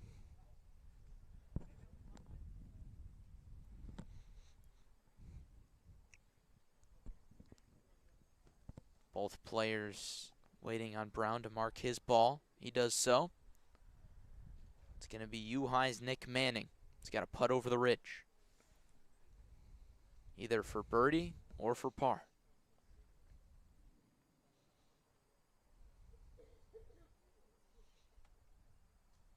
Good speed. Does it have the line?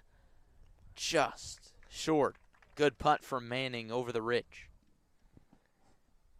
If we can assume that is for par, this is a big hole for the U-High golfer, especially after seeing or hearing what some of the other U-High golfers are doing. Definitely a good save there. Could help save their score a bit depending on what they finish with, but nice hole there from him. Jake Baldwin now from the fringe for birdie. Just short. Easy par for him. So hard to read those distances and the power you need to get out of that rough right there, the fringe I should say. Don't want to leave it short, but at the same time you don't want to give it way too much. Just about perfect. Either way, not too shabby for him. Now Brock Brown trying to scramble after a very poor second shot. Nearly ended up in the fescue. Instead got a lucky bounce. He had a good wedge shot. Trying to finish with a 4. He burns the edge. Frustrating way to end the day for Brock Brown. He had a strong front 9. We don't know how the back 9 went for him, but I suppose we'll find out soon. Well, I would assume it went at least all right for him. I mean, he'd been playing pretty strong. Definitely a bit of a lackluster hole for him here on 18, but at the end of the day, it's really about how you play the rest of the round, and he didn't really have too bad of a finish here. Salvaged it pretty good, what could have been an absolute nightmare on 18 for Brock Brown. And looking ahead down the fairway, this is the number 1 group from Richwoods, U-High, and Springfield. Jack Hamilton, Jake Swarz, and Peyton Woods. Looks like Woods set up pretty nicely in the middle of the fairway. I believe Swarz is operating from the right rough. Unclear as to whether or not Hamilton is on the fairway. There's one player walking along the edge of the water there. That can't be a great sign. I believe we've got the Springfield golfer here in the middle of the fairway, in the light gray. So we've received word from Jonathan that Jack Hamilton is the one in the right rough. Woods is indeed standing in the fairway. That golfer by the water is Jake Swarz for U-High. Yeah, this is going to get interesting, I think, particularly here for U-High and Richwoods. They need their number 1s to come up with a big shot here. Unclear as to whether or not Richwoods will have the scores to try and make it as a team, but got to figure that Hamilton is definitely in the mix at the top of the individual leaderboard. Here comes his second shot from the rough.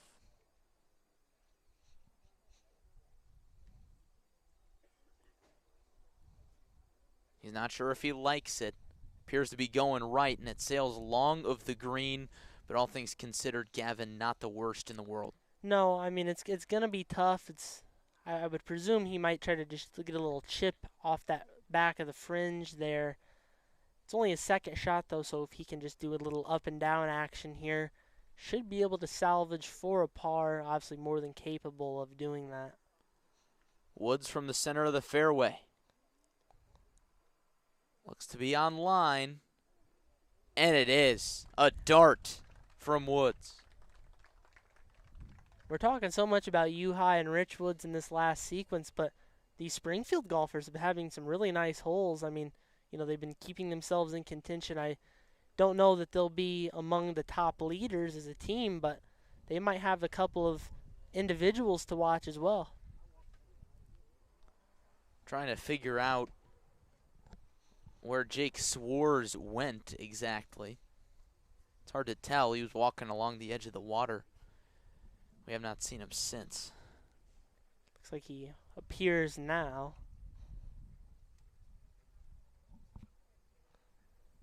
This could potentially be a lost ball, which would be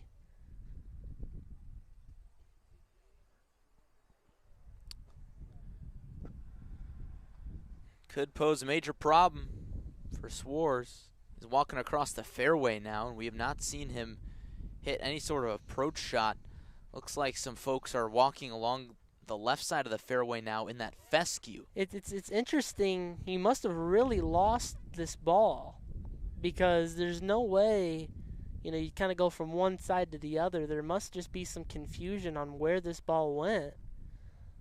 Otherwise, there might be something else happening, but it looks like he's searching up in the fescue right now, and it looks like he may have found the ball. I would have to assume that this is his second or third shot.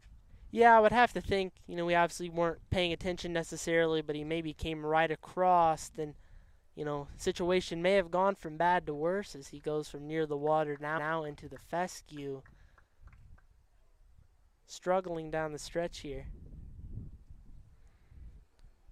Swarz bogeyed 17. Now he's got to hit his approach from the fescue on 18. Here it is. Skips it on the cart path. It'll roll a little bit. He just gets it out of there.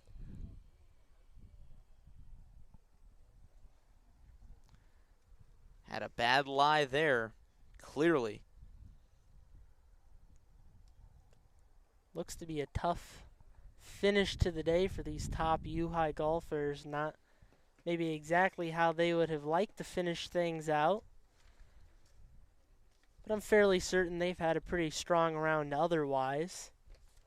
Again, one hole can make a big difference, though. We'll see how much it could make when we get the scores all tallied up. Unless anything dramatic happens, I think Macomb is probably going to come out with this title if I had to predict. But of course, we just don't know until all the scores come in. This is going to be Swarz' fourth shot. Still approaching the green.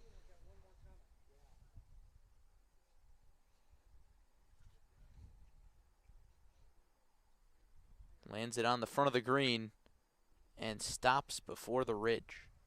It's going to be a tough putt for bogey for Swarz. He's in danger of doubling his final hole. Yeah, it's going to be, once again, just at first, I was thinking U-High would be right there in that mix. Obviously, this one hole doesn't necessarily change that totally, but it'll be interesting to see what happens. Good chip there from Jack Hamilton. Blows it by the hole. He was pretty aggressive with it, but that's a makeable putt, but a lot of work to do for par. Woods looks to be in the best of spots right now. He's played this hole pretty cleanly. Not too much to worry about here. Got a very, very good look at birdie. Woods, another one of those players from Springfield. Chance to advance to state as an individual. Got to figure that the Senators are probably out of team contention.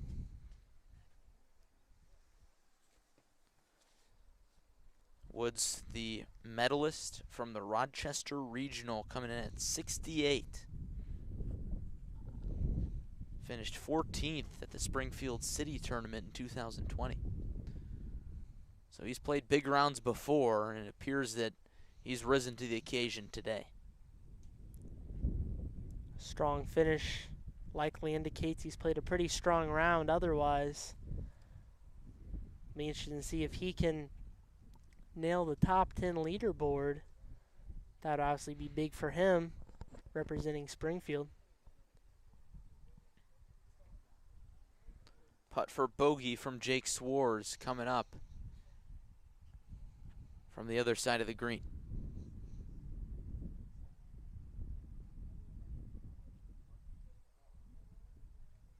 He likes it.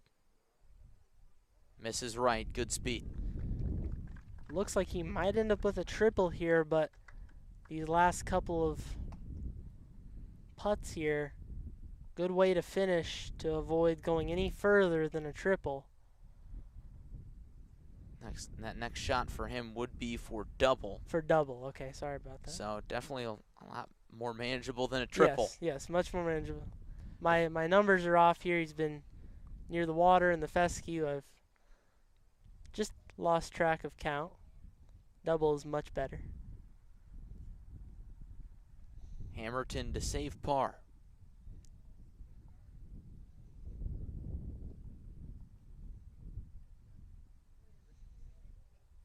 misses right. Oh, so close. A 2-putt for Hammerton. And a bogey to finish his day.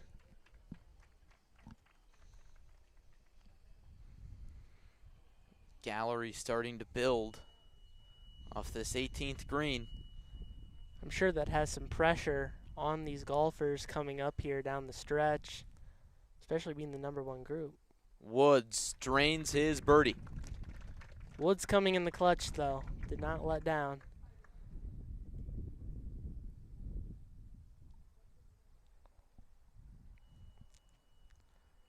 Now Jake Swarz for double. And he got it. Tough way to finish the day for Swarz, as well as Hammerton, but definitely not for Peyton Woods. He puts a circle on the card when his counterparts record some squares. So we will see where normal U-High finishes. That's their last golfer, of course, and we expect them to be in the mix for that team ticket to state.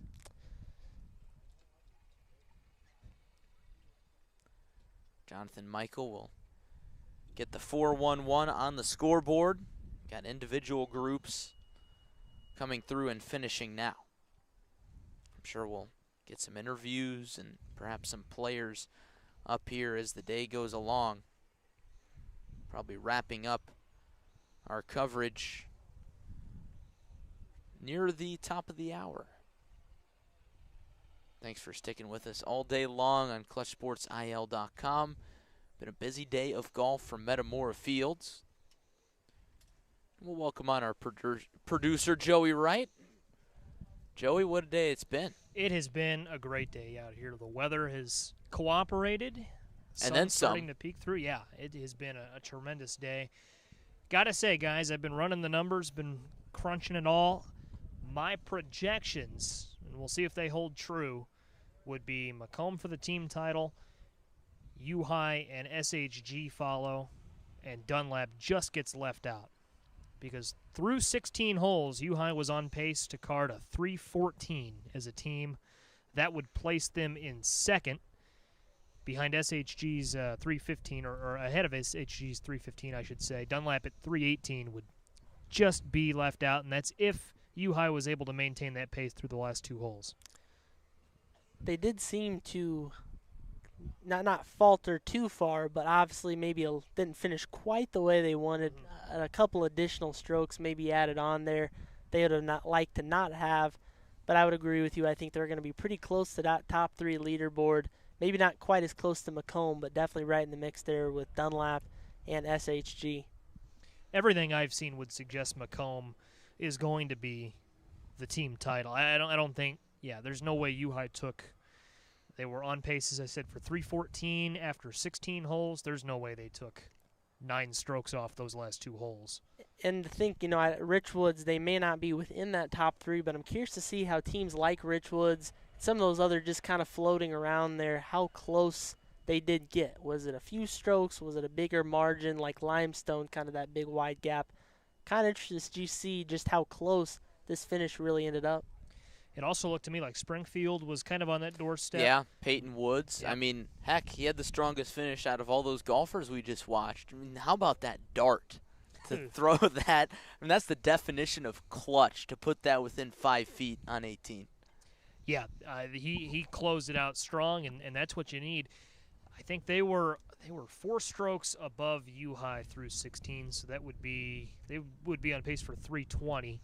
And again, tough to say. You pick up some birdies, some bogeys those last 2 holes. It's not a clear cut on pace to do this because you've got to finish it out. I mean, that's essentially 8 different holes you're playing with 4 golfers, but they would finish, if that would hold, about 320, which would put them 5th, I believe. I don't think they could catch U-High. They'd finish right behind Dunlap. It's going to be real close, though. If I'm a Dunlap fan watching this now, I'm sweating it out because U-High is oh so close.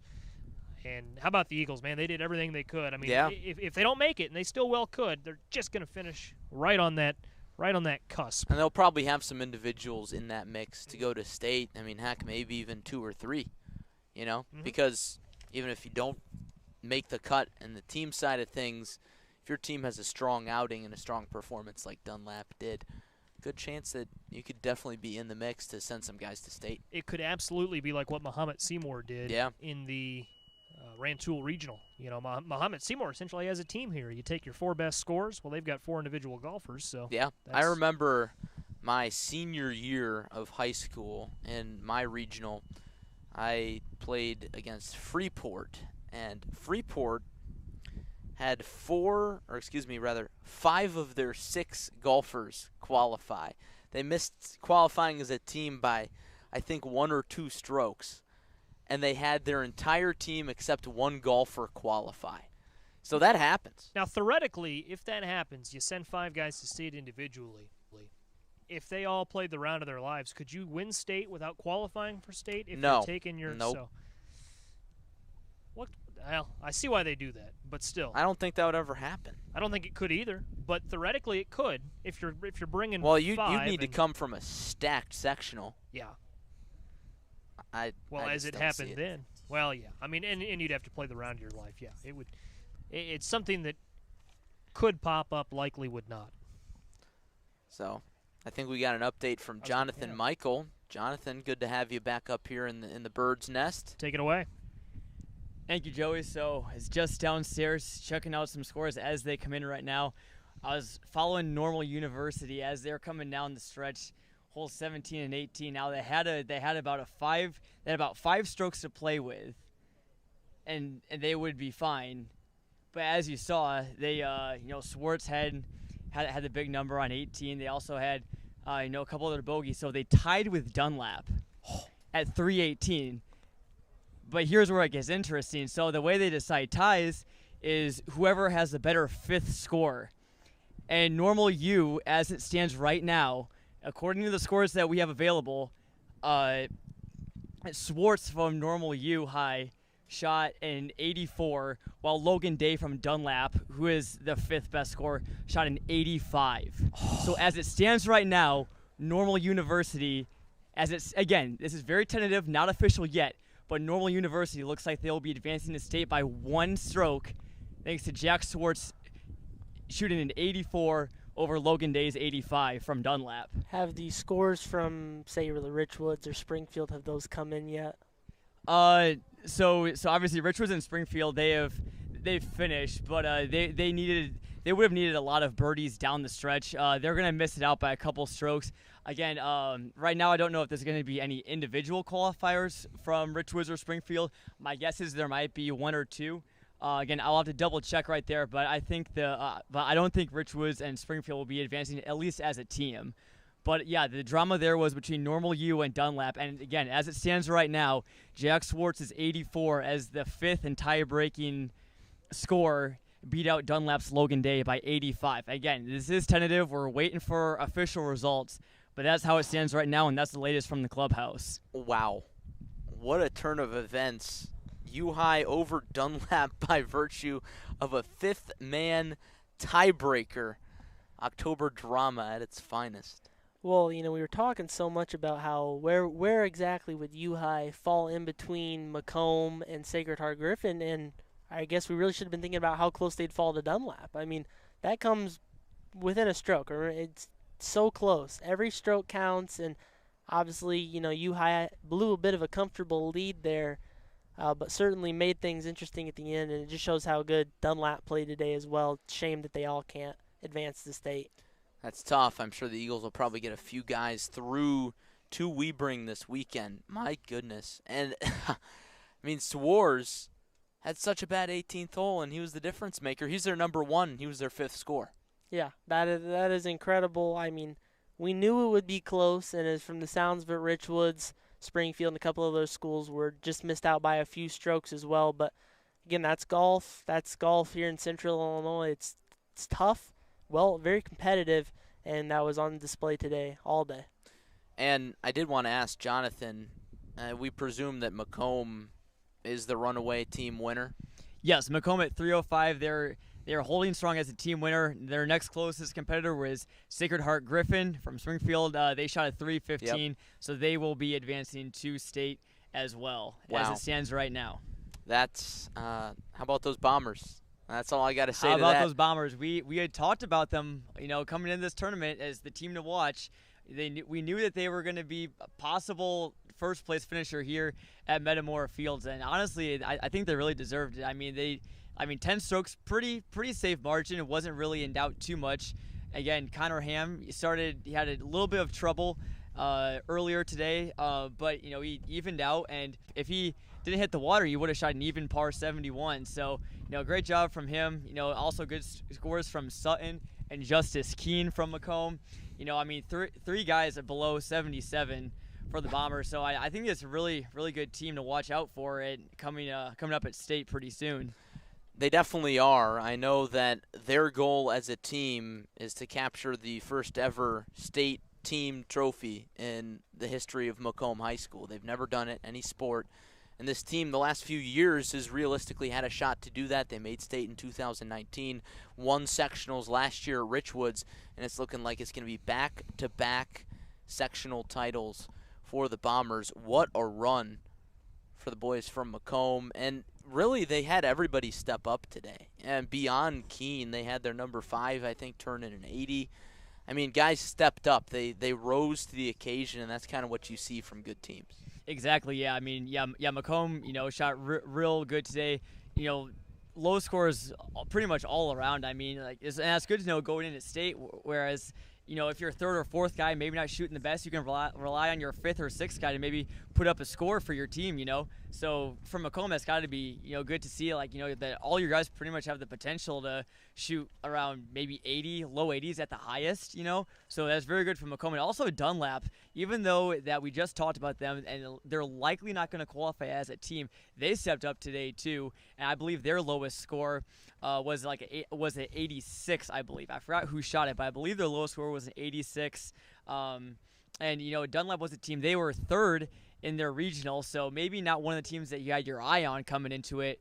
But, they showed a lot of promise today, and they really battled till the end. So, and again, they'll probably have a couple of finishers moving on individually to state. And looking at the individual side of things, in terms of the medalist race, I got to figure that Ham is in the mix, and I think Peyton Woods also had a really good round. Any ideas there? Yeah. Obviously, Ham is in the mix. I know earlier today I will have to check the individual leaderboard. I know there is a golfer from Jacksonville who was under par earlier today. Kaufman from Jacksonville was under par. I don't know if he's still under par right now. We'll have to, check the scoreboard and check the app and check everything out. But yeah, as it stands right now, I believe Kaufman from Jacksonville has probably put up the best score overall out of anyone that we've seen today.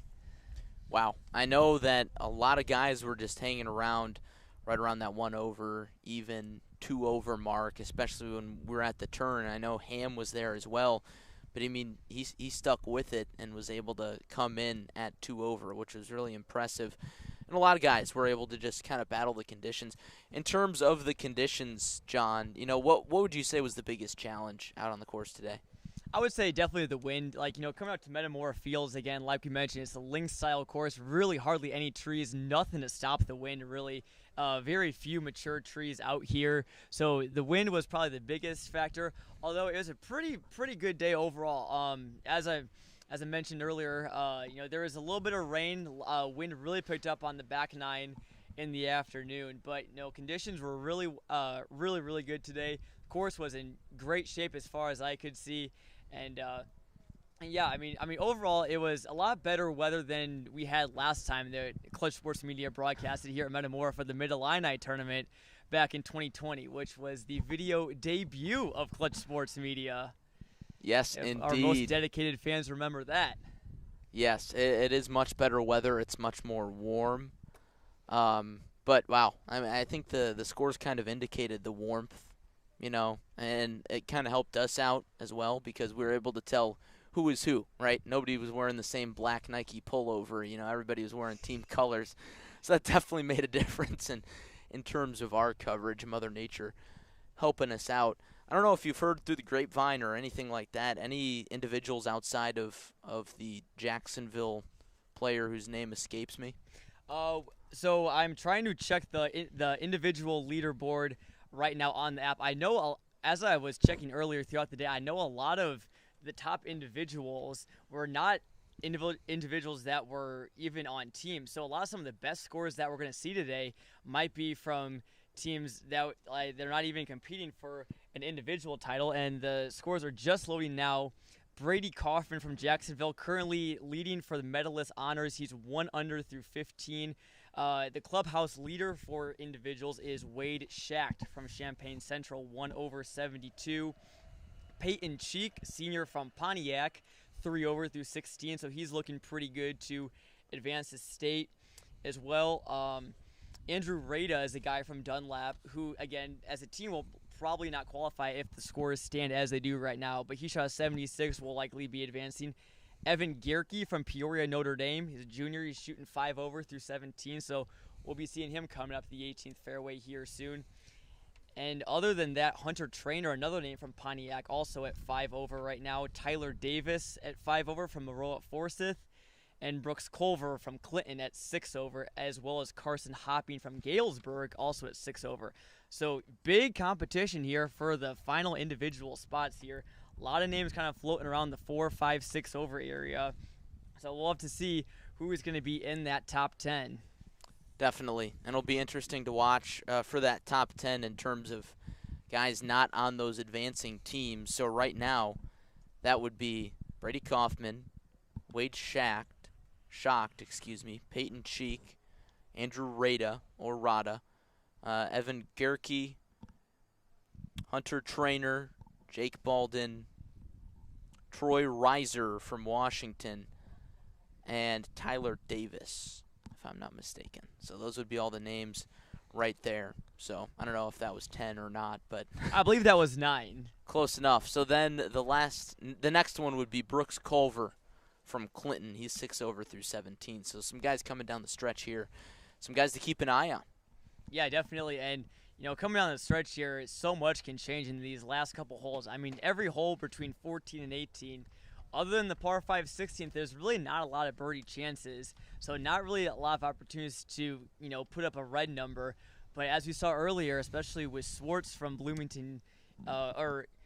Normal University, there's the chance for a 7 or an 8 or another big number, awaits on pretty much every hole, finishing out here at 17.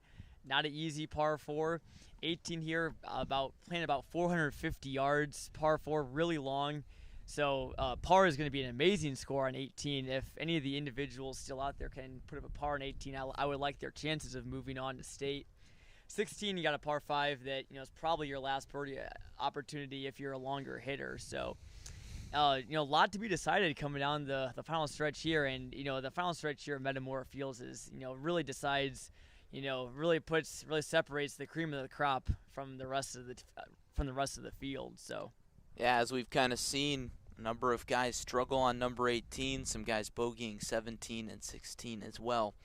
So it makes things tricky, but it's also pretty gettable. Not the hardest holes in the world, so it's a good balance between risk and reward. You can take a few gambles or you can play it more conservative, especially on the long par 4 for the 18th. So thanks for that report, Jonathan. We'll definitely be looking for Jacksonville's Brady Kaufman, currently leading the pack 1 under through 15. He is in the last group of individuals to come around on the front 9, 11:03 tee time with individuals. So he should be coming up here soon, probably within the next 30 minutes or so. Not unsure as to whether or not we'll stick around entirely for the coverage through that, but definitely looking to get a few interviews in, definitely with Macomb and perhaps some of their golfers and or coaches. Big thing I notice here, just from Macomb, sounding like they're going to end up being the first place team, is how they've kind of just ran away with not just the conference, but the regional and now the sectional. The notes here, they shot a 286 the Prairie Land Conference Tournament to take the team title by 118 strokes. You follow it up with a big margin last week at the regional, and of course looks like they had a pretty comfortable advantage going in for the sectional title as well. So Macomb has proven to be able to step up at the big level, at the big tournaments. They've got great team play, and of course they're the big story here today. But of course, tight finish coming down the stretch for those 2 and 3 spots as a team, and of course the individual qualifiers will have tight race as well. Absolutely. Macomb almost looking like a runaway winner today at the sectional. Of course, all the team scores are now official. We've yet to get all the official totals, but Macomb is a lock for state. Sacred Heart Griffin, you're going to state, as well as it looks like at the moment Normal U High going to state by virtue of a 5th-man scorecard playoff over Dunlap. Wow, we've seen some intense golf down the stretch today. Got to feel bad if you're Dunlap, but U High, man, just enough. The good news is for Dunlap, obviously you would love to make it as a team, but the silver lining is it does sound like they've got at least one individual that's going to go. Andrew Rada sounds like he might be the one. I'm not sure if they had another one in that mix.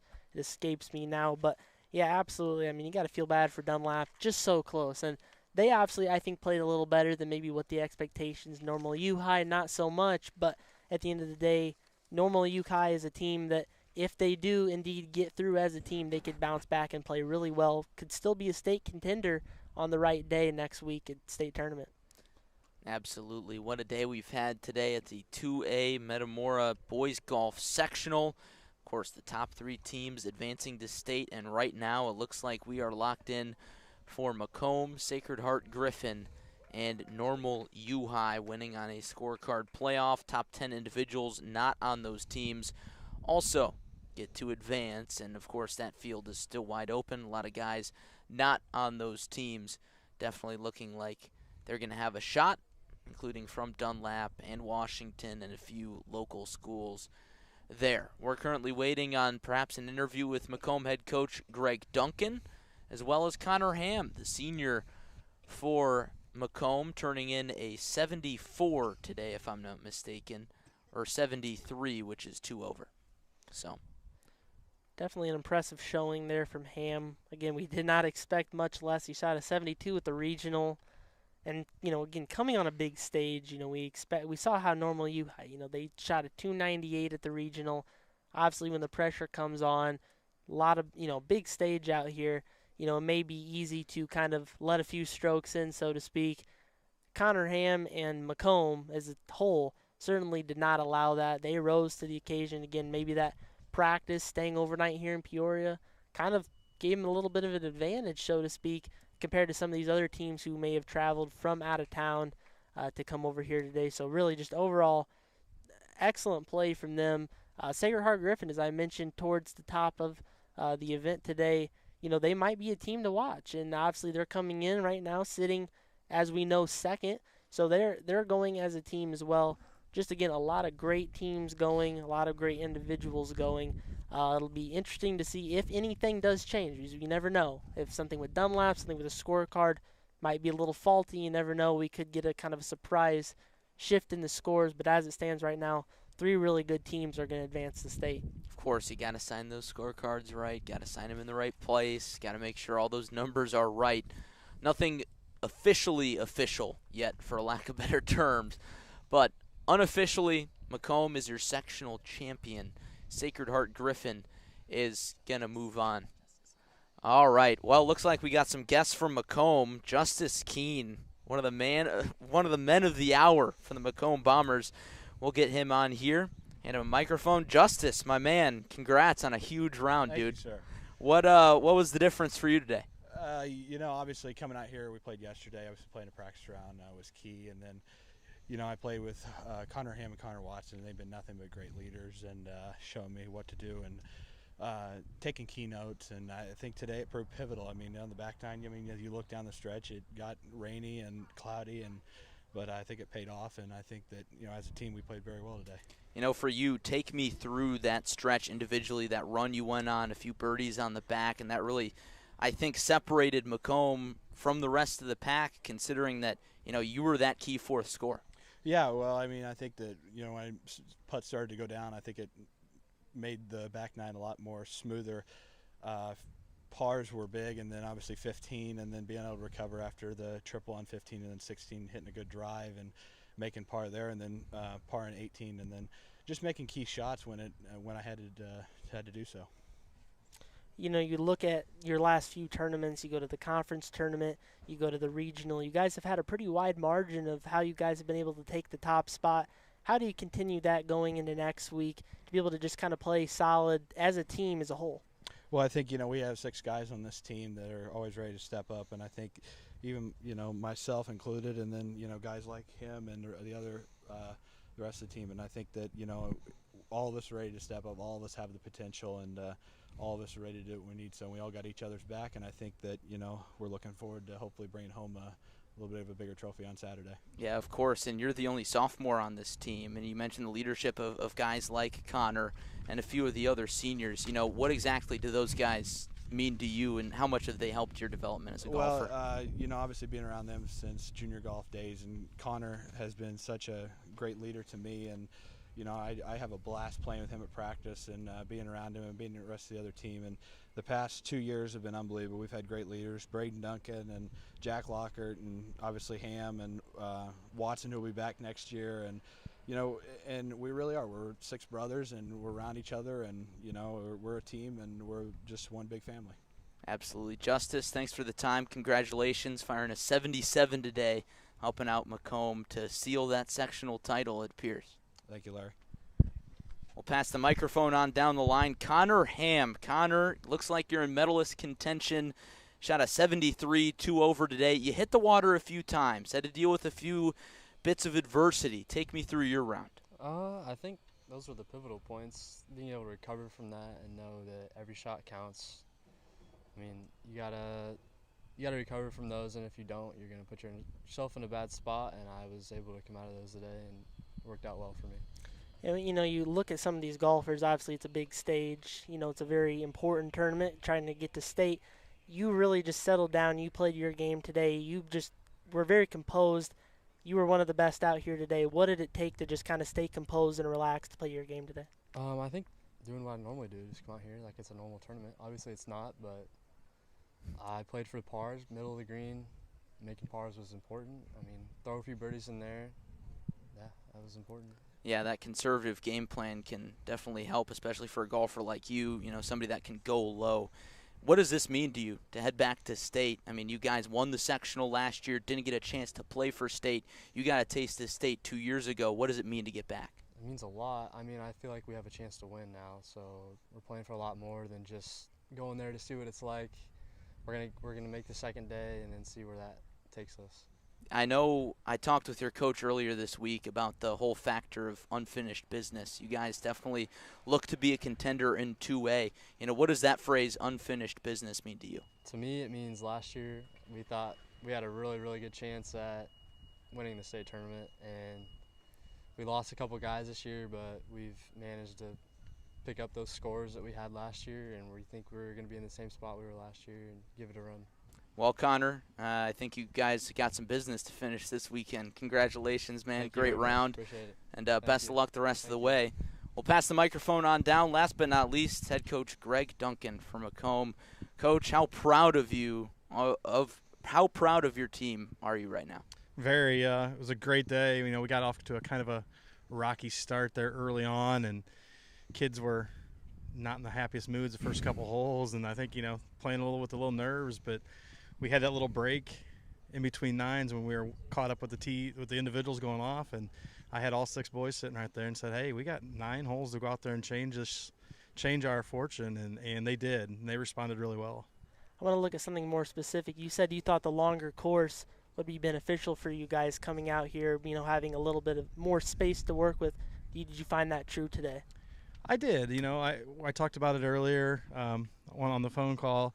The longer the course, the tougher the course, it kind of makes your average teams struggle a little bit, and the cream kind of rises to the top. And we had a heck of a day for all our kids. Justice steps up with a 77, and it's his career low as a sophomore. Comes out and on a day when my number 2 shoots 43 in the front, Connor Watson, and he stepped up and was 1 or 2 over at the turn. Justice was, and I really challenged Connor Watson at the turn. Said, "Hey, go out there and shoot 36, shoot 79, and we're fine." And lo and behold, that's exactly what he did. And 70 or 43-36, 79. Good enough for our third score. So. My goodness, that's borderline prophetic. I want to ask you about Justice's round. What exactly did you see from him today? What was the X factor for him? I think he's learned a lot from our older kids. It's been getting there. We've always known he could do it. It was just a matter of him putting it all together, staying in the moment, and not panicking if something went wrong. I think on 14 he was in the middle of the fairway, and he was 1 or 2 over at the time, and he hits the ball long in the water. Takes a 7, takes a triple bogey. And I thought to myself, well, here we go. Here comes a blow up, and he stayed in the moment, and he did everything absolutely right. He ended up making par on the par 5 the next hole, and I thought to myself, that's a sign of maturity and really him stepping up, today in that moment. Anytime a kid has a 7, I've seen kids crumble, and they didn't, and he didn't. So yeah, definitely really impressive. And any, going into the state next week now, as you guys will advance as a team, obviously you go through your normal preparations, but anything special you might do or say to your team just to kind of get ready for just a big stage like that? Obviously, you guys are looking to prove something out there. What's the mindset as a team? Anything special going to next weekend? We'll go back to work tomorrow, and we'll start working on our short game. I thought we hit the ball off the tee really well. Middle of fairways and iron. We were in fairways a lot and didn't hit irons as close as I thought we should. So we'll really work on that and work on some fast greens. Wybering's always in great shape. The good thing is so many of our kids have played there. We played there earlier in the year in a tournament and shot 294. The course will be different because it'll be longer again, and you never know about the weather at Wybering. Bloomington's always windy.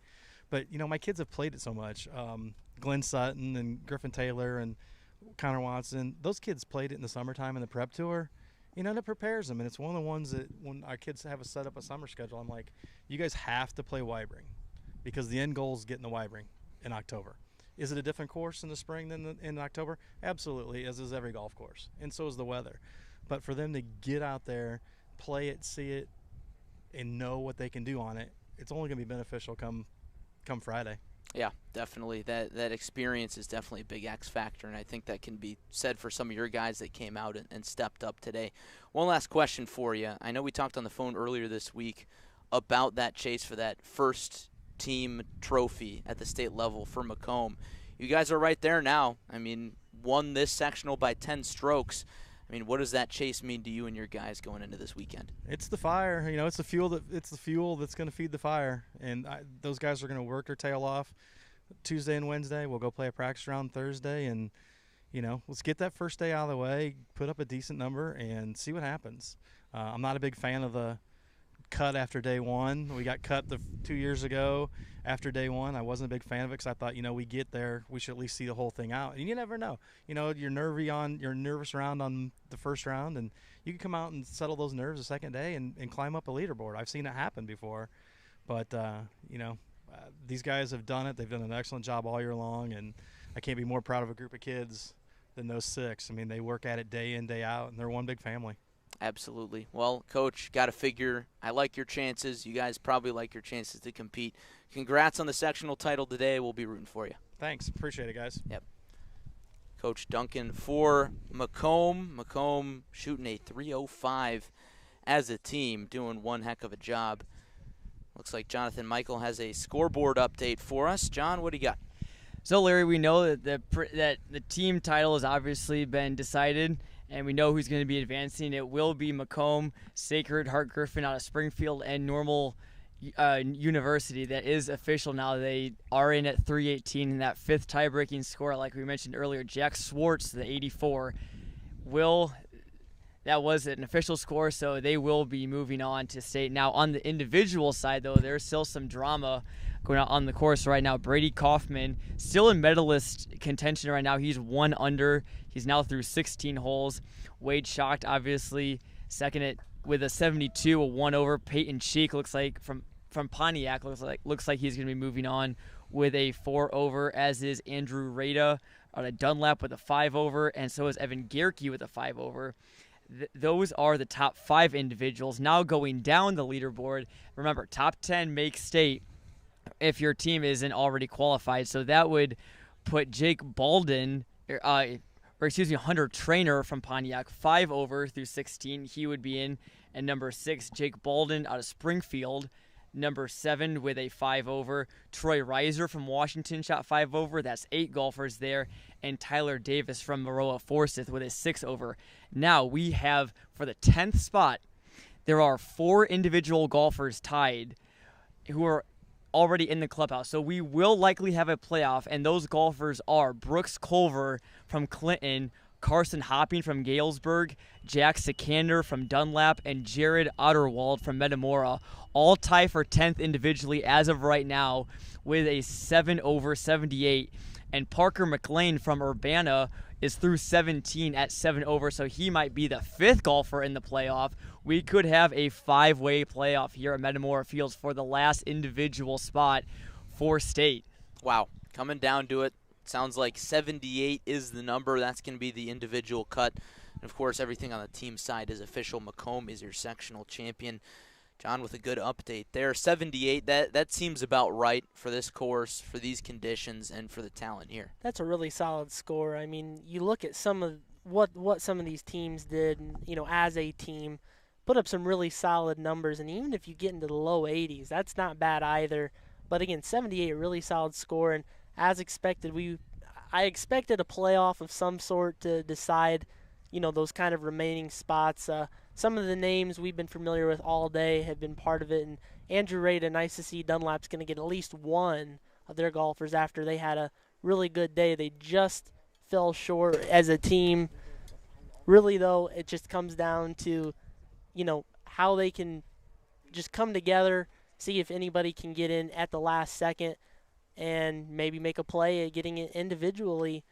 We heard some Metamora, some Washington, some Dunlap players in there as well, potentially getting in with one of those final spots. So a lot of local flavor, a lot of different teams going to be represented at state from Central Illinois. Really going to be exciting to watch how this all shakes out in the final moments of today's sectional golf match and heading into the state tournament next weekend. Yeah, definitely exciting to watch. And one thing that we did not mention, Jonathan said, Springfield shot 319, missed by a stroke. Yeah, I mean, the big thing has been the normal U-High Dunlap just having to go to that 5th player tiebreaker. But again, 1 stroke as a team, that is crazy. I mean, you can't be sad though. I mean, you're playing amongst really good teams, really good golfers. Again, you would want to be there, but at the same time, you got to be proud of where you are, and especially for the golfers that'll be coming back next year, just a chance for them to build on it. They get to see this sectional, and they'll be able to come back better and stronger next year. In terms of Peyton Woods, I think he's solidly in there, but my goodness, I mean, he almost did his best to just hole out and put Springfield in that tie. Well, you look at a couple other players for Springfield that just kind of missed a putt here and there, a bogey on that last group that came through. And, again, every putt counts, every stroke counts, and it's a game of inches. It's so close. But, again, it was a really competitive day, and they really shouldn't hang their head too far. They played really well today. They certainly did. Macomb getting the job done on the team side of things. Springfield missing a trip to state by just 1 stroke with a 319. Dunlap tying Normal U-High, losing by virtue of a 5th-man playoff. Normal U-High squeaks in that last spot as a team. They are headed to Wybring, one of their home courses down in Bloomington. Normal gotta like their chances. And really today was an off day for them. They played poorly, and I think they would tell you that. Well, their top golfer, I think he ended up being their 5th golfer, correct? Yeah, so you look at that, they obviously did not play to their best potential today. Once again, we look at the regional score versus how they played today. They're capable of so much more. Again, as you mentioned, they almost have some home course advantage down there as well. So they're going to get a good look at it. I think they're definitely a bounce-back team. I wouldn't expect anything less than their best outing of the year. Maybe work out a few nerves here today, work out a few kinks. But at the end of the day, I think it's just about how they're going to play next weekend. They did enough to get there. Let's see if they can capitalize on the opportunity. Exactly. They're there, and that's all that matters, right? As long as you get that invite to the party, you're moving on. So not a problem for U-High there. Everything's all good on that front. They edged Dunlap with that 5-man tiebreaker. That doesn't come into play much, but, man, it did there. That was exciting. Well, again, it's very close, very similarly matched teams. Again, a lot of talent out here. And Dunlap, they played in a tough Mid-Illini conference this year. again, they came out here. They've played tough competitive matches all year long, tough competitive teams from the Mid-Illini Conference. They did rise to the occasion, and despite missing that cutoff, they played really well as a team. I think Dunlap deserves a whole lot of credit for how they played today. They should be proud of what they did, and hopefully next year they can come back and maybe do something better, get themselves a state. Joey Wright joins us now. Joey? Tell you what, guys, for as much drama as we saw on the team side of things, we're not done yet. Individual golf still going on the 18th here, and Urbana's Parker McLean needs this par to save his chances at qualifying for the state tournament from the individual side of things. And this is his putt coming up right here. Correct. Assuming this is for par? Yep. Assuming so. Oh, boy. And you hate to make that assumption, but either way, he needs this. He cannot afford a miss here. Here's McLean. Oh, wow. Wow. Wow. Parker McLean. Clutch up. What a putt that was. As it stands, it sounds like he might have a chance to advance individually there. And if that's birdie, that drops him a stroke below that tiebreaker. That moves everybody out. That's right. Little drama here on the individual circuit. If that was for par or birdie, Parker McLean has just done himself a huge favor based on Jonathan Michael's reporting. John Michael, of course, telling us a moment ago that he needed that par to force a 5-way playoff for that last transfer spot. And honestly, that could have been a birdie. It was a long putt. What would you say? It was from 15 out? Maybe 20? Yeah, just about. Here, somebody go rewind the tape and see if that was for birdie or for par. I was going to say, I've been watching from behind the computer screen all day. I haven't been my measurements are probably a little rusty, but that was a tough putt. Either way, that's a really good putt. I mean, you even if it's, for just a par, not a birdie, that's really impressive. Very clutch putt right there. My goodness, that was nuts. Jonathan Michael just missed the putt of the day. Urbana's Parker McLean tapping one in. From like 15. Joey was a little, understated with that tapping it in. Well, was that putt for birdie or for par? We're not sure. That's a good question because, as we said earlier, Parker McLean was coming down the stretch on that 78 number, and we've just gotten word from the clubhouse that there is an individual who is not listed in that top 10 that we mentioned earlier in the individuals. I don't know if his score just wasn't loading in the app, but an individual, Jason Runboom from Galesburg, is in with a 73, which may potentially knock all the 78s out and eliminate the need for a playoff. Runboom eagled the first hole. He must have holed out from the fairway about a 415-yard par 4, and he put up a 2. So wow, that's not too bad. So then that would make it all more important for that McLean putt to have been for birdie. Yeah, and honestly, I think it was for birdie. I mean, not that I was watching because me and Gavin were intently discussing. We'll have to rewind the tape and see if that putt was for birdie. But if it was, that he's in, right? That would put him at a 77 because he came into the 18th hole at 7 over. So that birdie would have brought him down to a 6 over 77, which would probably put him towards the back end of the individual qualifiers. So would that make the cut 77 then? Would that be the number? I believe it would be. I will have to double check, but going through the leaderboard, I believe, as we said, there were 4 guys at the 10th spot. So you take those 4 guys out, and those are pretty much 10, 11, 12, and 13 there. You take those 4 guys out, it leaves you with 9 golfers, and then Rumbum, the 10th. I believe that would take the 78s out, yes. And again, depending on what Parker McLean from Urbana did, again, we believe, I guess it was a birdie, and it makes it all that much more important. So drama on the 18th. I'm chomping at the bit. Somebody's got to go rewind the tape, man. Somebody's got to do it. I don't know what more you can ask for here. I mean, this is drama on the 18th here at the Metamora Sectional. Just phenomenal golf that we're seeing down here on the 18th.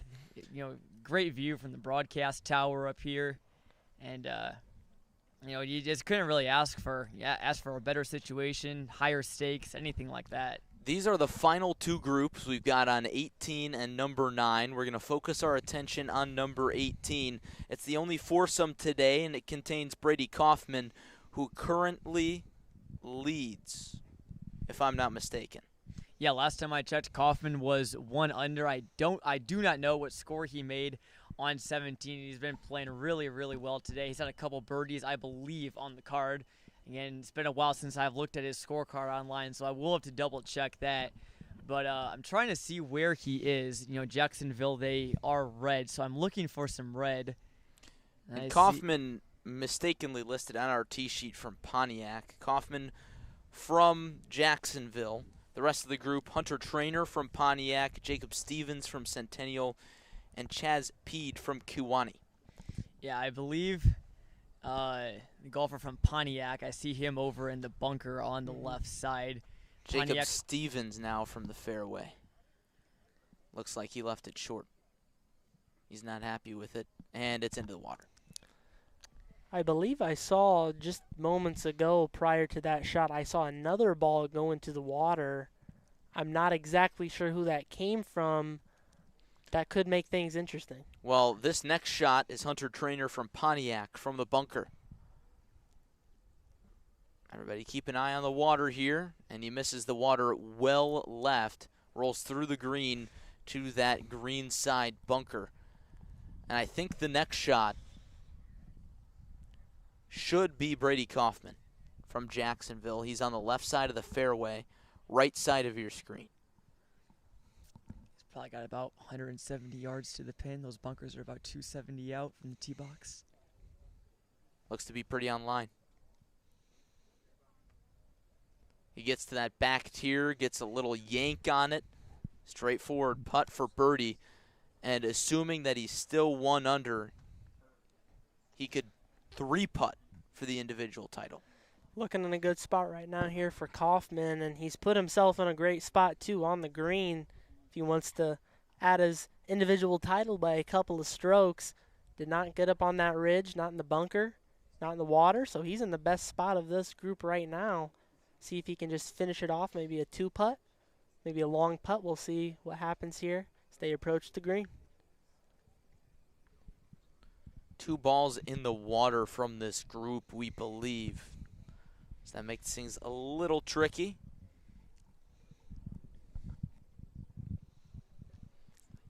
Trying to figure out who is who. Again, Pontiac in that orange and navy blue color scheme. I believe Chaz Peed from Kewanee is in the bucket hat. Jacob Stevens from Central is in the white with the blue stripe, and Brady Kaufman, we believe, is in the red cap and black shirt and pants. I gotta say, I love those polos. They're from Pontiac. Those are real sporty, those orange and blue. Real sporty. Very sporty. These were a heck of an adjective. They were some of my favorite polos that I saw out on the course today. You know, the orange and blue little diagonal stripe coming down there. They really stand out. I mean, you know, when the Pontiac golfers show up to the course, you know it's Pontiac. So I do believe, indeed, we did have 2 into the water there. As we can see, a couple of players moving around the water. Not sure if they'll be able to find their ball, but makes things interesting here for the lone foursome. And perhaps the guy that needed a great shot the least hits the best shot of the foursome. Brady Kaufman, the individual leader through 17 holes. Still 1 under, correct? We're looking at the leaderboard right now, waiting for it to load. I would guess that he is still 1 under. Now, 17th, not the easiest par 4. That's the score we're looking for, is what he made on 17. And yes, he is officially 1 under through 17. So, hypothetically, well, the other closest score is what, 2 over? That would be a 1 over from Wade Schacht and Jason Runbom. So, the situation here, Kaufman needs to 3-putt for the win. Correct. 4-putt for the tie. And I think that is highly unlikely. Yeah, I mean, a golfer of Brady Kaufman's caliber, I don't really expect him to four-putt unless he really wants to make it interesting. But I think it should be a pretty easy two-putt. I mean, even a three-putt, like you said, you would still finish with an even par 71. So I think it's looking good for Brady Kaufman to claim the medalist honors here. Brady Kaufman qualifying as an individual out of the Rochester Regional, firing a 70. One of 4 Jacksonville high school golfers to qualify for today's Metamora Sectional.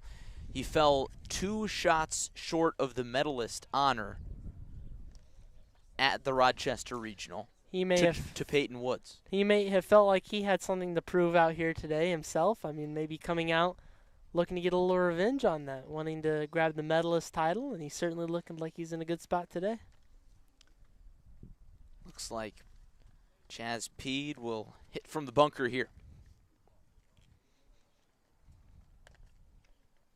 How about that bucket hat, Jonathan? It's right up your alley. Yes, it is. I do love wearing bucket hats. I can't say I wear them very much on the golf course. I will say that. But again, very, very nice fashion statement there from Chaz Peed, one of the more interesting names in this Metamora Sectional. Again, the individual from Kewanee, and has a very, almost from a distance, almost looks like a cowboy hat, which would be even more sporty, may I add. Hunter Trainer's putt from the fringe.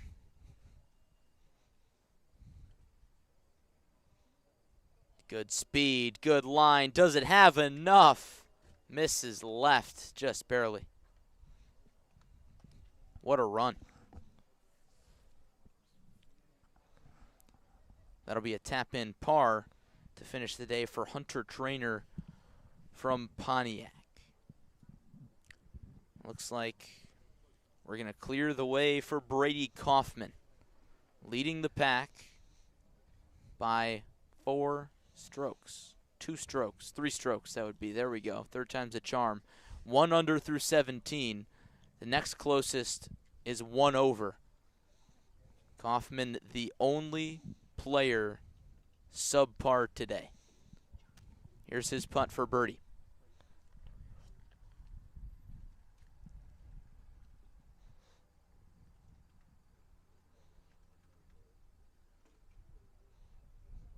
Missed it out to the right. Should be easy to finish out the par. He's going to go ahead and mark it. Yeah, and like you said, he's the only golfer under par. This almost feels like the U.S. Open. Almost like watching that. Metamora Fields, very long, very tough golf course. So I don't think we expected a lot of golfers under par, but Brady Kaufman has showed throughout today that he is the cream of the crop here in this field. Chaz Peed leaves it short. He'll tap it in. Jacob Stevens from Centennial will finish out and clear the stage for Brady Kaufman.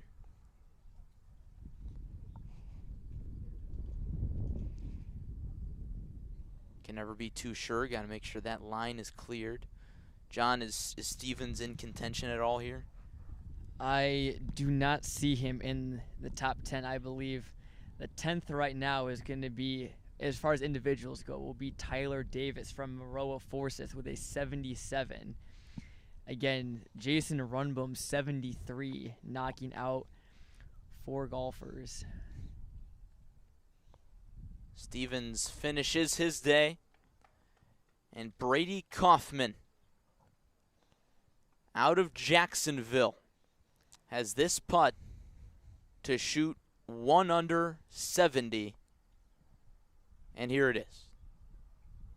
Brady Kaufman is the medalist at Metamora, turns in a 70 to head to state as an individual.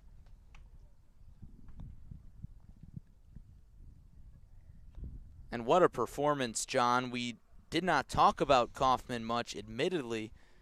Didn't follow him around the course. Of course, his team did not qualify to get here today.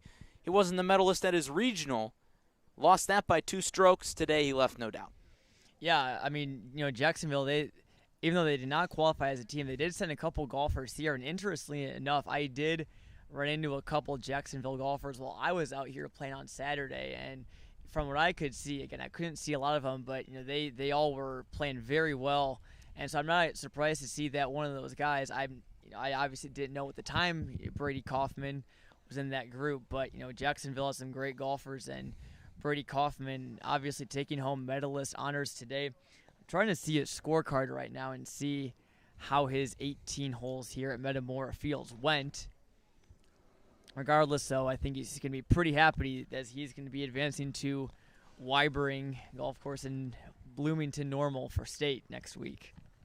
Weibring, of course, host to the 2A state finals coming up this weekend, Friday and Saturday. The weather looks to be pretty good down there, so not too bad for state golf. Absolutely not. I mean, we could not have asked for a better day today either. I mean, a little rainy, a little windy, but all things considered, nice, comfortable temperature. Very similar compared to years past. This is so much better, and I think these golfers will be very happy to be playing out there at the state tournament for many reasons, including the weather. I know a few years ago it snowed at state at Weibring. I remember a few of my buddies made that tournament, and they were putting with snowballs, essentially. It was that bad. That looks to be far from the case this weekend. And, Jonathan, today with the pressures and everything, we talk about the highs of the medalists, Brady Kaufman, sectional title winner Macomb, Sacred Heart Griffin, as well as normal U-High advancing. A lot of careers coming to an end today. That cut at 77. That's a tall order for a lot of guys. A lot of guys made a really good run at it but fell short. That's a tough pill to swallow. Yeah, definitely. And, you mentioned that, careers, could be potentially coming to an end today. And, one in particular that you especially have to feel for, Dunlap, as we mentioned earlier, tied with Normal University and lost out on that fifth score by 1 stroke. And Dunlap, their 2 top scorers, Andrew Rada moving on with a 76 as an individual. 4 of the top 5 players overall today were individuals. An interesting note there. But as I was saying, one guy you got to feel for is senior Jack Sikander from Dunlap. He obviously his team missed out on moving on to state, and he, as an individual, he missed out by 1 stroke. So just the slimmest of margins for Jack Sikander. You got to feel bad for him as well. Jared Otterwald from Metamora, another senior, missing out individually by 1 stroke. As well, the other 2 that missed out with a 78 sophomore, Brooks Kluver from Clinton, and then Carson Hopping, a junior from Galesburg as well. But golf is a very unforgiving sport. Going out through these 18 holes today, I saw a lot of strokes that just made me shake my head and be like, man, golf is tough. A lot of strokes that were just when you get back, when you're sitting in your car on the ride home, you're thinking, man, I wish I could have had them back. But as a reality is, that's going to happen every time you go out and play golf. You're never going to shoot as good as you think. You always think you can shoot better, and that's what keeps bringing people back to playing golf. That's why it's such a great sport. Is you're always pursuing that perfection, pursuing the best you can be. So for these guys, it's not quite the end of the road yet. Golf is a lifelong sport. Hopefully they play it for as long as they possibly can, and hopefully they'll remember the sectional here at Metamora Fields. And, of course, I say careers end today. That would be high school golf careers. That's the beauty of golf. You can just keep playing. You can play anytime you want, basically. Well, there's a lot of players also that, I think may still come in factor with the college golf. Maybe they walk on somewhere, potentially maybe get to a JUCO school or something like that. As a note, I did, while I was walking around on the course today, I did see Bradley head golf coach Jeff Roche was out here today, potentially scouting some players as well. He was here looking at Connor Ham, I believe. Yes, he was. Yes, he was with the group with Connor Ham, and then also Rink from Bloomington and Steiner from Geneseo. But yes, he was looking at Connor Ham, the top Macomb bomber golfer today, and he was a bomber. I mean, Connor Ham hit a 325-yard drive on the 4th hole. That was one of the best shots that I saw all day long. So.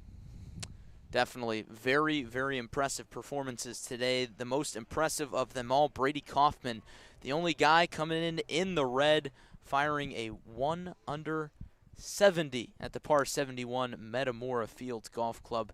And in terms of the course conditions, guys, I mean, you couldn't have asked for better weather, but this course is tricky. It's difficult.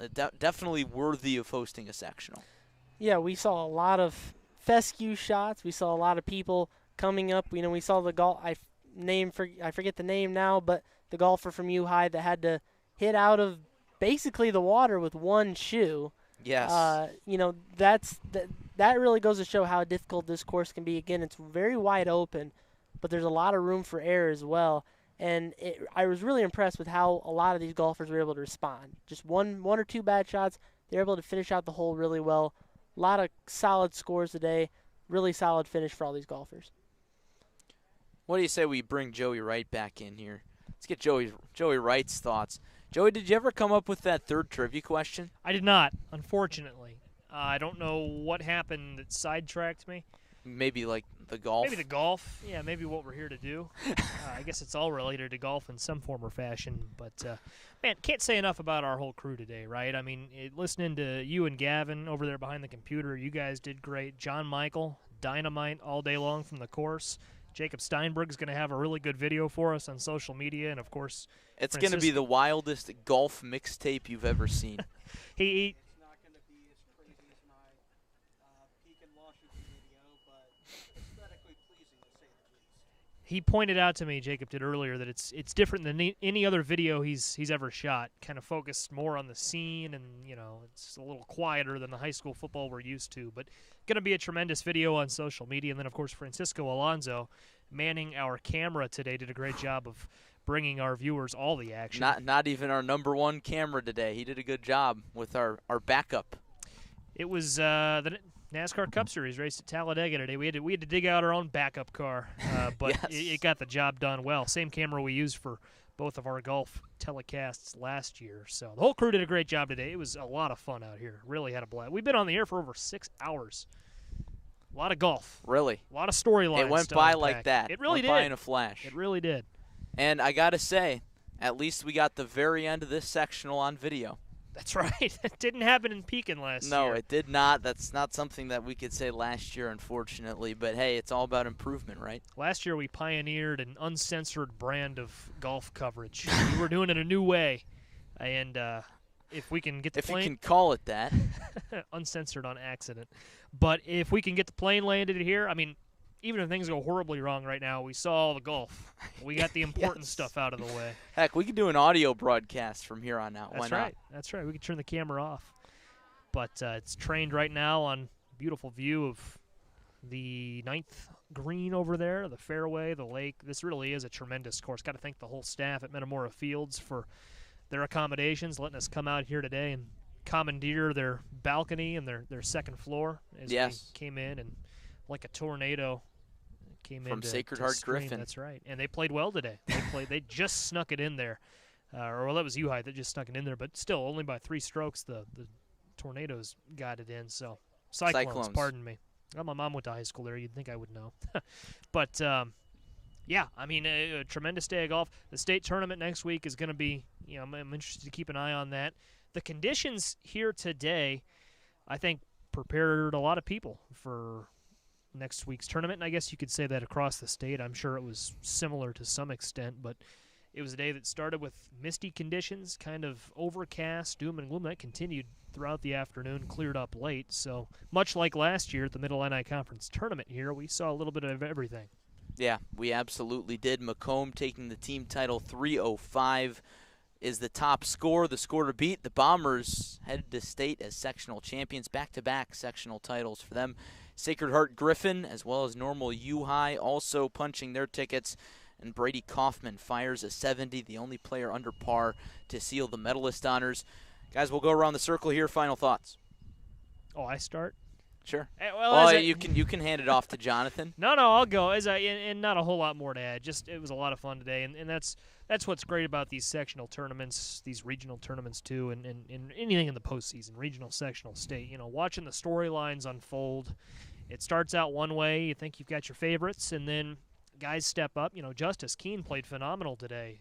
For a while, looked like he had a chance to capture the medalist honors, and as you heard from Greg Duncan after the round, even though he ran into a little trouble on the back nine, didn't let that phase him, got the job done, finished strong, and helped the Bombers to a big win over SHG and U-High. So just watching those guys jostle for position, watching Macomb get the job done, stay calm down the stretch, I think that's my big takeaway. Yeah, I think that, Macomb, I think going forward, they got some great practice in today, going forward into state. Like Coach Duncan said, it wasn't a great start for them, but they did turn it around. And, Metamora Fields is not an easy golf club. I mean, this course, I believe from the black tees, measures about 6,700 yards or so. So that's probably one of the longer courses that they'll see all season. And, looking at state, I think that, this course might be even harder than Weibring. I've not gone out to actually play Weibring before, but, going forward, I think, Macomb is going to be in good shape. I love their depth. I love that, they have multiple guys that can step up. Also, keep an eye on Sacred Heart Griffin and also Normal University going ahead. But, Macomb, I think you could be a real contender for the 2A state title. So, it is Macomb domination almost all day long, like we said, except for a start, but they responded well, and that's what good golf is you respond well, you adapt to whatever's thrown your way, and the Bombers certainly did that today. Forget Normal, I got to fly out to Hollywood, making me hold the microphone for you there. I thought you were going to take it. I was gonna grab it, but then I thought you were so intent on holding it. I thought you were gonna just hold it for me, and just like a interviewer would on TV. I feel like I'm a golfer now. I was gonna say Jonathan probably feels like he's all celebrity, like Jordan Spieth or Bryson DeChambeau. Yeah, or exactly. something Well, right now. I came out here on Saturday and I shot a 91, so I don't really think I'm really worthy of being interviewed. Probably not. 91 is not really a noteworthy score, especially since I'm a couple years older than these high school golfers. So I'm the last person here that needs to be interviewed that would actually be playing. So How about somebody who's the same age as most of these high school golfers? Gavin, your final thoughts? Well, I was really impressed. I obviously couldn't come out and even touch what most of these guys did today, but I just was really impressed with the tough conditions, with the water, with the fescue, just how they were able to overcome that all day. Really, it was summed up, Joey and John, described a lot about how today and going forward for a lot of these teams, but it was as competitive as we thought it was going to be on the team and the individual circuit. There's going to be a lot of good golf going forward to the weekend. And then, of course, next year we can just look ahead to some of the returners. There's going to be some good golf going forward. Central Illinois, really a golf community, and it's really showing today here at the Sectional in Metamora Fields. Many teams, many schools, individuals well represented today in the 2A boys golf sectional final at Metamora. And after the 2020 season that ended here, it does not stop here for these boys who qualified for the state finals today. Macomb, Sacred Heart Griffin, Normal U-High moving on, in addition to 10 other individuals, including the medalist, Brady Kaufman, the only player under par, fires a 70 to capture the medalist honor. So that about does it for Clutch Sports Media's coverage of the 2A sectional from Metamora Fields in Metamora, Illinois. So for our entire crew, Francisco Alonso behind the camera, Joey Wright at the controls and on the trivia questions, Jacob Steinberg shooting those videos and pictures all day long. Find that video on social media coming up here in the next few days, perhaps, on our Instagram at Clutch Sports Media and on Twitter at Clutch Sports IL. Jonathan Michael roaming around the course all day long on the phone, getting us all those good videos as well. And for my partner, Gavin Russell, this is Larry Larson saying so long and have a good week. Thanks for joining us, and we'll talk to you on Friday for Friday Night Football on Clutch Sports Media.